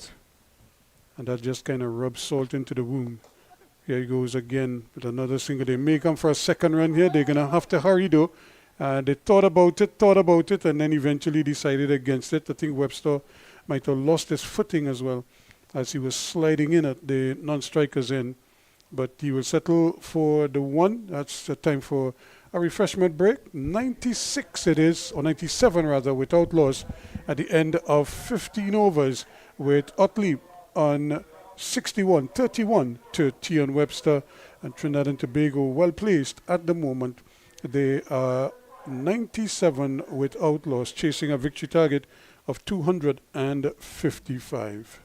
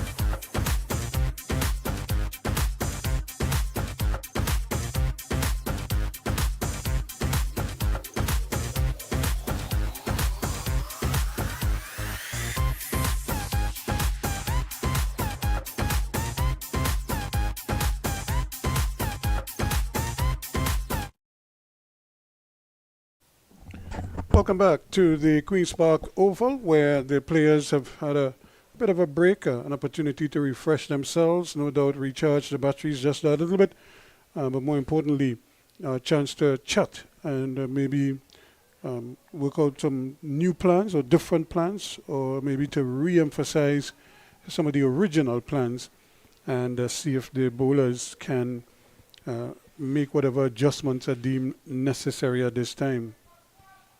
97 without loss. Yes, I'm sure during that interval, skipper Fletcher and the think tank of the Windward Islands Volcanoes, they would have, assessed what transpired. So it's again, Haju is going to continue from that southern end.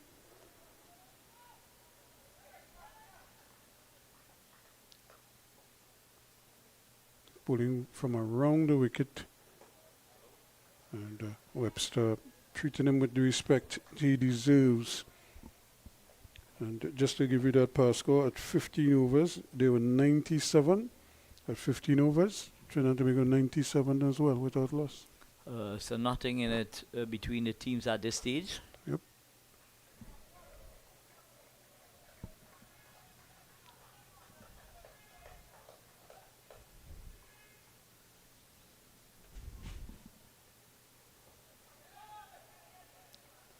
Again, good bowling. The key though is if somebody has to sort of carry on and maybe get 100.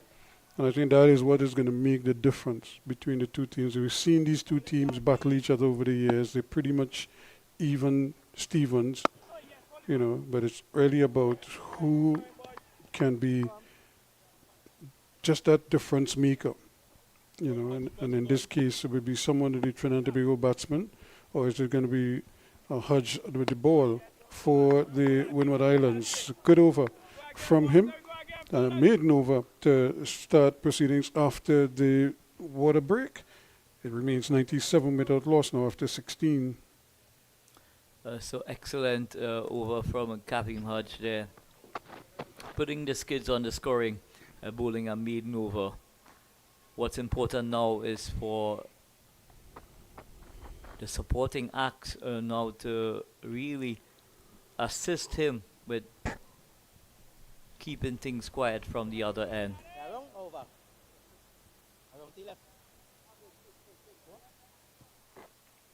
No, so it's a situation here where Keon Utley cannot allow that maiden over to play on his mind. You basically take what the bowler gives you. If he gives you a half volley or you could put away, then you do that. If not, you just treat it with respect. You could afford to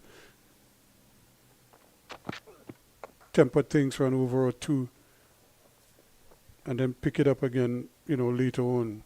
Because the key is to stay there for as long as possible. And as we've seen, once he's there, the runs will come. And the required run rate at this stage of the innings going forward is less than 5 runs per over. So you could continue just to work the ball into the gaps, pick up the singles, get that 5 runs per over an extended period of time, and you really put yourself in the driver's seat where this game is concerned. A bit of an adjustment in the field, and I think it threw off the bowler, not so much the batsman. Fletcher was trying to get somebody's attention. The man at deep backward square, and I don't think he's even gotten his attention just yet. He probably wanted him to come a little bit to his left while he's making that walk now. And but instead of the pull shot on that occasion, Webster decided to go to the offside. So a real cat and mouse going on here now. Fletcher trying to bait him into one of those big expansive pull shots that he likes to play. Asking the bowler, the scar, to maybe just tuck it in short and see if he could get him pulling. Keon Utley, I suppose, is the same thing, but he'll probably want to see if he can continue driving at wide deliveries. No need. So at this stage, 100 is on the board. So the 100 coming up in the 17th over for TNT. Utley with that single moves on to 63, my apology. So the partnership now A valuable 100 runs. And as you rightly alluded to earlier on, Ruskin, one of these batters need to bat till the end.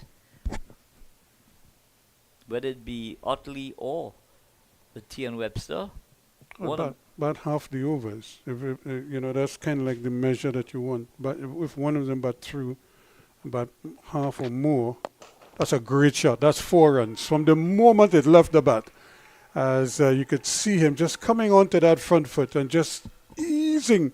He was into position so early. He had to wait for the ball to get there. But once it got there, he just turned it on, back past the bowler. One of the prettiest shots or prettiest sights in cricket is a straight drive, especially against a faster bowler. Yeah, and well executed by Tian Webster. Just waited on that delivery and caressed it past the stumps. This guy trying to slow things up here. They've gone for 1. He might think of a second. No, Utley decides against it. But that's good going again by these two. And the more they bat together, of course, is the more comfortable they get with each other, batting with each other, understanding, what their tendencies are. And with both batters now, very well said, Ruskin, you really want the Red Force team, they would really want that both these batters go very big indeed.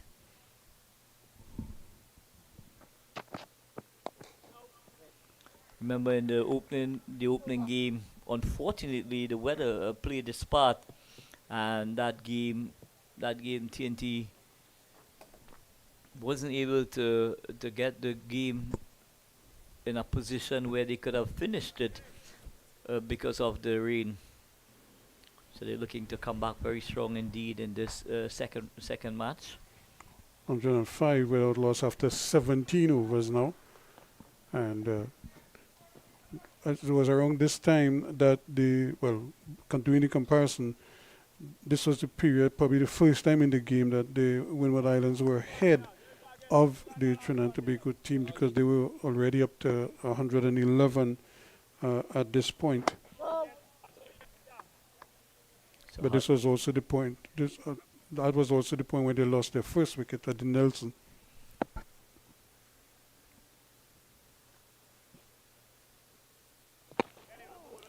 So Hodge continues to wheel away from the Brian Lara Pavilion end, bowling his left arm orthodox.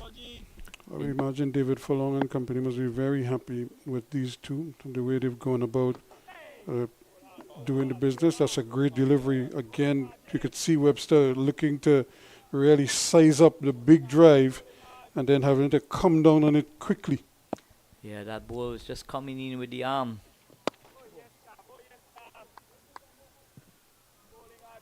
So I think at least doing the smart thing. He's just getting down to him, probably telling him, don't get too flustered if you can't get him away just yet. Just wait. Sooner or later he's going to serve up something that you can hit. Or better yet, don't go for the big back drive, the big back lift. Play it with a shorter back lift and just push it. But this is good bowling from Hodge. He's bowling wicket to wicket, and he's really just spearing them into the wicket. And that's the shot he was trying to make earlier, but he was trying to go with a big expansive drive. Here he just kind of stayed low and just stroked it down to long on for an easy single. 106 now without loss. So an excellent over again from Kevin Hodge, just conceding the solitary single to T.N. Webster. But more importantly for the TNT Red Force team, this pair continues to battle. And what's important to me, what's important in this partnership is the fact that it hasn't been just one person doing the heavy lifting. They have taken it in turns and really take the pressure from each other, take off the pressure from each other when it comes to the scoring. Well, Webster started a little bit slower, but that's because Otley just was going at a rate of knots early on. And but now you're seeing him finding ways to get boundaries of his own, and he's played some really outstanding shots as well. We have a bowling change. So they're really mixing it up here just a little bit now. It's going to be Demba. It's going to come into the attack.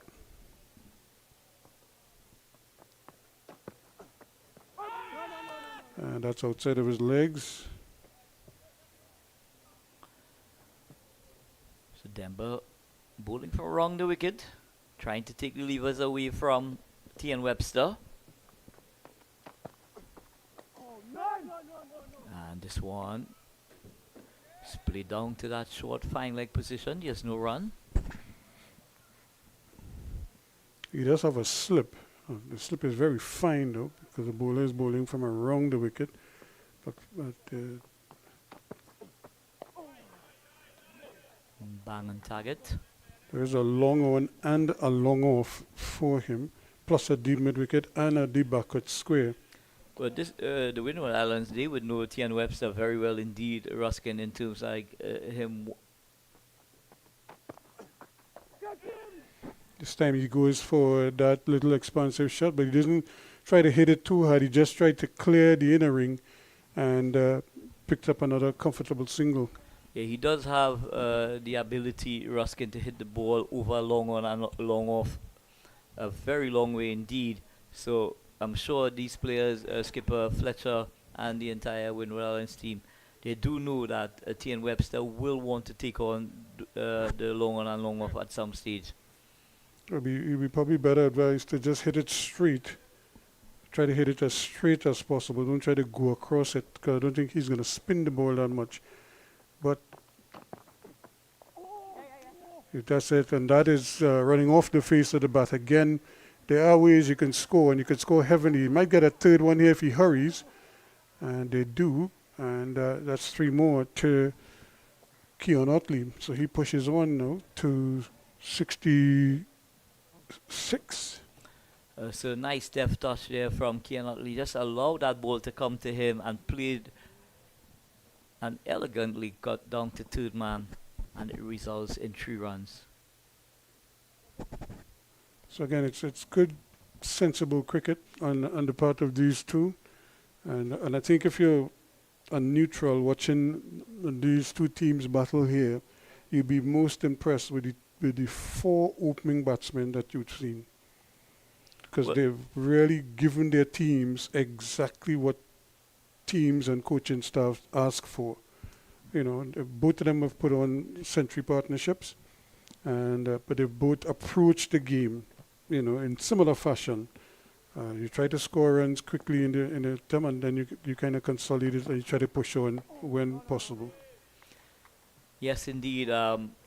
All 4 batters have really given a good account of themselves. But when you look at the West Indies not qualifying for the World Cup that is being played in India at the moment, to me this just provides the ideal platform for all these cricketers here to become the next generation of West Indies cricketers going forward. Well, that's the aim. That's why you play at this level. So there is the situation of the game. Volcanoes 254 for 9, batting first. A splendid 87 from Charles. Atanas with 39 and 45 in the middle there, coming from Hodge. Yannick Araya picking up 4 wickets. Sunil Narayan also had 2. And now these two have kind of joined the party, so to speak. They put on 110 after 19 overs. So just 1 run away from equaling that opening partnership that was put up between Alec Atanas and Johnson Charles. And it's so good to see, because you quite often you wonder where the next, they all have talent, but it's where do you get that next, who's the next find, and it's unfair to say, well, who's the next Brian Lara, because I don't think you're finding the next Brian Lara just like that. So it's really who's the next find in West Indies cricket. We spoke about Atanas and how he has kind of blossomed and has caught everybody's attention. Now it's the likes of Otley and others to say, okay, I'm here too, look at me and see what happens. We saw Atanaz earlier as well, bat very well. Johnson Charles, we all know what he's capable of. And but now if you're looking to replace somebody like a Johnson Charles or in the West Indies setup, where are you looking? Who are you looking at? I think the West Indies took a chance on Joshua De Silva, and that has panned out well for them. And again, it takes me back to the discussion Riyadh and I were having earlier about I don't even say the proliferation of talented as this over comes to an end, 111 without loss after 20 overs.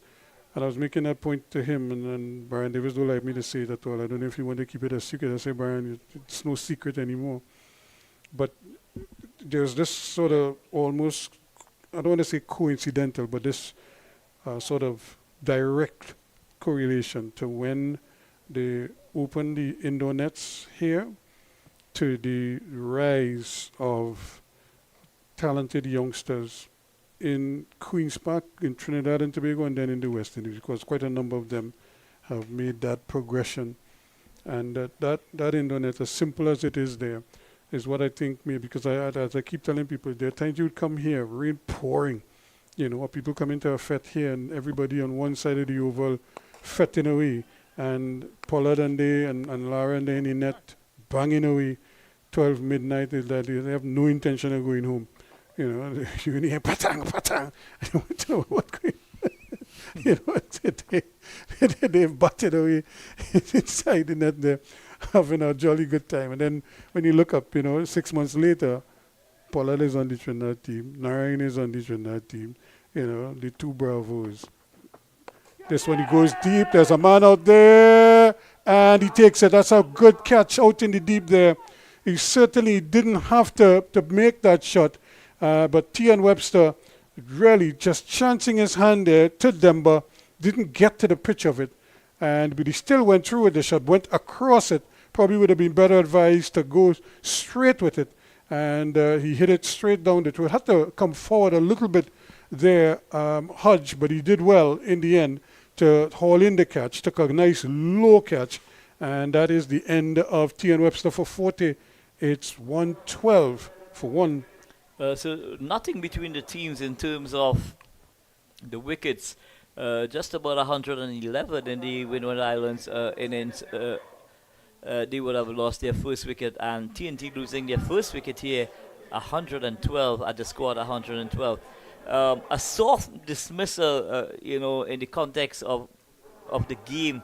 Both Tian Webster and Kean Otley, they basically have, taken control. And when you expect, these guys just to keep taking away, keep working, to big scores, they just keep settling for the 40s and, that score. And to me, that's not good enough at this level. Once you get in, you got to go big. You have to make that. You have to got that. You must have that mental toughness to have that appetite to continue. Well, it's credit to Demba. He certainly fooled him into coming down the wicket and having a big swing at him, and lost his shape because he ended up going across the ball as opposed to staying low and going straight with the ball. And because sometimes, it's like when you ever ask people how a goal scored and ask them to explain why a goal was scored in a football game, and it's the same thing with batting. If you look at how he just approached it, he started to come down the wicket, and then his entire body went to one side, so he just kind of gave himself room to swing and hit right across the line of the ball. And now, had he stayed low, kept his head still and go, even if he played an aerial shot, but get under the ball and hit the ball straight, we might have been breaks in here for a powerful shot coming into the pavilion, because he would have been hitting straight and hitting up and under under and getting it up and above. But as you say, he's probably going to look back at that and wonder what might have been. Here's Joshua De Silva coming in at number 3. Batted well on Tuesday against the combined campus colleges. So I think he would love to get another good start here, if not a big one, for Trinidad and Tobago. And he's off and running immediately. Just tucking this ball into the onside. It's only a single on offer. Some Demba making an immediate impact. Getting rid of the dangerous Tian Webster. Being caught at that deep mid-wicket position, but an excellent catch indeed. The fieldsman was diving full stretch ahead, and he was able to take the catch. So now you see the whole body language has changed now for the Windward Islands. They've gotten the breakthrough. Same thing we saw with Trinidad and Tobago. Now they think they can get a wicket with every ball. You know, it's just one of those things. Was Athenaeus out in the deep who took the catch? Good running catch coming in. So the Windward Islands Volcanoes, they've gotten the breakthrough now, and their tail, is right up, which is expected. Both spinners in operation at the moment. Captain Hodge doing an excellent job indeed, and Denver immediately coming on and getting the breakthrough for the Windward Islands Volcanoes. So still a long way to go. 141 required to get to that total of 255. But this man, Kean Utley, he has He's the key. Yeah, he has to buckle on and really go on to get a big one here for TNT.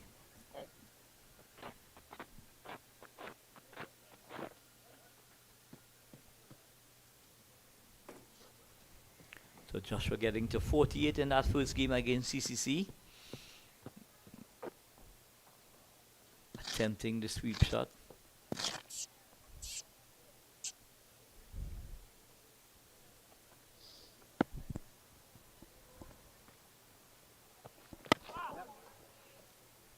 And he just leans forward, caress it down to long off. That was a quick delivery from Hodge. That's probably quicker than anything we've seen all day. He just wound up there one and just let it go.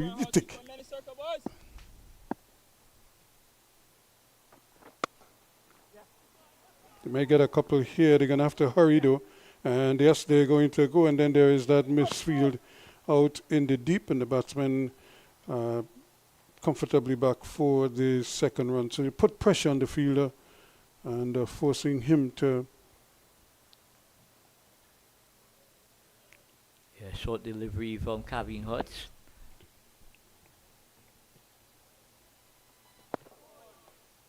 Just mixing it up a bit there. This delivery was a bit.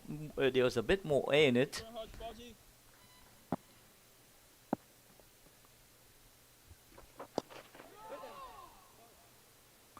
And he's very lucky to get away with that delivery. That delivery was asking to be put away, but unfortunately for Utley, he finds a fielder at that backward square position. Yeah, that's Ryan John.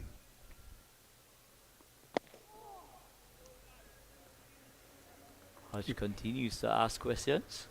Nice teasing delivery to end the over from him. 118 for one now after 22.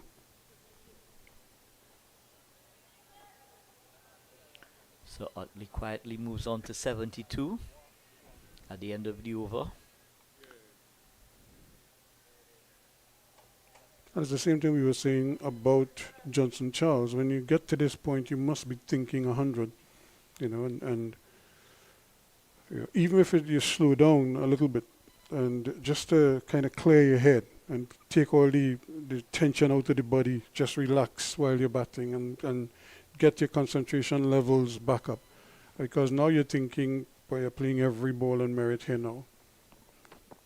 more so than before. There he is, and Joshua De Silva is out, caught and bowled.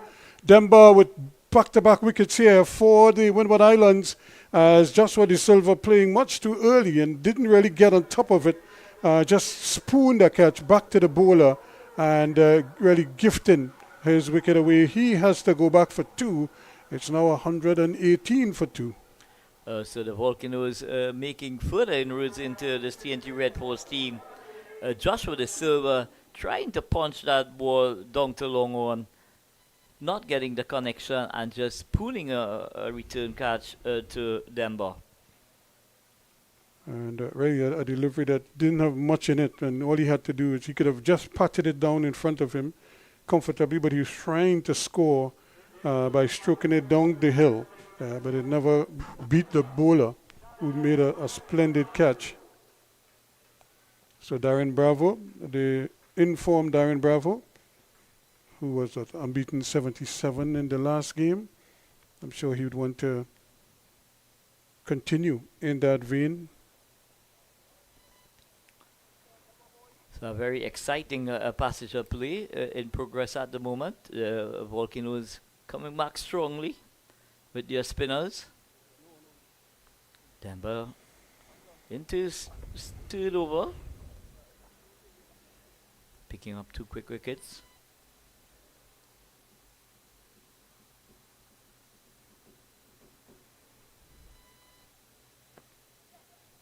So this really is the partnership here for Trinidad Tobago. These two have to try to consolidate this position and really try to stem the tide here now. Demba's come on and he's done the business for Andre Fletcher. And Bravo, the opposing captain, now has to think he needs to do something, and the best way to do that is to get a big score. Certainly deny them a third wicket quickly. Well, there's loads of overs available to this TNT Red Force team. So from that perspective, there's enough time. And first delivery teasing him outside the off-stump. Bravo just kind of backs out of the shot. The delivery was going to make a cut shot, then decided against it. And so I won't be surprised if Demba tries to bowl an arm ball in the identical location, try to fool him there. And pitching up to him. But Bravo is also the kind of man, but he has to be careful. There is a long off and a long on in position. So if he has to go, he probably have to go inside out over the head of the man at short extra cover. Very tight line indeed from Demba to Darren Bravo. Not giving him anything at all to work with. Does have a slip. Bravo launches forward, plays it out with a very straight bat.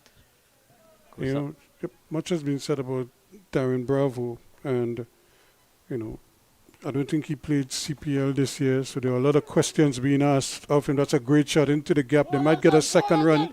In fact, they should get a second run, and they should get it quite comfortably as well. So he's off the mark, and sweet flowing drive. That pushes the score to 120 for 2 now.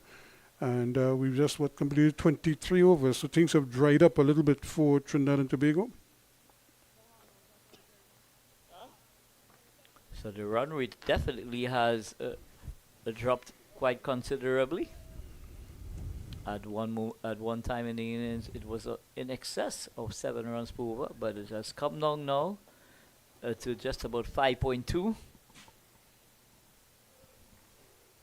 But that's okay, and I think that's how they're going to have to look at it, because they have a set batsman at the wicket, and you know, he's the one who's probably going to have to just keep the scoreboard churning over as much as possible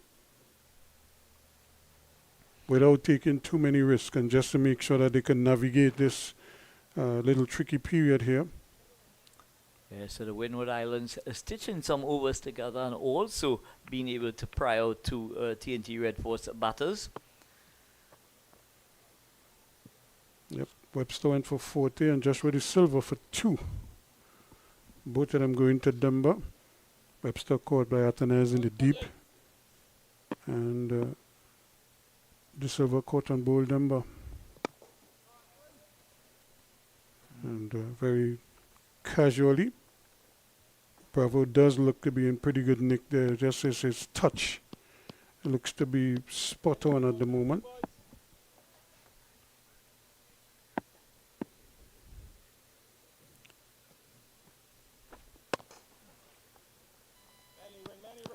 Very quick delivery indeed from Kavim Hodge.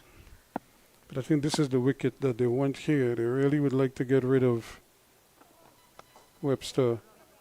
And if he hurry, they might get a second. I don't think they'll get it to the running is not as aggressive as it was earlier. And Bravo is not the best judge of a single. So I think they have to be very careful with him, with his running between the wickets. But that single brings up, takes the score to 123 for 2. And we are into over number 24. Hodge.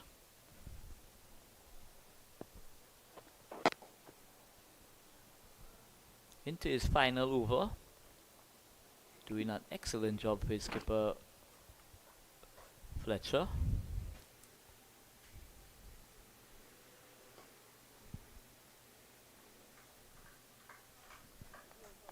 So that is the end of Hodges' over 10 overs, 10 not for 30.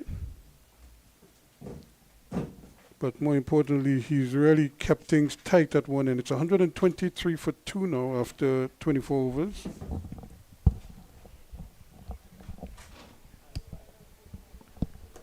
So this is the tricky part here now for Trinidad and Tobago. How do they just weather this little tense period here for them and not lose too many wickets and basically kick the door wide open for the Windward Islanders. Welcome back, Ray Emmett. Thanks, Ruskin. Demba again pitching up nicely there, but Keonot, I'm saying this, Keonotley is the key man right now for Trinidad and Tobago. They really need him to just stay there, even if he doesn't score as heavily as he was earlier. But he cannot get out, if that's the important thing. Great work again from Demba. It is very important that he sees it through. He's a guy that is set. You don't want to make the same mistake that Windward Islands made when Johnson Charles got out. You saw the scoring rate just drop. So we need Utley to bat through the innings or bat as long as he can get closer to the score. See how difficult it is when the slower bowlers are bowling. It's very difficult to get the ball away, so he definitely needs to bat as long as possible.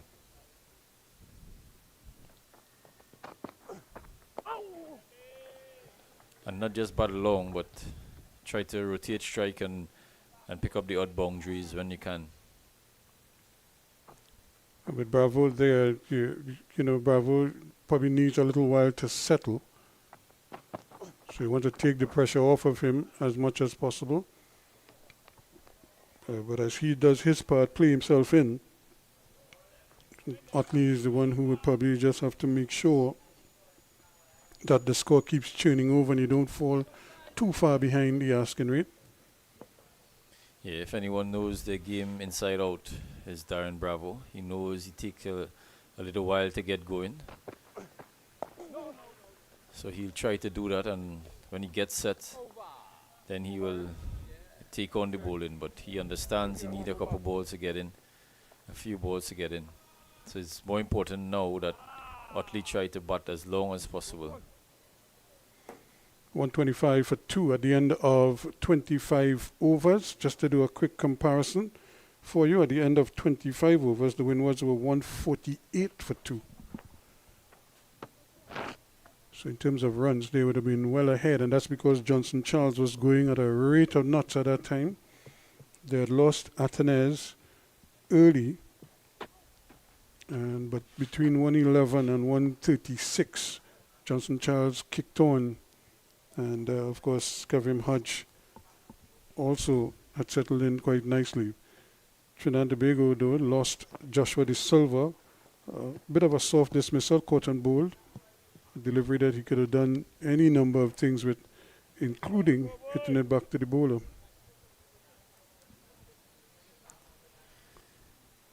There's a change in bowling from the Brian Lara Pavilion end. Alex Satanaz, he replaces Kavim Hodge.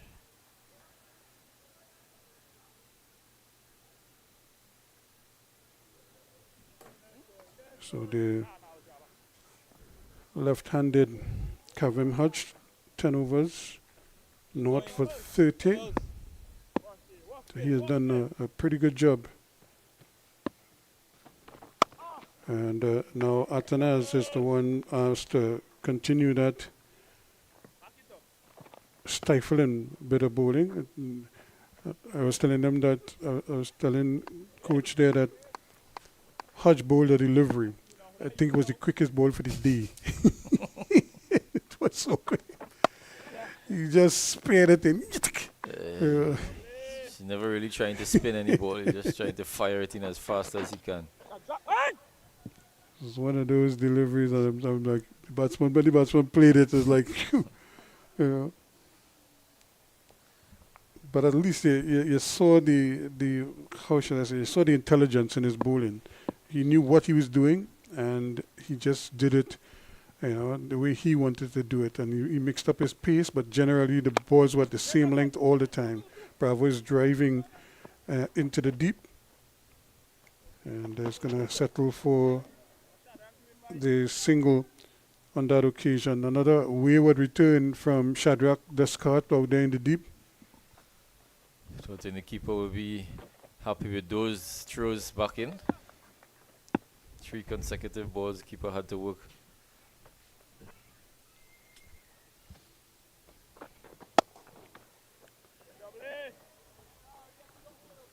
This is exactly what the TNT Red Force need at this point in time.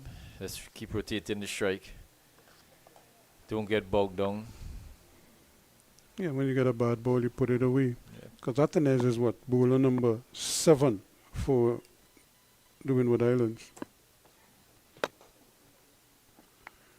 So you don't want to fall to the 7th bowler unless, like in Trinidad and Tobago's case, where Sunil Narayan was coming in at bowler number 6. I think Andrew Fletcher knows that spin is what is going to cause a lot of trouble on this pitch, so he's trying to use his spinners as much as possible. So 26 overs completed now. It's 129 for 2.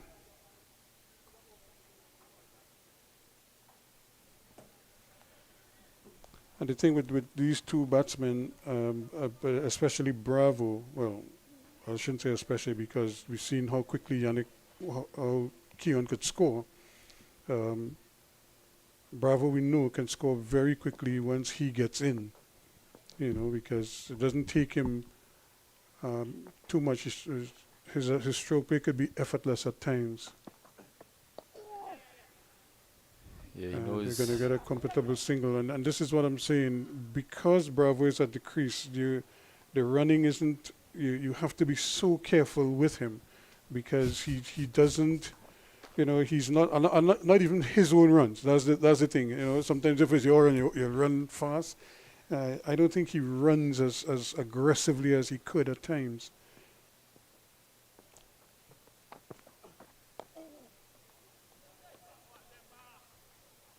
And he doesn't want to get himself bogged down too much. You know, he can probably just turn the face of the bat sometimes and squeeze out a single or two and not get himself playing dot balls too often. Here he will get 2 runs because it's a long chase all the way to the boundary for Ambrose.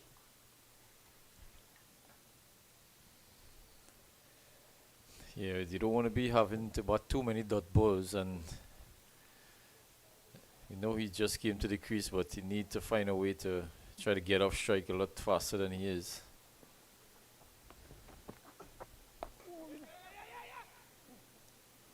Driving that one, pushing that one through the cover, not convincingly. One arm got off the bat. One hand off the bat, Yep. that's right. but at least you could see him, with some intent there, as opposed to just blocking it.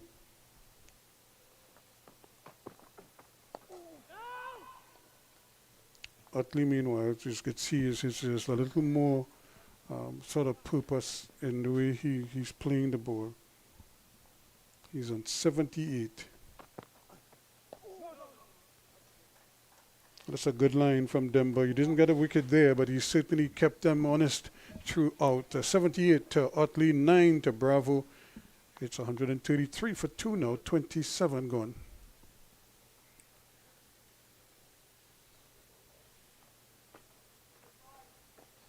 Utley has definitely picked up the pace and bounce of the wicket, so he'll be more assertive in his stroke play.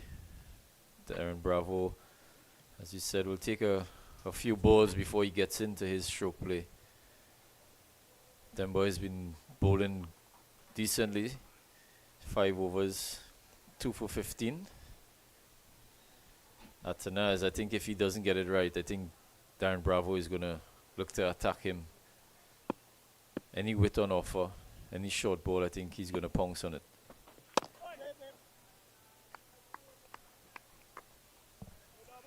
It's a nice set field. There's a long off and a long on. There's a deep cover as well. And then they have these 3 men. I suppose they're all trying to catch him there. And this time he's pulling this one from the offside onto the onside. The man at long on is called into attendance. But again, Bravo, seeing those 5 men on the offside, decide to go on the onside this time, where there's, loads of space, big acreage out there.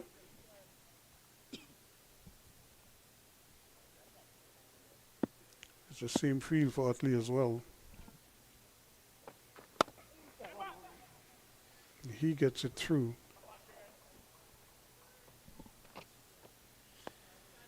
think the 2 wickets have fallen will be very disappointed in the way they're out. Joshua De Silva, very soft soft dismissal.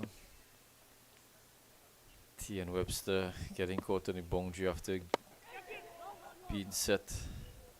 Getting a good start, failing to carry on. And this is what they're trying to do here. They set the field for Bravo. They want him driving outside the off stump.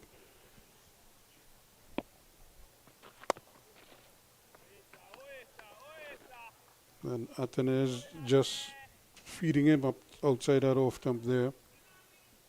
I think he has to be wary of a quicker one, maybe more in line with middle and off stump. This time it's outside the off stump, another quick one outside the off stump to end the over. So another good over, 135 for 2 at the end of it. Darren Bravo is expected to get a wide. He's not happy with the decision of the umpire. He's still standing there. Decision isn't going to change, bruv.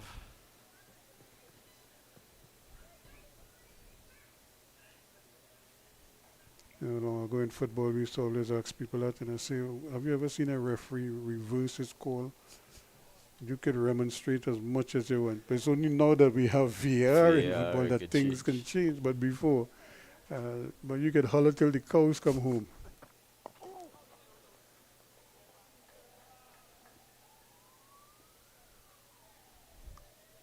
So this is really the period here where both teams have to be very careful. The Windwards don't want to loosen the shackles here. And Trinidad and Tobago have to be very careful here. Utley had to hurry. And again, they run in between the wickets, not totally convincing. However, the good thing here is that they set off for the run immediately. And it was just a question of how well could Demba do in getting to the ball and returning it to making a positive return to the wicket. So one more to Utley. He inches on now. He's on to 80 now. Bravo again looking as if he wants to come onto that front foot there and unleash one of those big expansive drives, and then had to just wait on it and realize that the ball was not there. So Demba mixing it up nicely. And again Bravo this time on the back foot looking to force it through the offside. Excellent piece of fielding there from skipper. Oh, that's not skipper. That's John. That's Ryan John. Mm-hmm. Might have Bruised his elbow. taken off a little bit of skin there. It's excellent bowling here from Denver. He's mixing the pace of the ball. A lot of variations from him.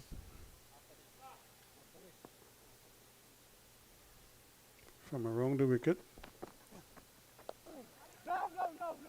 Again, Bravo can't get it through as the ball is too close to him. Not able to really force it through the offside there. That completes another quick over from Denver. And 136 for 2 it is at the end of the over. These two bowlers seems to be just running through these overs as quickly as possible. Not giving the Trinidad batters any time to relax. Run rate now is going up to 5.7. Couple overs, few overs ago was 5. So they keep building the pressure. The same thing the TNT bowlers had done in their innings. It's going to be very important for these two to bat and keep rotating the strike. You don't want to lose a wicket here and for another new batter to come to the crease.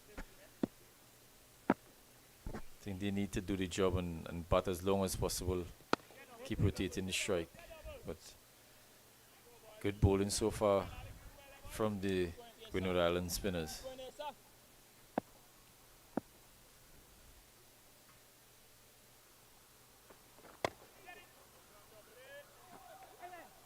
That's a bad miss from Fletcher there. He had his eyes, he had it covered, or at least he thought he had it covered.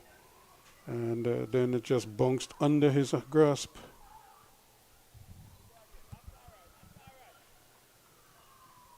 So you see that well set field again. There are 3 men, there are 2 of them in front of the bat there, right in front of Bravo's eyesight there. He goes hard, it peels off a thick outside edge. And so that is the plan there, and he has to be wary of that because they want him to drive, to go hard at him outside the off stump.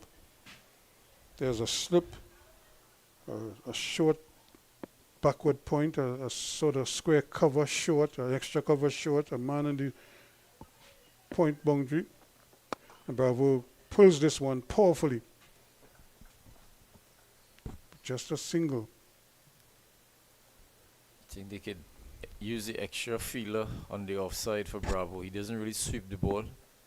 So the guy at short fine leg isn't really in the game when Bravo is batting. For Utley, yes, but Bravo doesn't really sweep the ball. So that is probably, could use another fielder on the offside for him. Or you could even put him in that short mid-wicket. Mid-wicket there, straightish, and stop that onside. Because he's just turning it on the onside there and getting an easy run every time. There he goes again, trying to give himself some room to do that, and but had to just keep it out. A quicker delivery. At the end of it, 139 now for the loss of 2 wickets, 30 overs completed. As you see, the water cart comes into the play. Have a second water break. 139 for 2.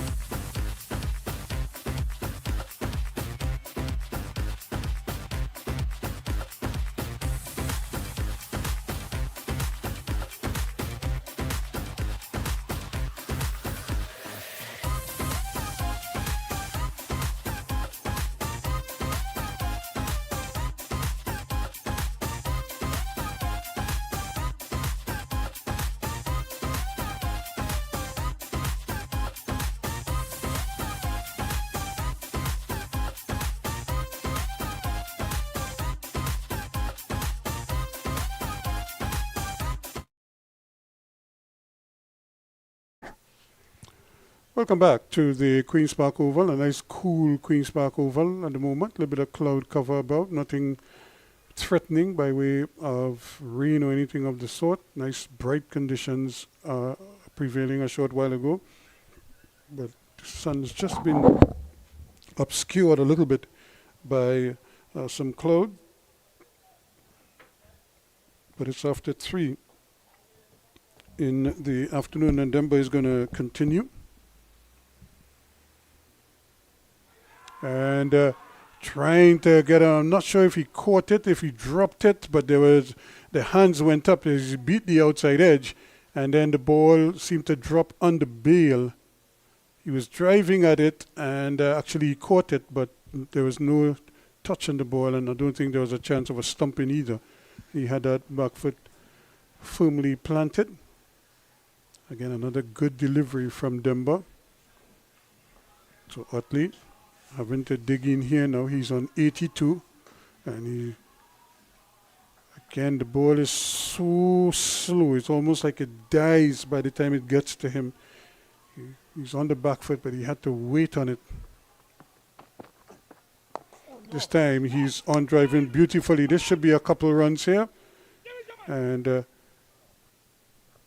plenty of work to be done in the outfield, but couldn't prevent the second run. Captain Fletcher isn't too happy with that delivery. He's screaming at slip, not expecting them but to bowl straight. Wants him to keep that line just on off stump. Big gap through mid wicket. And Sherman Lewis having a long way to run there to his left.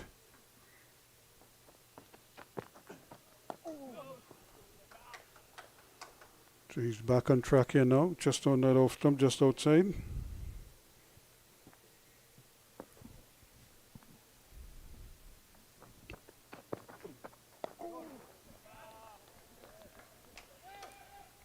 Cannot be having to be watchful, can't take too many risks. He's on 84 now, 91 deliveries. Make that 85. So in a very strange way, both innings kind of mirror each other. And I shouldn't say strange, in a real way. You know, both of them got good starts, fast starts, and then they had to consolidate. And we've seen a similar thing here with Trinidad and Tobago. 142 for 2. It's like watching Windward Islands bat all over again.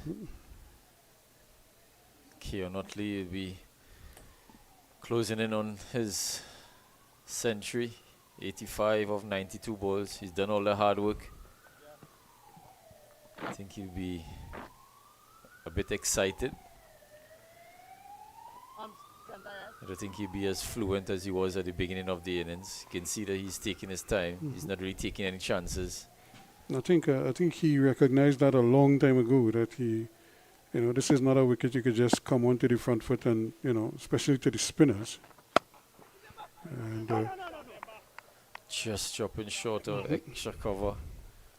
even those shots, you have to be so careful. You have to keep your eyes on the ball all the way to the bat and make sure you're on top of the ball.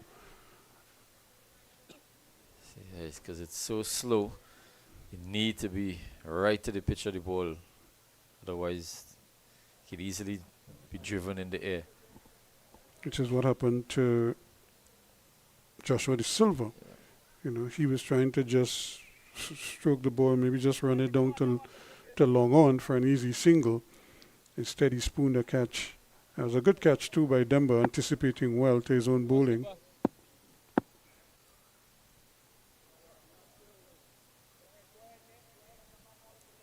And it might be a bit of a problem there for Demba. Probably was struck in the face. Seems like some sun Or something, has yes, gone in on his his eye. eyes. So you probably need a little eye wash or something to clean it out.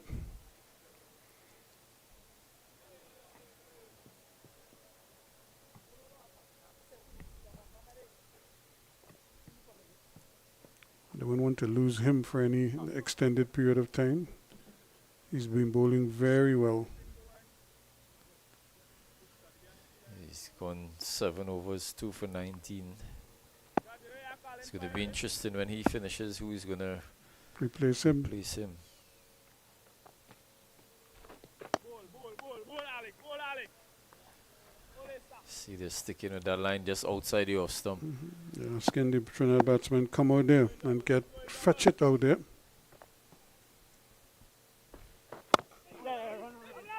And again, Utley getting very close to it, but you could see him making sure and hitting it hard into the ground. But he placed it well. This has been a feature of his batting throughout. He's been placing the ball very well most times. Bravo, on the other hand, has been very circumspect, hasn't really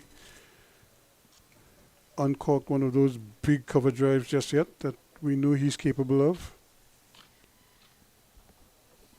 Yeah, Utley has found the gaps more often than not in this innings. From the start, he has been finding the gap.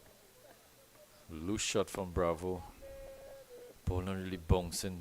You can see most of the shots that he played on the off stump, his hand is coming off the bat. He has to go down to fetch them. Another It's a wide signal by the umpire.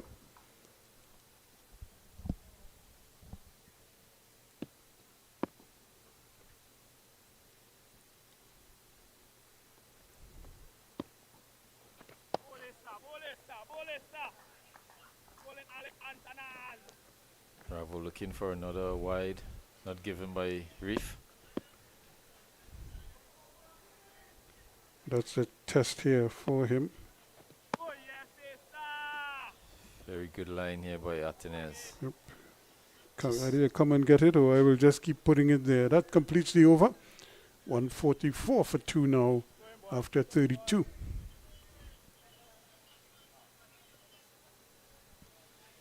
Good spell here from Atenez as well. 4 overs, none for 11. Demba 7 overs, 2 for 19. Just need to see how this is the period here. I don't think the Windward Volcano has any spinners left in their tank.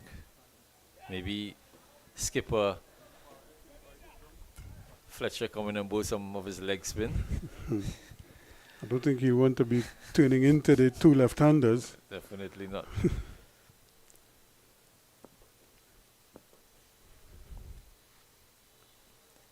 think Darren Bravo and Utley knows exactly that after Demba is finished, the fast bowlers has to come back, so they're just buying their time. The run rate is up to 6.2 now. Just still very gettable. Utley in front for driving towards cover. No run. Fielding has been excellent so far by the Windward Islands fielders. And John getting in the way of that one. And this one is hammered into the outside, but again, just a single.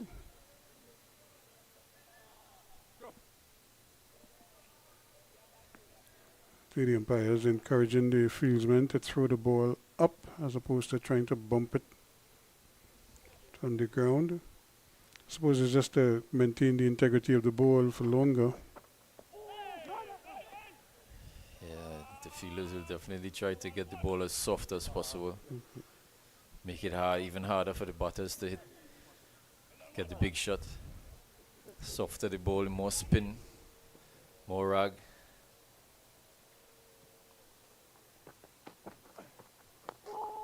That's another good delivery.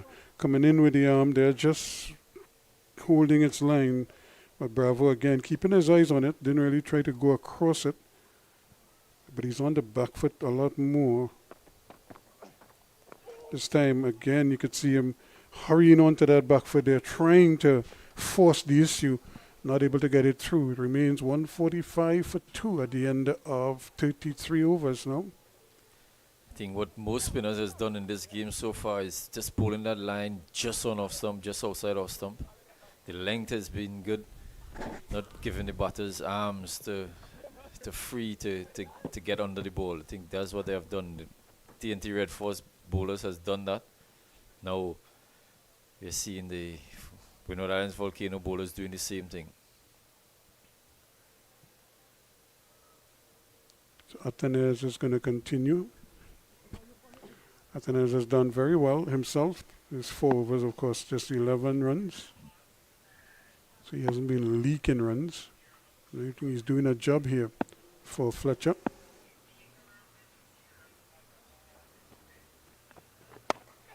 This one is hit in the air. This one is going to run close to the boundary. In fact, it's going to go for 4 runs. It was in the air for a long while, but it was placed nicely into the gap between the backward point and the man at that short point position, and down to the boundary for 4 runs. Good looking shot there by Keon Utley. First boundary for a while. That will ease some pressure. So he's now on 87. There's the joint highest top score of the game. Oh, he's into 91 now. He's into the 90s now. Again, he's on the back foot. And he's going to get a single. Again, Bravo is not really hustling, so 1 run is what they'll have to settle for. So he's now up to 92. So 150 on the board now for Trinidad and Tobago. So they're at 105 away.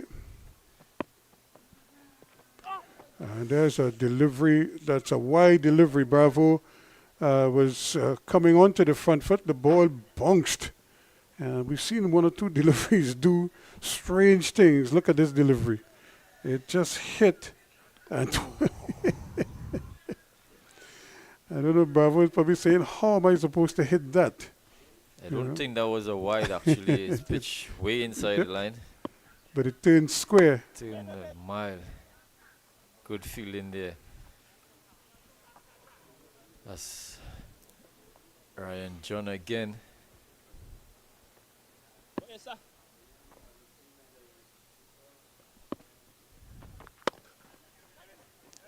Again, brilliant work in the field. That is saving a single there, definitely. Bravo thought he had gotten it through on that occasion. As Descartes. As Descartes is coming there into that position.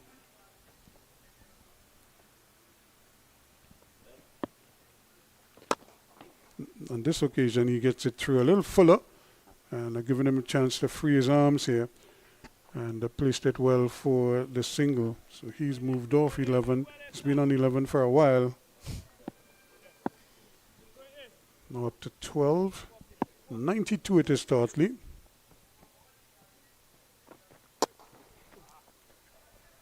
Going to get 1 more quite comfortably. So he's done the business, even if majority of his runs as of late have been singles. He's had just the 1 boundary for a while, but he's been doing the smart thing, just rotating the strike and keeping himself going as well. He's up to 93, 12 to Bravo. It's 153 for 2 now after 34 overs. Utley has been doing exactly what the team requires here now. Getting the odd boundary, rotating the strike. As you see, Demba is into his 9th over, 2 for 20 in 8. I think his last 2 overs is going to be very crucial here for the Windward Islands Volcano. He's back on the money again, just on off stump, not giving the batters any room to play with. And he does have that protection over that long off, and the man at deep cover as well.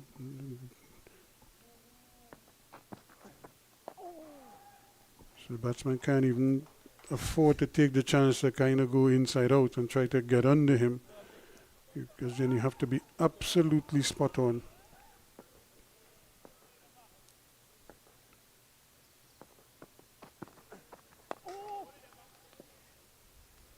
He's been really good at mixing up the pace that he's bowling. He's not bowling one pace. He's bowling slow, he's bowling fast, he's bowling just on off stump, just outside off stump. His line has been impeccable. And then the variations come from right there. And just as we say so, he bowls a short ball wide outside the off stump and allow Utley to free up his arms a little bit. 1 more, he goes to 94 now. 6 away from a deserved 100.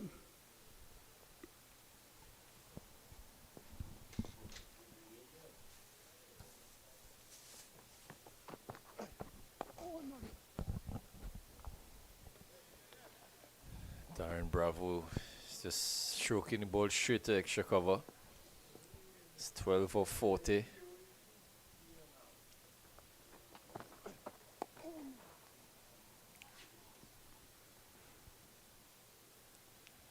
Gets another single here. I think he recognizes that he has to. I think he is telling himself he has to be around. To the last set of overs now. 154 it is now for 235 completed. Because he's saying no matter what, he wants to be there at the end. So as a captain, he's taking responsibility for the innings.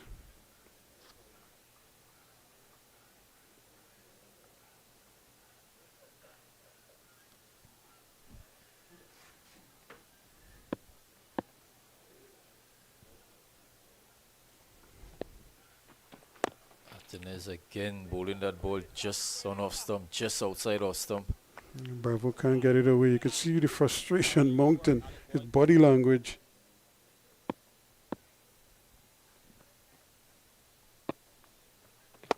This time he's going into the gap. That's going a long way. Is it good? Did it go for 6? It did, yes. Just over. And that's the shot we were talking about, that lofted cover drive that he just kind of leans back and gets under it. And they placed it well. Maybe that might break the shackles just a little bit for him. Yeah, you can see the frustration on Darren's face. Not getting away the ball that he should have gotten away. That would have released a lot of pressure, that 6. He is again now. And once again, he could have turned the wrist a little bit more. Probably might have gotten more than the single, but I think he'll be happy with that. It's a big gap between long on and mid wicket, so I think the length wasn't really there to hit it through there.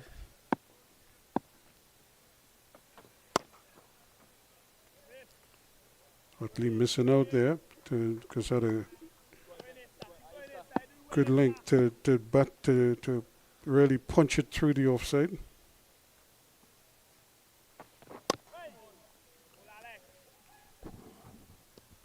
Couple of deliveries are keeping a bit low now.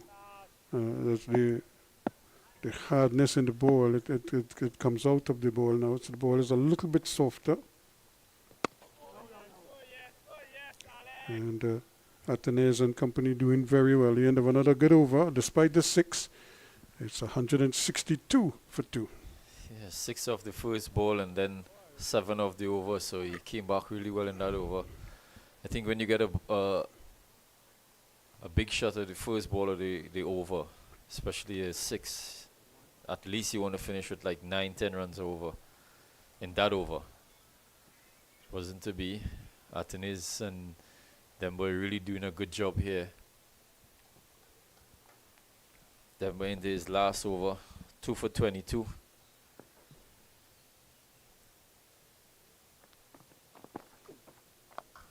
That's cracked again, but into the deep. And I suppose this is kind of like how Bravo maybe feels that he has to play now. He's starting to find the range a little bit more, find the middle of the bat a little bit better.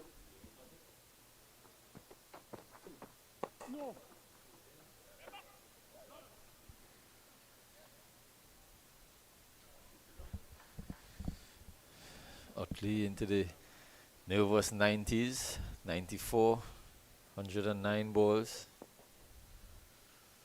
Doing exactly what the team requires here now. Needs to finish the job. Trying to sweep that one, but it's much too close to him. Missing out. Any bat on that back of the square will be into the boundary.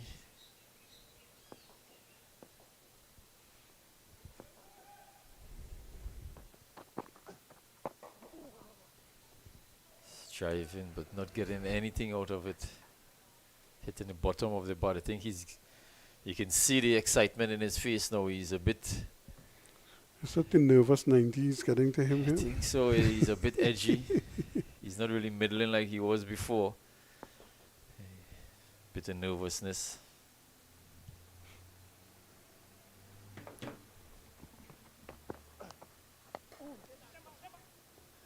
Another dot ball here from Demba. Can't get it through. 4 dots in the over.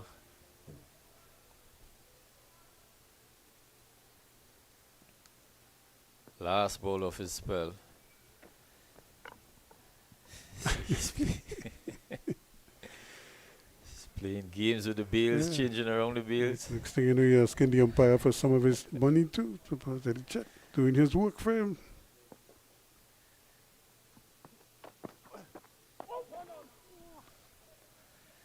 End of an excellent spell by Demba. 2 for 23 of 10 overs. I think he'll be very, very pleased with his job today. High fives from his fellow teammates. Needs someone to continue the work that he's been doing on this end. Alec Atenez is doing an excellent job on the other end as well. So it's going to be interesting to see who's going to replace Demba on the top end.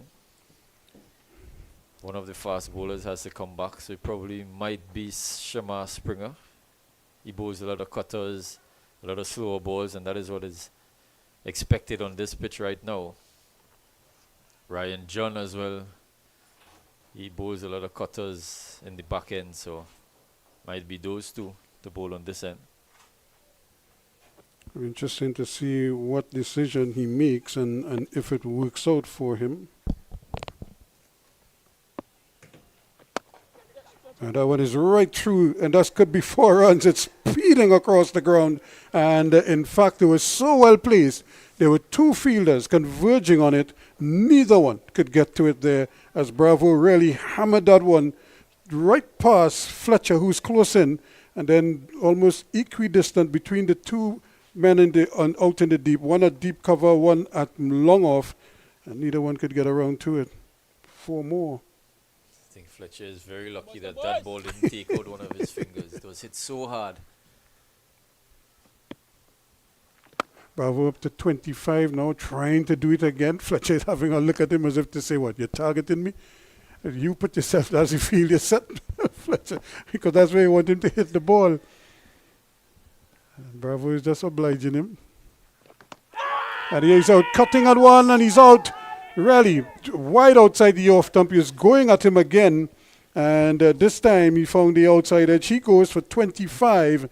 It's 167 now for 3. Not what he wanted from Bravo at this point in time. Expecting him to bat throughout the innings. He's done all the hard job, done all the hard work. 25 or 46 balls. Expect him to stay at the end. I think the line that Atenez is bowling, he's just throwing the ball wide outside off stump, and Darren Bravo didn't want to keep leaving alone and batting dot balls, trying to take him on. Got a couple boundaries. 6 in the last over, boundary of the first ball. Losing his wicket. Trinidad Tobago 167 for 3. After 37 overs, the Windward Islands were 193 for 5 at that stage. So Trinidad and Tobago is still well placed. They just need to be smart about how they go about getting these runs. 88 runs from 75 balls. Very gettable. And with 7 wickets in hand, you will still favor the batting team here, and especially with an experienced man like Jason Mohammed coming to the crease. Yeah, Jason Mohammed is one of the most senior batters in the team. He's coming to the crease at a very, very crucial time.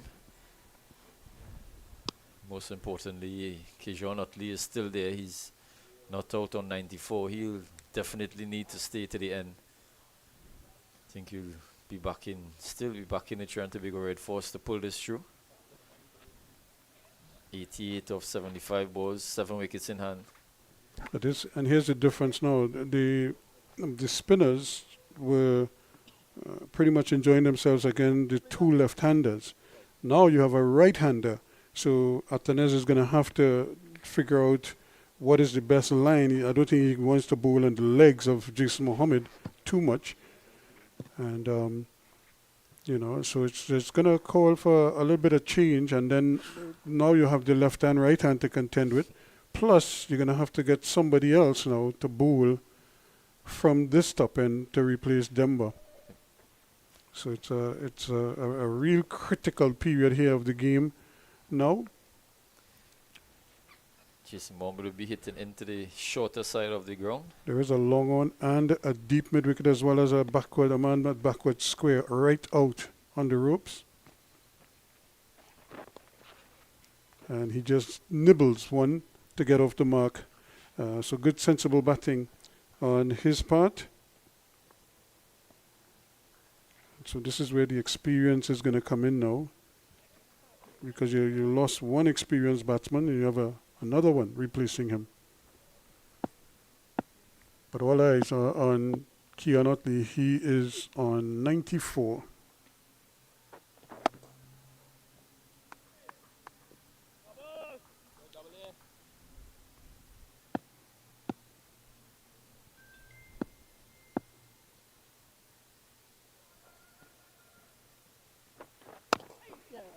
And every time he makes that shot, even if he hurries like he did there, it's a single because there's nobody in front of the bat on the onside. So all he has to do is just place it on the onside. Even if it goes in the air, he could probably get away with it. That completes another Atanez over. 169 for 3 now. 38 completed.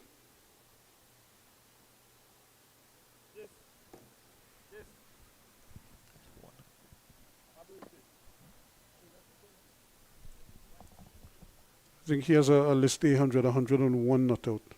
Was the score for Keon Otley. Remember, he was a surprise inclusion in the West Indies team. Was it Bangladesh? Bangladesh against Bangladesh, yep. Yeah. And so he's always shown this kind of promise. And but there's nothing like 100 to give you confidence. And when you consider how he shaped in the first game on Tuesday, to come back, he missed out there. Here he is now with a great opportunity to get to 100. And even as on a personal level, you always want to score hundreds, because that's what players always talk about. How many hundreds have you scored? You must be able to say, well, look, I scored 10 hundreds or 12 hundreds, as the case may be, when it was all said and done. But this is a good innings by him and really deserving of 100. So we have a change in bowling. And immediately Otley just strokes it up. So he's going to get a comfortable single as John is back into the attack. And this is the period we were talking about, Riyadh, is how do the faster bowlers go? He can't hide them forever because he has to bowl them at some point. This is the point here now. There's 3 overs for Martinez. Spin if he's going to bowl out. And then it's the seam bowlers. Yep. Seam bowlers will have to bowl the other 9 overs. So including this one. So it's going to be very tricky unless, as I said before, the skipper comes and bowls little leg spinners. What is good for Otley as well, Evan Lewis is not in the team at this moment, so there's a chance for opener. If Evan is fit, obviously he's the number 1 choice opener. So they use Tion Webster. So Otley is obviously cementing his spot at the top whenever Evan Lewis is fit and comes back in. And there's a lot of cricket to be played because everybody's playing everybody else in the preliminaries.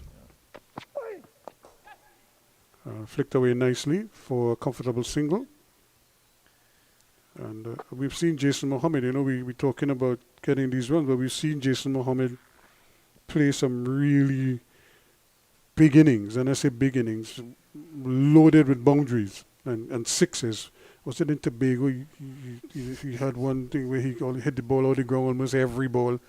Even at the T10 earlier this year, I saw him in 1 over. I think he got like 30-something runs in 1 over.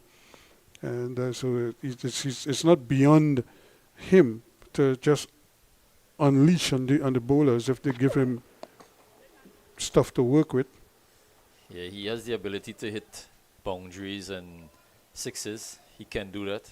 He needs a couple balls to get set. I think this few overs is what does exactly what he's going to do. Getting into the last 10 overs, 6-7 runs over, I think it's going to be easy for him. He loves this version of the game. 50 over cricket, he scored a lot of runs to Trinidad and Tobago in the 50 over version, so it's nothing new to him. And when it's cracked away brilliantly for 4 runs. Well, the man at short cover stood up, looked at the man at mid-off who was looking at him, and in the meantime, the ball just raced between the two of them and down to the boundary for 4 runs. That is the 100 for Keon Utley. Exactly 100 for the young man. And what a way to bring it up there. 10 fours and a 6. Just as he started in the first over, hitting the ball through cover for 4. Just like that, he brought up his 100. Well played to Keon Utley. Very entertaining innings. He slowed down a bit in the middle overs, which is what's expected. But good to see that he carried his butt, bringing up the 100. 119 balls for it. And well deserved indeed. So that completes the over. It's 175 now. 4-3 at the end of over number 39. Trinidad Tobago Red Force needing 80 runs in the last 11 overs. So just over 7 runs and over. Couple good overs and be back down to under runner balls. So I think these two definitely know they won't want to leave it to anybody. As I said before, Jason Mohammed, he'll take a couple balls to get in. He knows with the faster bowlers, it is proven on this pitch. Faster bowlers is probably the easier ones to score off. And there's 3 overs left. So he does have a backward square. He has a man at square leg and a long on, plus a long off. So Jason Mohammed will have to figure out where he's going to work. First delivery, he's just pushing it up on the onside. Can't get a run. So welcome back, Coach Lacan with us. Pleasant good afternoon to you, Ruskin. This one is worked away. Excellent feeling at that backward square position. There's no run. Wonderful 100 indeed from Keon Utley. Yes, splendid innings on his part.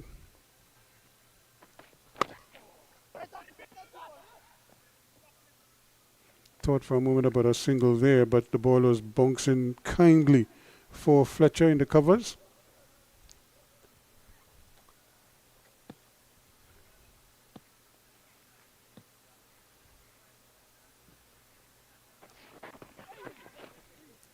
And again, the ball does a little something every so often.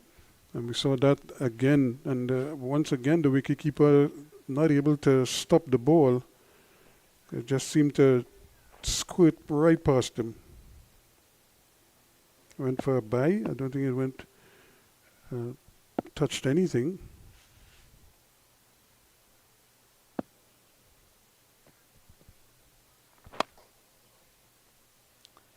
So Utley continues the battle for the TNT Red Force. Athanaz has done a pretty good job here. 1 for 33. Again, you got to give it up somewhere, and this is where he's been leaking his runs on the onside because he had all these outriders and nobody in front of the bat on the onside. But that completes the over. And after 40 overs, it's 177 for 3. And a chance for some refreshments. So we'll take a short break, come back with more with the TNT Red Force within striking distance here to overhaul the 254 scored by the Windward Islands.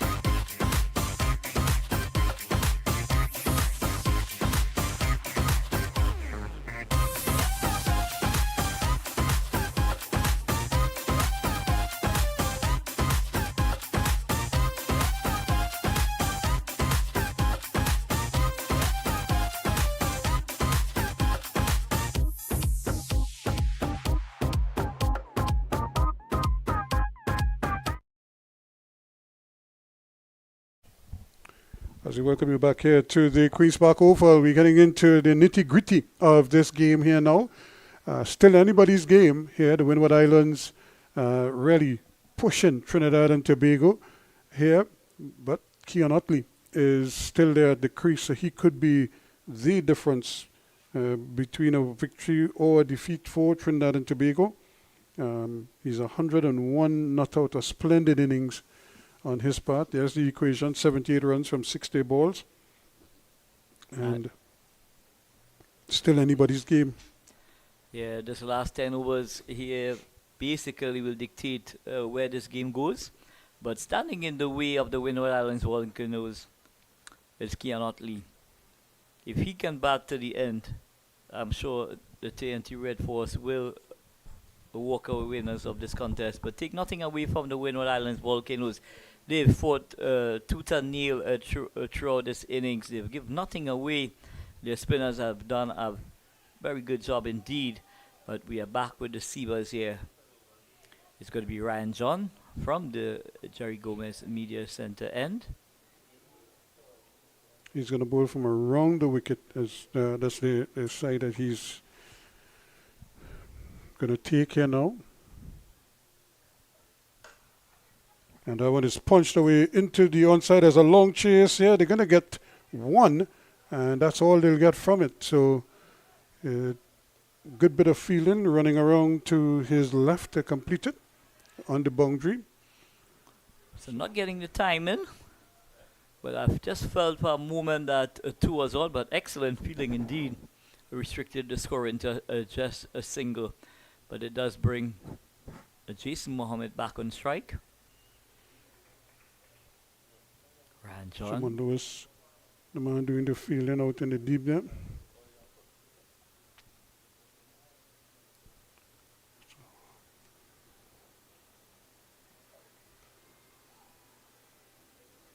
But we played that too well. He wanted to run that down past the wicketkeeper there.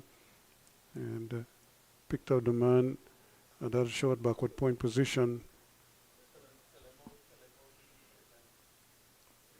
So still a very achievable equation indeed. Just about 7.8 runs per over.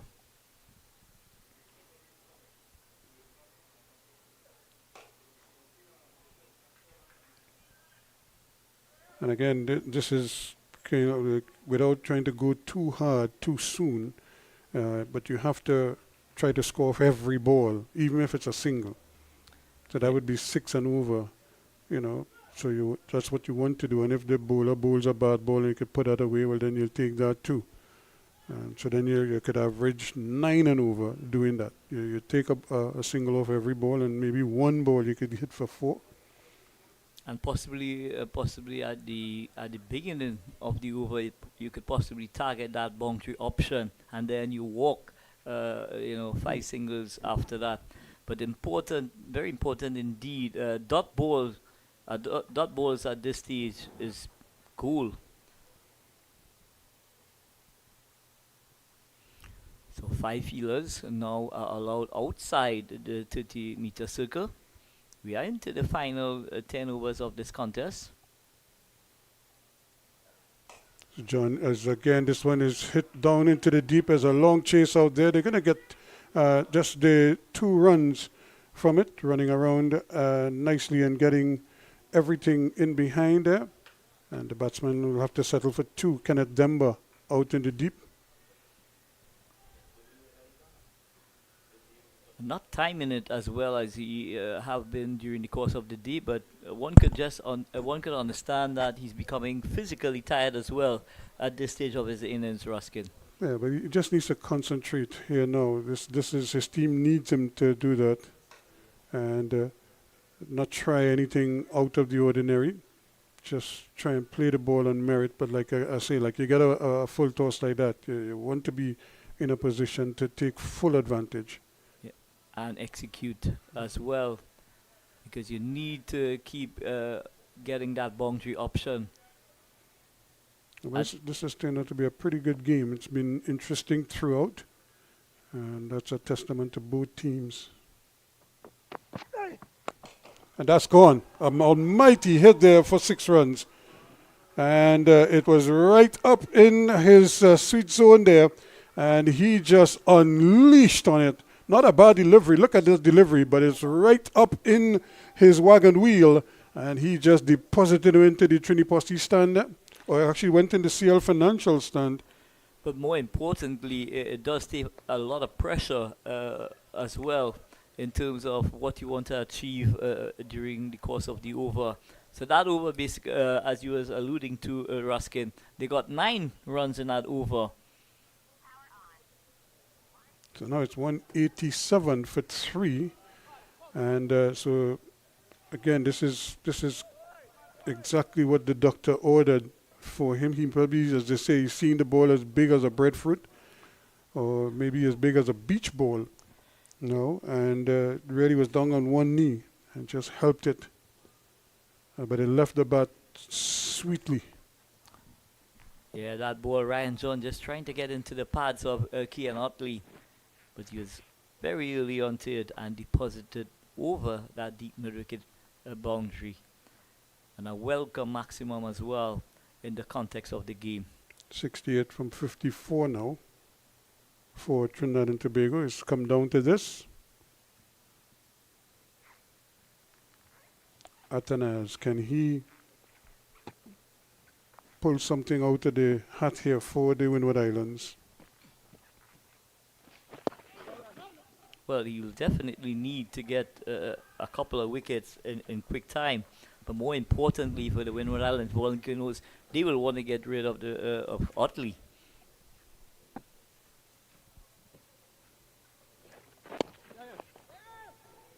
Quick single, they're going to have to hurry, but again, very well executed by Jason Mohammed. The experience showing there, just rotating the strike and keeping the scoreboard ticking over, bringing that equation down all the time. 67 from 52 now.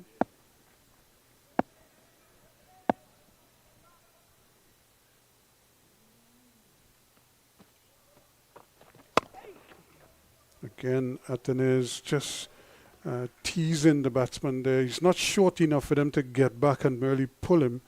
But he's also, the ball is kind of skidding through a little bit. It's not bouncing as high. This time he's going with him, and that's well placed again. And that's another maximum there for Keon Otley. So just a little bit closer to him. And, well, he's making him pay there. He got into position and just slugged it over that deep mid-wicket position for 6 more. Yeah, just came full in length, and that's all that Keon Otley needed to execute that slug sweep over a deep mid-wicket. So 67 from 51 now. And he's edging this one past this slip. It's coming down to third man. It's not going to get there, but they'll get 2 comfortably in the end. So 2 more to the score. So Keon Otley decides now he's going to make his move. He's going to take them on, and he's doing so successfully. Has to be careful though. Atenez is probably the most dangerous bowler he's going to face the rest of the way. And so you don't want to give him in this last over. In fact, his last ball. And he's going to pick up 1. Might get a second if they hurry. No, they'll just settle for the 1. And 1 it is. So Otley will keep the strike as well. So it's worked out very well for him. It's 197 for 3 now as 42 overs completed. So the equation just getting easier and easier at this stage. 59 required from 48 balls. And already these two have added 30 from 27 balls, which is a good omen for Trinidad and Tobago. They just need them to keep going here now. So Otley 119 not out. Jason Mohammed just doing what is required at this stage, giving him the strike at every opportunity. But it has been an excellent game of cricket. It has been very cagey indeed from both teams. They had their moments when they were going hell for leather, and then during the middle overs, both teams were able to claw back themselves back into the game. And now with the TNT Red Force team with 7 wickets in the shed, and one of their batters, the opening batsman, Keon Otley, on an unbeaten 119. They are well placed in this one, but it's not over until it's over. Well, Springer is going to come back into the attack. Didn't have as good a start as he would have wanted. But he got a chance here to make amends. And this one he doesn't make proper contact, and it drops well short of Lewis and company out in the deep. But he does get a run from it. But you can see him, he was attempting another big maximum there. Yeah, just needs to complete the job now. Is Keon Otley and Jason Mohammed. There's absolutely no need to do anything reckless at this stage. And what you don't want at this stage of the innings is to have 2 new batters coming out to the middle. Mohammed, he's on 5 from 11. Chance for him to just keep rotating strike here. Keep the scoreboard turning over.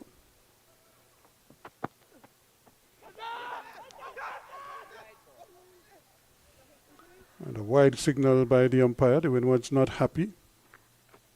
I see that all the time where players appeal. They know it's a wide, but they're still appealing for a catch. Yeah, they do have down the leg side.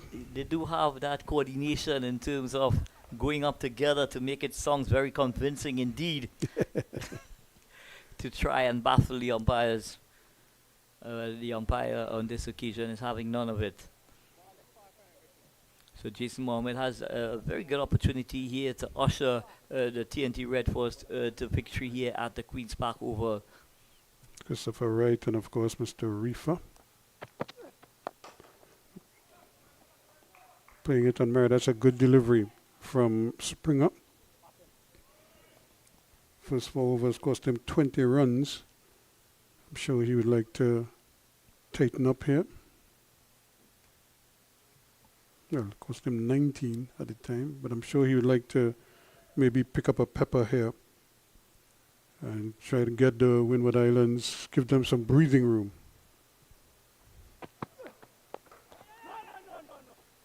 This one is played out to a cover point. There's no run. So excellent start to this over from Springer. Jason Mohammed has to just recognize where he could maybe pinch a quick single. He's trying to force it through the offside. Do that. But if he drops that ball at his feet, he can get a comfortable single. Just around his legs, anywhere there. Still can't get it through.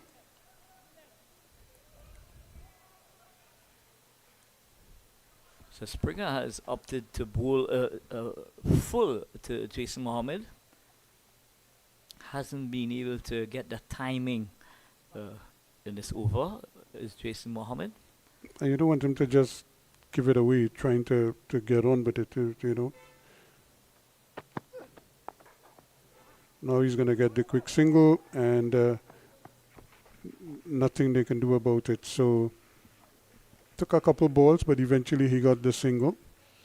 And what has happened, because Otley has done 200 on the board for Trinidad and Tobago meanwhile. So 55 required for victory. 200 for 3 Trinidad and Tobago. And after, 43 overs, the Windwards were on 224, so Trinidad and Tobago still some distance behind at the same stage. But more importantly, for the TNT Red Force, they've got 7 wickets in the shed. Yep, they were 224 for 6 at the end of 43 overs. Here it's 200 for 3 Trinidad and Tobago. Yeah, Kian Otley definitely set on 120 and looking to finish off the job here for the TNT Red Force. But still some work to get done between himself and Jason Mohammed. So this is I suppose this is the period here now where Fletcher's captaincy and leadership is going to really come to the fore here. Well, it's going to be tested to the hilt because he's got to defend 55 runs in 42 balls. So he's really going to have to pull something out of the hat. So he has Atanas, who has this going to be in his final over. And how he would, really wish that Atanas could bring him a wicket in this final over, if not 2.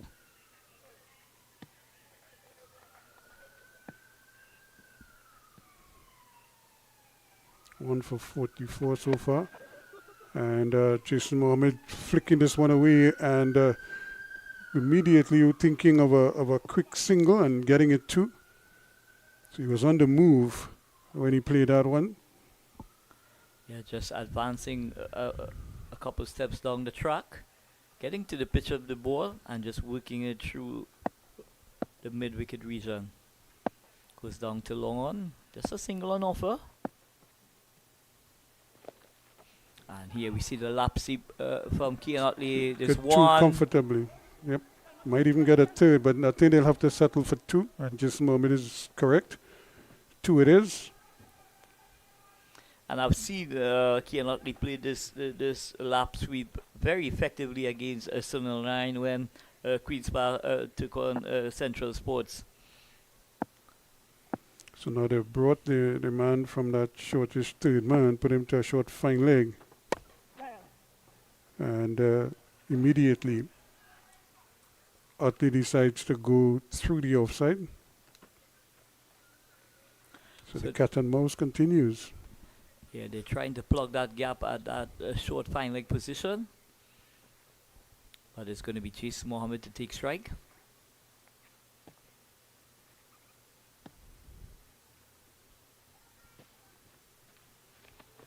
Down the wicket he goes, and he hits this one into the gap.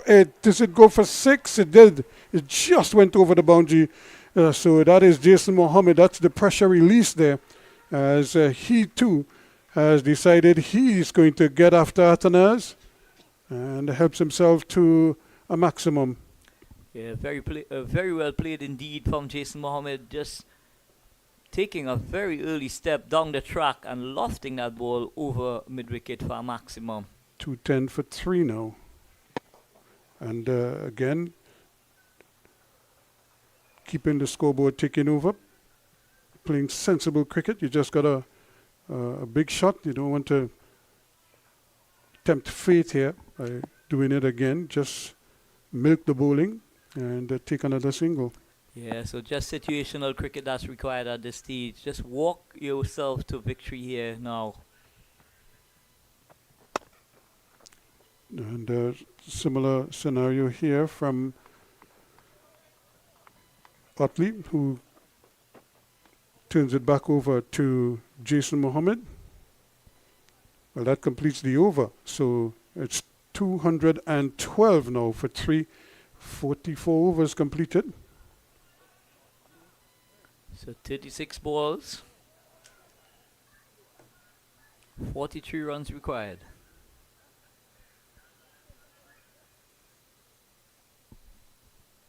So they've almost bring it down to a run a ball at this stage. So just a measured approach that's required in the back end now. 6 overs to go. 39.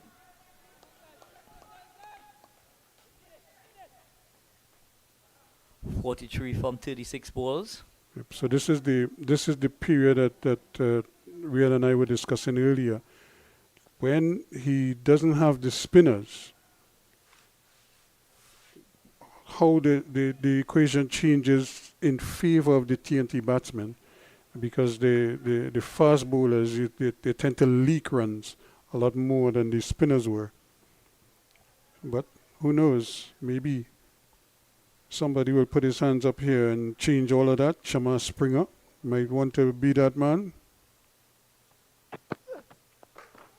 Pass right through his hands. But that was always going to be a tough order there. Again, it's the lack of pace in the wicket.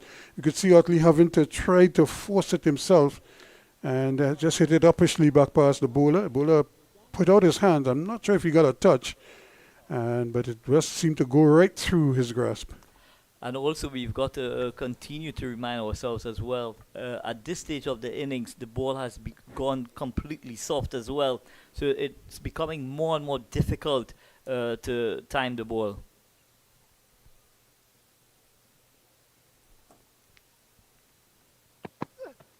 Jason Mohammed goes high in the air, and that's 6 runs. Well over the head of the man at long on.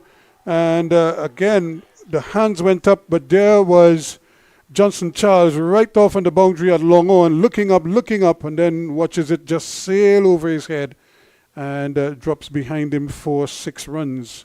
So Springer serving up a length delivery, which Jason Mohammed just climbed into it and deposited handsomely over long on for a maximum. 52-run partnership between these two now. 219 for 3 it is. Trinidad Tobago. Remember the target is 255.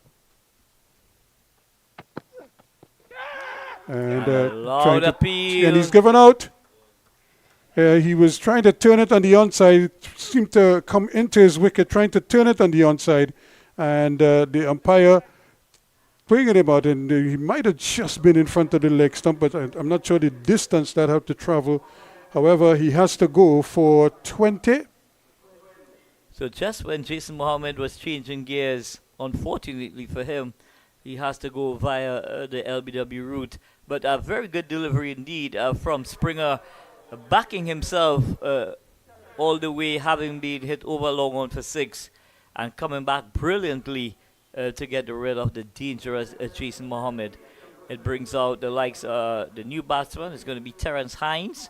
We do know of the ball striking ability of this young man, Terence Hines. Loves to have a go at the bowling. So I'm sure he's going to be coming out with instructions from the dressing room in terms of what his role is at this stage.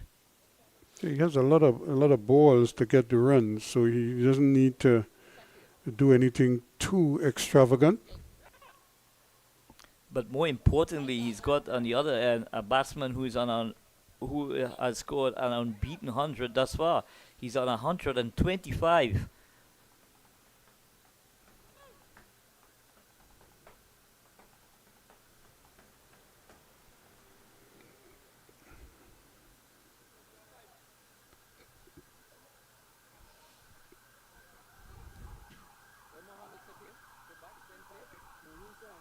So Hines it is who is going to take strike. 219 for 4. Springer. And immediately Hines strokes this one into the offside for an easy single. So that single takes his score to 220. 35 required now. So it's just getting easier and easier at this stage. And again, the fast bowlers continue to league runs. 35 from 32 balls. So it's pretty much in favor of the batting team. Springer will try around the wicket this time to Otley.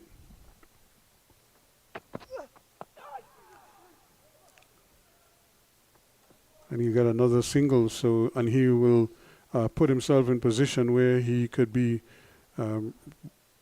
taking strike depending on what happens with this next delivery. Could be taking strike to start the next over.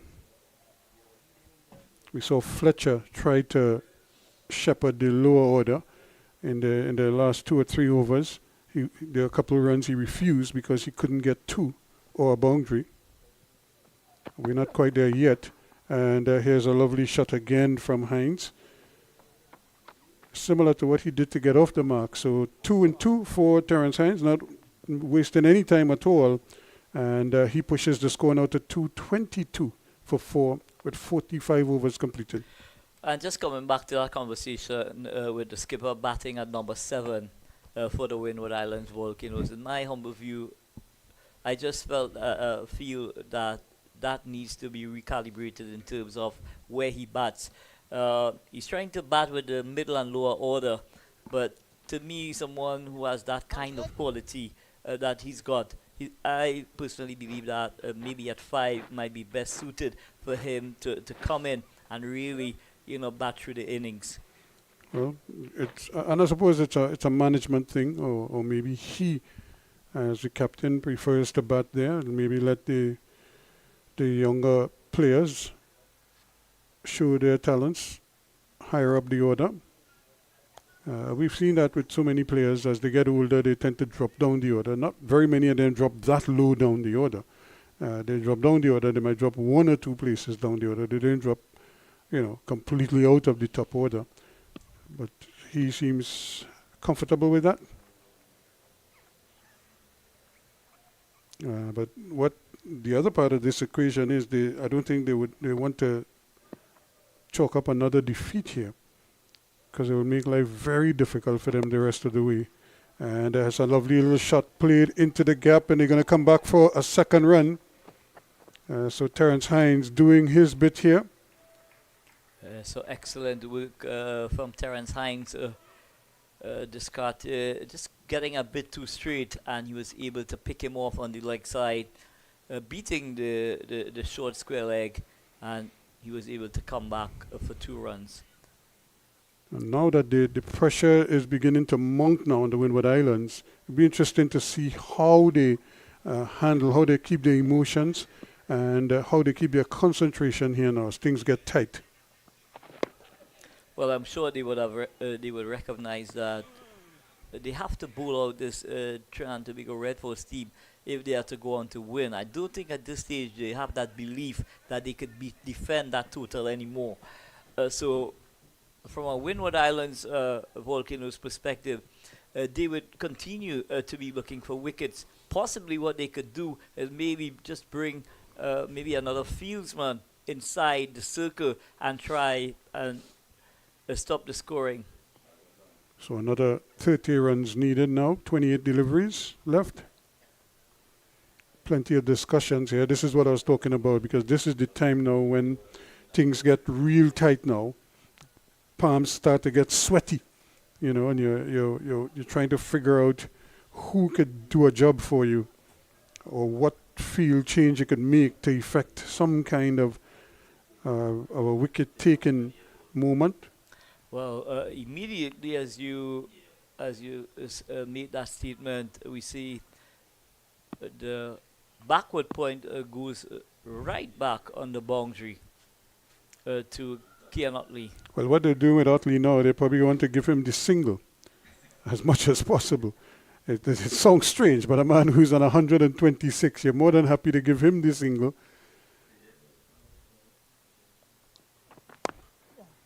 And that's exactly what he will get. So the aim is try to attack Terence Hines. But Terence Hines, as we know, he's got a lot of batting ability, and he's very experienced in terms of how he goes about his game. He understands his game very well. So the Scotter has to figure out a way to keep Hines quiet. I suppose his first option is to try to bowl wicket to wicket. But I suppose too his length is going to have to be spot on. And that's more like it. Hines not able to get it through. Yeah, Hines trying to open the face there and run that ball down to third man, finding that fieldsman at backward point. There's no run. The score 226, 29 required now.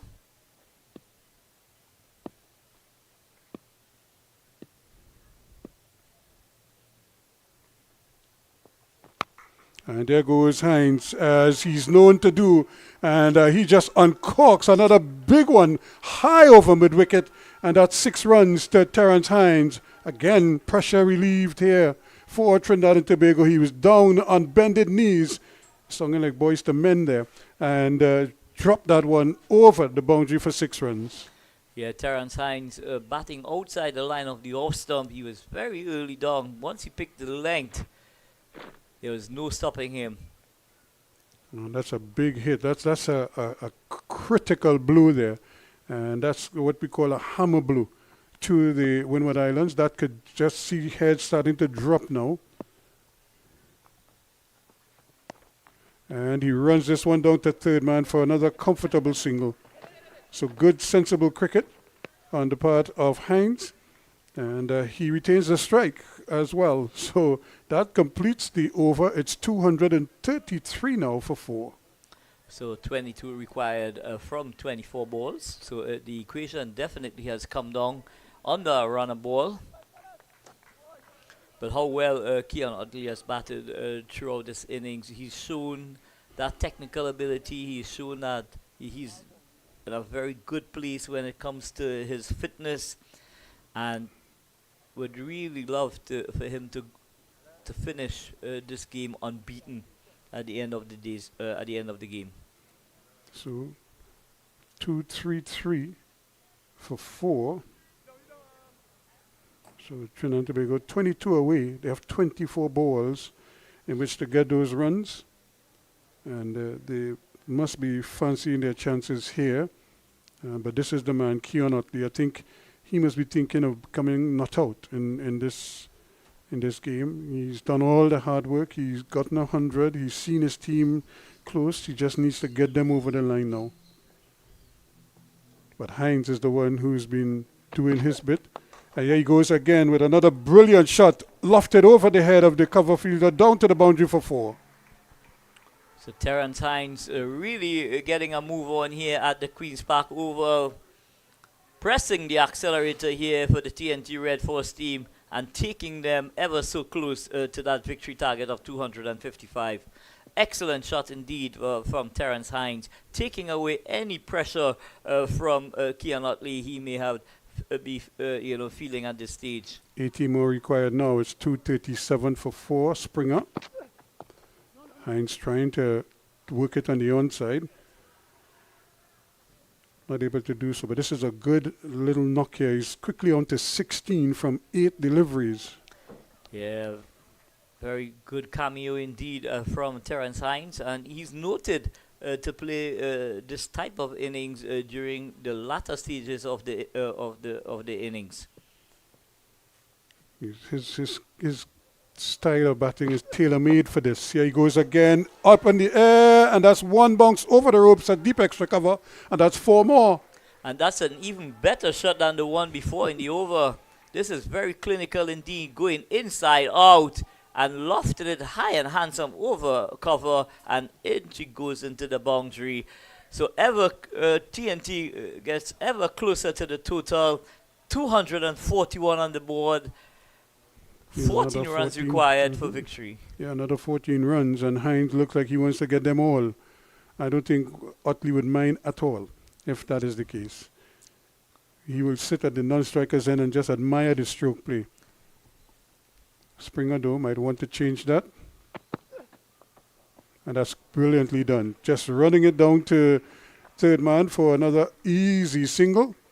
More importantly, it's one more to the score. 242 now for 4. So Trinidad and Tobago really cruising now.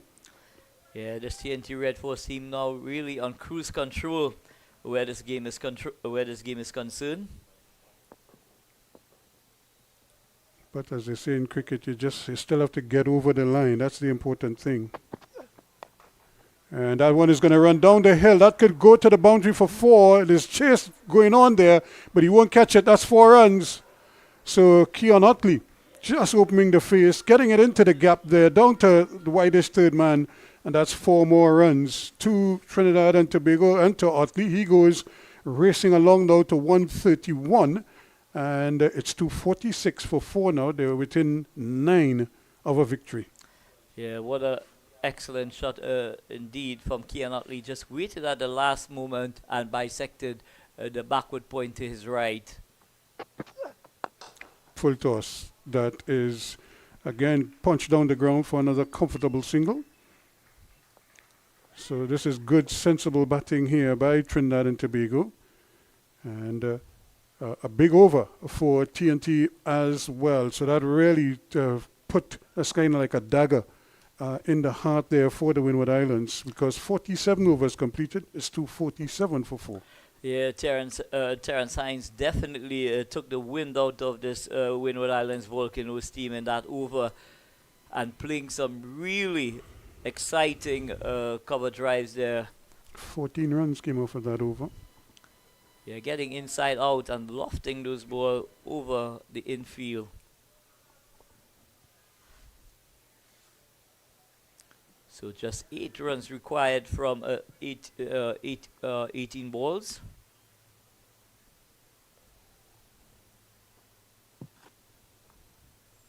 And more importantly, Keon Otley is on strike. Like I said, his job here is just to see the team home, just to get them over the line.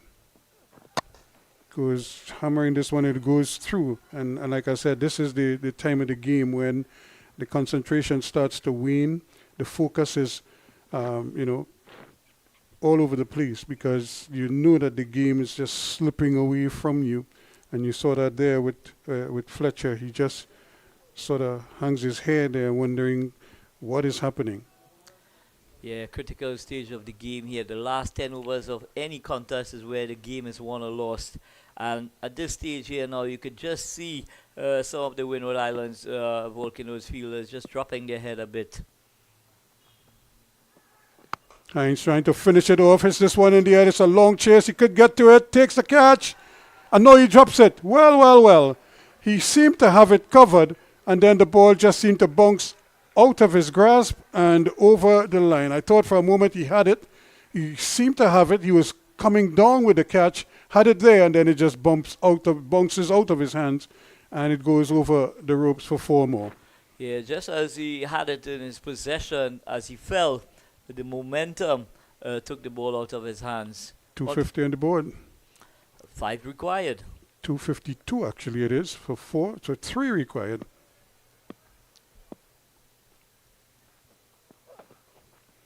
And that's going to be a wide, so make that 2 required now. So Trinidad and Tobago, a quick 33-run partnership from 17 deliveries, thanks in the main to Terrence Hines, who really took all the pressure off Keon Otley. But more importantly, he upset the best laid plans of the Windward Islands because they were thinking of just zeroing in on him, and he just counter-attacked beautifully. And won't get a run here. I don't think he was playing a shot. Well, I think Terrence Hines, definitely has put his hand up here, and going forward, Ruskin, it'll be very interesting indeed what the selectors come up with in terms of when Evan Lewis is back up and running.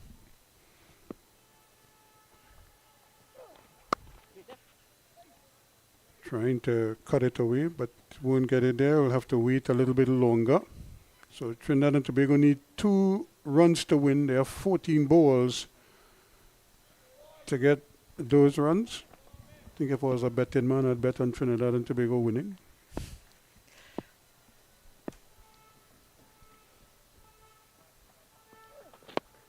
And they're going to scamper a quick single here. Not much Springer could do about that. And that brings the scores level here now at 254 for 4. 48 overs completed.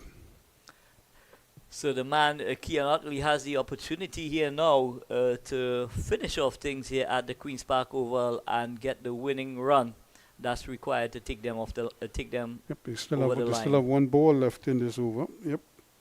So he could actually win it here now for Trinidad and Tobago. Just possibly getting some cramps at this stage. How fitting it would be if he could get them over the line here. And just a stifled appeal. They're going to run a leg by. And that is going to be it for Trinidad and Tobago. Otley remains 133 not out. Spare thought for Terrence Hines, who is 26 not out, as Trinidad and Tobago gets over the line at 255 for 4 and winning with basically 12 balls to spare.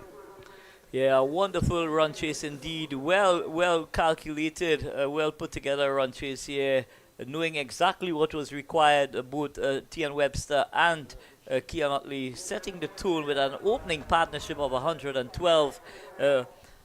Tian Webster scoring a polished 40 during that course, and Darren Bravo came in. He did his stuff. He struggled a bit, and just when we felt that he was looking to ominous, he departed. In come Jason Mohammed, played some blind shots as well, just easing the pressure. But Terrence Hines put the icing on the cake by taking on the Windward Islands bowlers and scoring a cameo 20-something, is it? 26. 26 not out, and ushering Trinidad and Tobago over the line in this encounter against the Windward Islands Volcanoes. So many congratulations to the TNT Red Force. Earlier this morning, they won the toss and decided to bat. And when things were... Decided to field first. Yeah, field first. And at the early stage, up to the 20th over, things were looking very ominous indeed. Charles, Johnson Charles and Athens, they were having a good time out in the middle. But with the introduction of the spinners, they completely changed the complexion of how things finish. Well, a convincing 6-wicket victory for Trinidad and Tobago in the end, and deservedly so as well. They played some good cricket.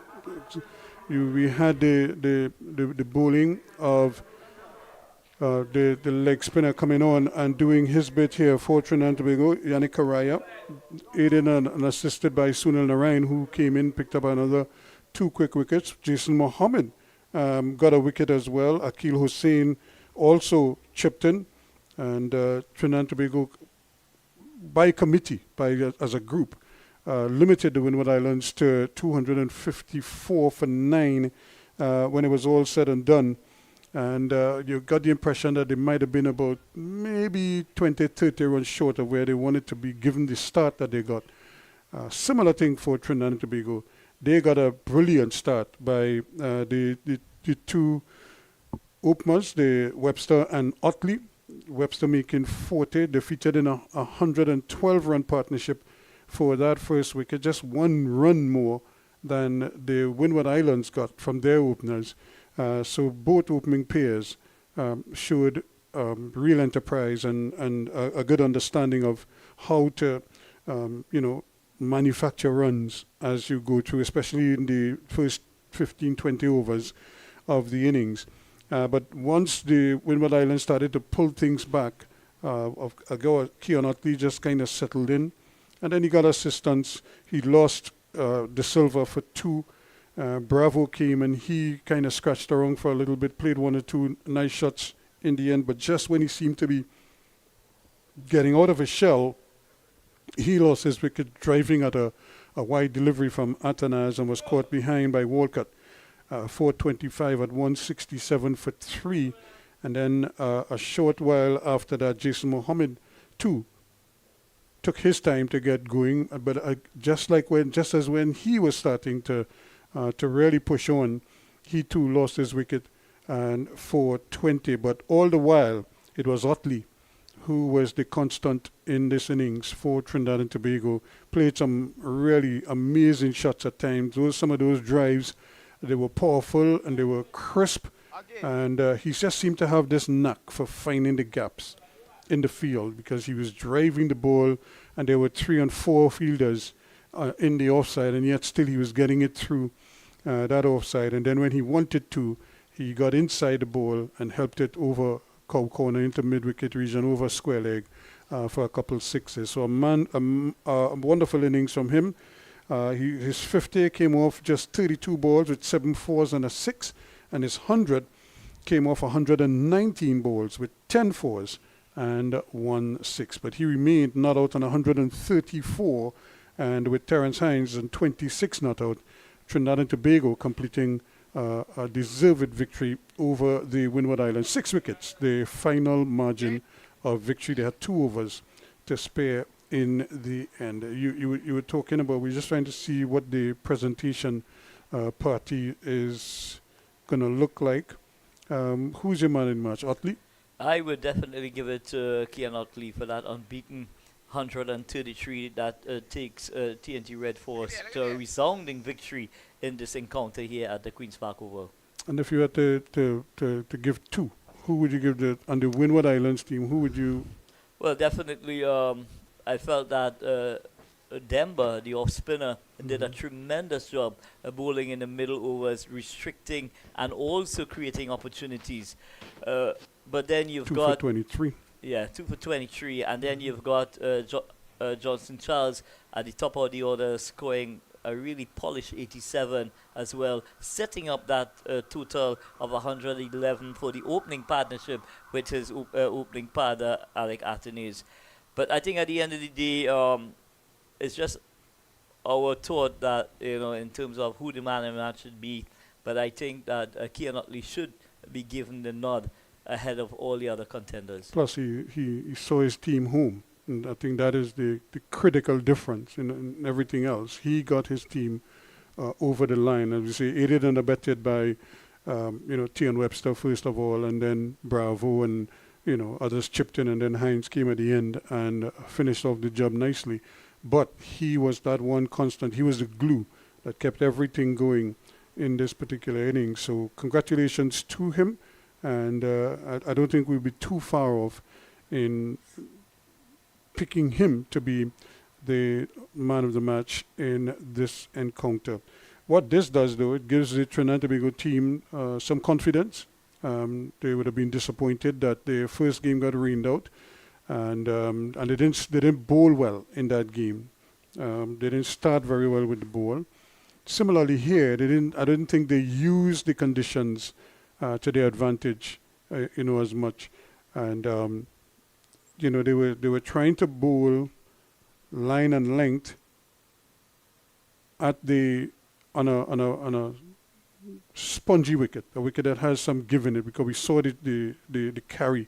Joshua De Silva was taking the ball shoulder height, but not much was said after that. And here we look at Keon Utley, going to pick up his Man of the Match award, the Player of the Match award, $250.